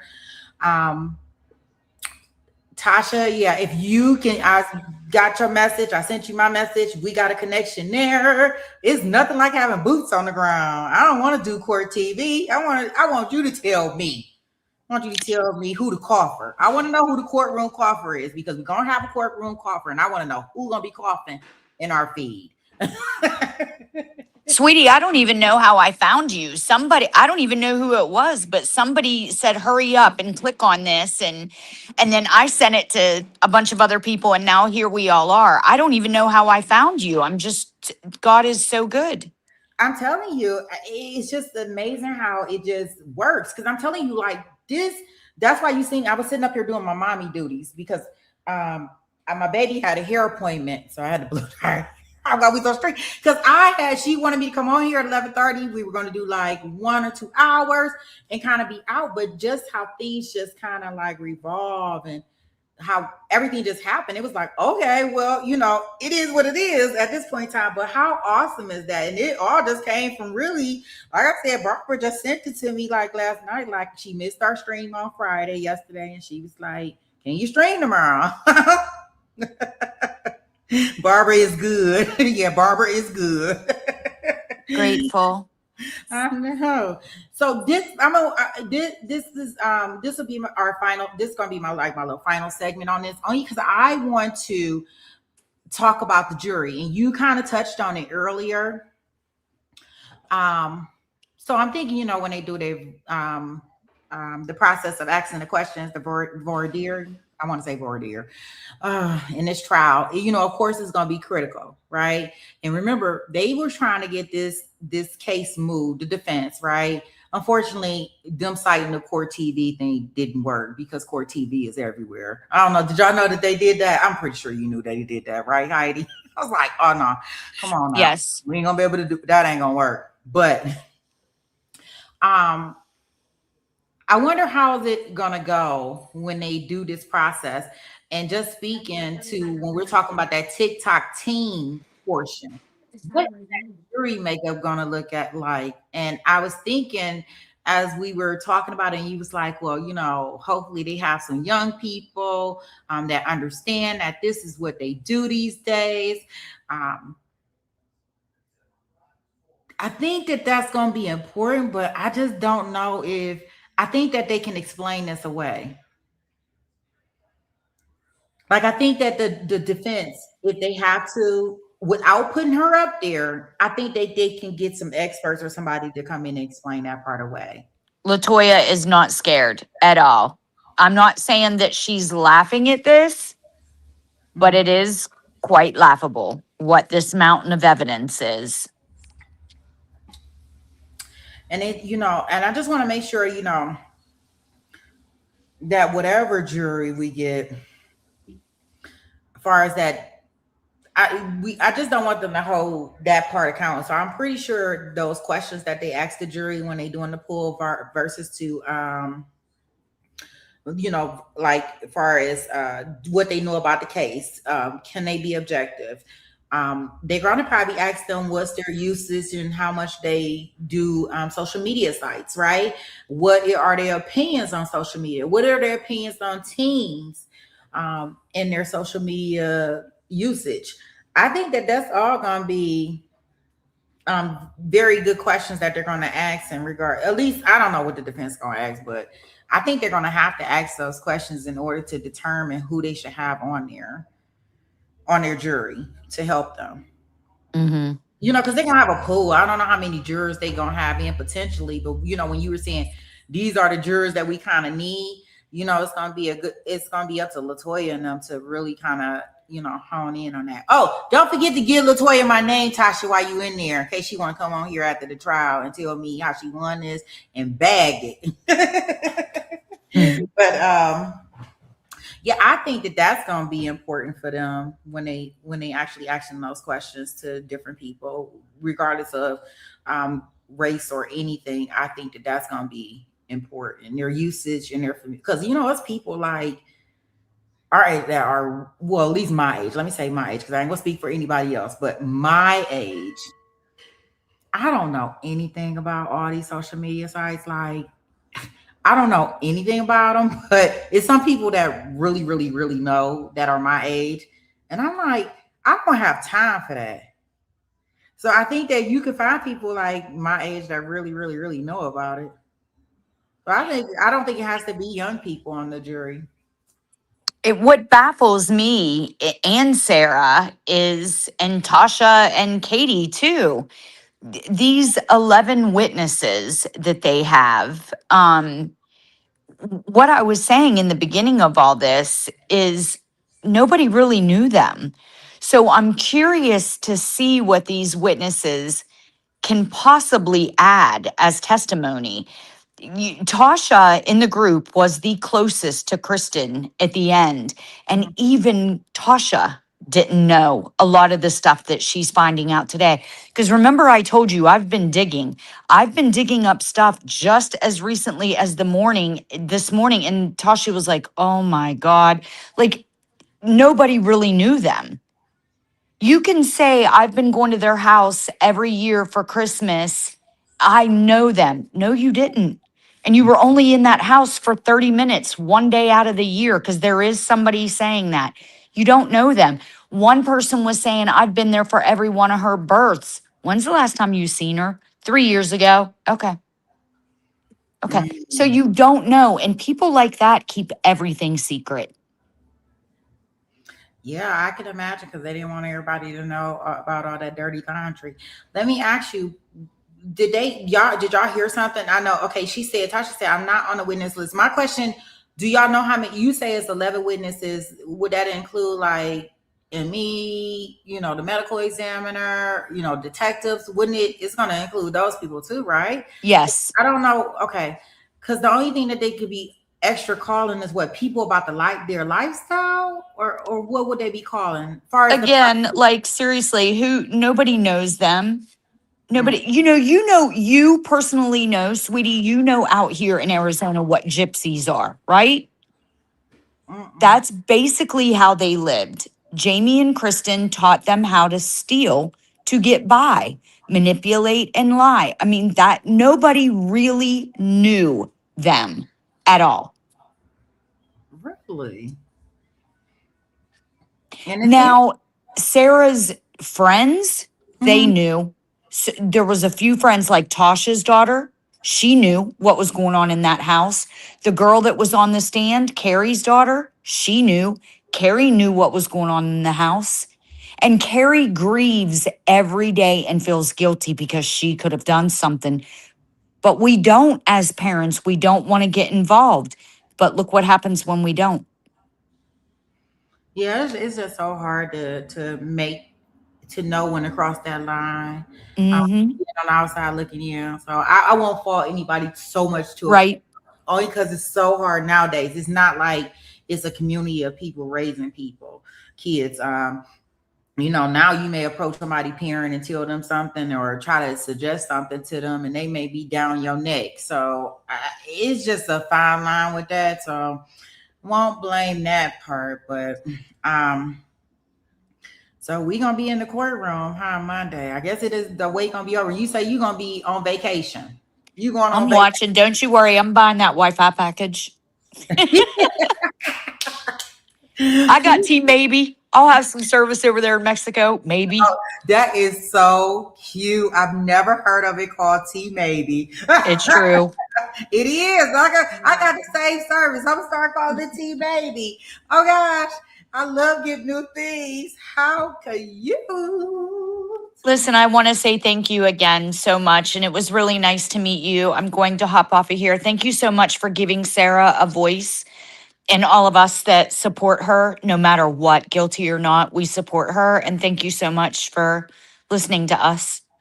Oh, no problem. Anytime. Like I said, mi casa is su casa. And if I don't talk to you before you come back when you get off vacation, make sure you tap in with me. And Well, my trip isn't until next week. I will be here. If you need me, I'm here with Tasha. I'm here with Katie and Emily, Critical True Crime. We're here. And thank you so much again. Okay, no problem. Thank you. Bye. Yeah, so we'll be in court Monday, right? Once again, I want to thank everybody from over there at Critical True Crime for joining us today. That is such a special treat. Shout out to Heidi coming up here. Right, so pretty. Just sit up there talking about about the crowd here. I hope I saved you a couple tears today and made you feel better. Over here at Taking the Trial, we always want to be a listening ear and try to listen to both sides of the story, right? That's why I said we gotta wait until we actually get in this courtroom. I don't know. And y'all know I am a defense person. So y'all know how I'm going in. You got to prove it. I don't care if she did do it. Y'all better prove it. That's what I could tell y'all. That's what I could tell y'all. You got to prove it. Okay. So what we have here, Sweet Pea Gang, tomorrow we do have a special guest. We got defense attorney Lisa with the Florida Law Group that's going to be tapping in with us tomorrow for 6 o'clock for our evening show. Not 6 o'clock. Oh, gosh. It's going to be an afternoon show, y'all. I'm up here giving y'all the wrong time. It's going to be 4 o'clock Mountain Standard Time. Then after that, we have It Varies that's going to be premiering. We're going to go over there and play some games. So make sure y'all go check out It Varies. Put them in the chat. If you have not subscribed, please go over there and subscribe. I think I'm doing it right. I might not be doing that right. I don't know. Am I doing that right? Y'all know I don't be knowing half of the stuff that be going on. Therapist, if you can put that link for It Varies in the chat. I can't remember the doggone thing.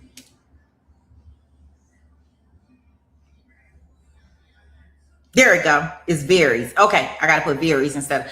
If you haven't had a chance, if you just want to take a true crime trivia break with the therapist you know and our own Dr. Rachel, we'll have trivia night tomorrow night. So definitely go over there, like, subscribe, and put your notification bell on so because you don't want to miss the games. Although we should be able to be dropped right into their chat tomorrow, y'all should still make sure that y'all got it subscribe and your notification stuff on so you don't be late. So those are the only two things that we got on our schedule. And then Monday we'll be in the courtroom. We'll be covering the unspent redrum trial. We'll prep for that. We'll do that prep on Monday morning. Whichever case we get in after they select the jury, I don't know which one. Of course, this case is our main priority. The unspent redrum trial out of Oregon, we'll cover that second. So we'll probably be in the courtrooms all day and night. That's what I can probably tell you. You got me working day and night. So once again, I appreciate you guys for hanging in here. Shout out to the mods once again. Shout out to everybody who were gifted memberships. Welcome to the new members. Thank you so much for Critical True Crime. I will put their link in the description box because I am not. Okay, I see. I'll put the link in the description box. I'll put your link in the description box because I don't know how to. Wait a minute. Maybe I do. Give me a second. I can probably figure this out.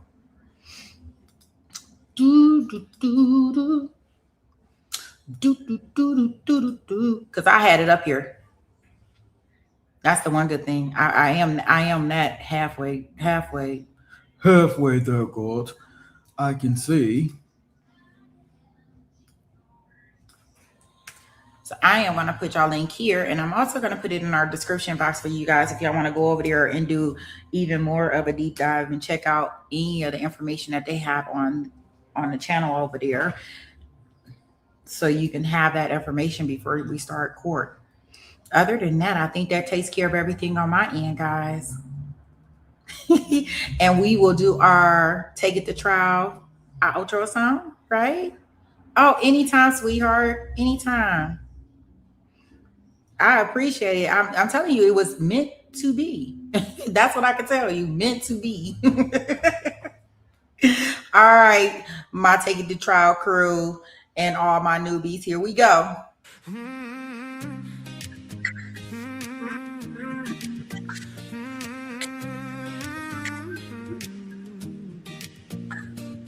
When Sweet Pea taps in, you know the courtroom lights go bright. Trials running long, but the family's here every night. Mods on patrol, chat is showing out. This little YouTube corner's what community's about. Therapists you know, steady holding down the floor. Behind the scenes magician, keeping peace like never before. A banner king, a rule keeper too. Every channel dreams of a mind like you. Jason walks in and the ladies lose control. Down to earth king with the warmest soul. Film freaks, kindness, man, it's always on display. Fair and sweet and cheering folks along the way. And Marilia from SA keeps the laughter rolling free. Joking, shining, keeping spirits where they need to be. We're a family in the chat, side by side through every trial. Sweet Pea leads the way with that fire and that smile. We debate, we laugh, we lift each other higher. This courtroom crew is everything we admire. Yeah, no matter what the case so far, we're forever taking to trial. Take it to trial. Pretty brown girl, she'll tell you what's true. Sharp as a gavel, funniest in the room. Dr. Rachel pops in while she's busy running lines. Speaks her mind every time, cuts through like a knife. And Fowler brings the energy, jokes flying fast. Helping Sweet Pea backstage, making every stream last. Then Zach strolls and causing chaos just for fun. The resident cheater, but we love him, everyone. Here comes Maddie, handsome, quick with the line. A comedy sniper with the perfect timing. And Lynn with the updates, always loyal, always tuned. If true crime news drops, he brings it to the room. We're a family in the chat, side by side through every trial. Sweet Pea leads the way with that fire and that smile. We debate, we laugh, we lift each other higher. This courtroom crew is everything we admire. Yeah, no matter what the case so far, we're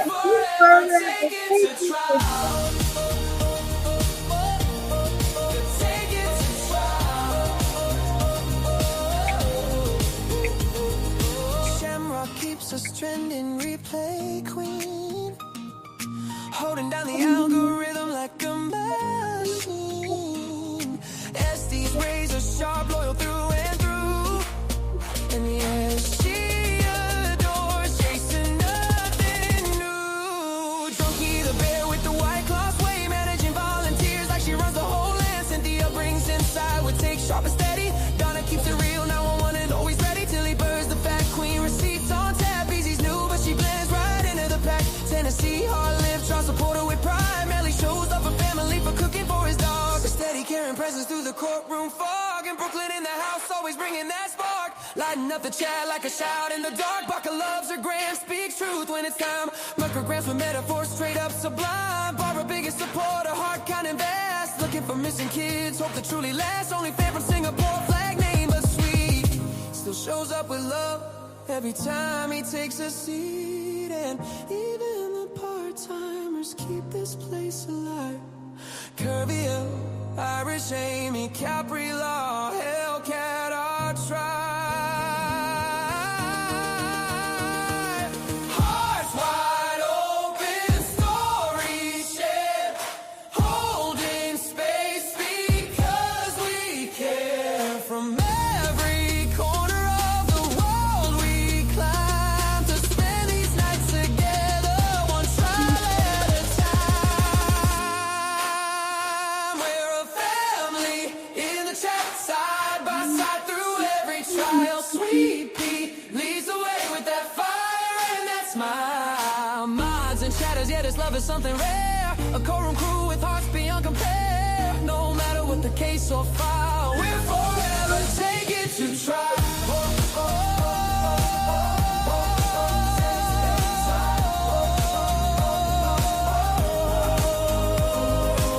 To Sweet Pea and the mods in the chat we adore. This isn't just a channel, it's a family. Hey. And we couldn't ask for more. All right, guys. Have a safe Saturday. I'll see y'all tomorrow.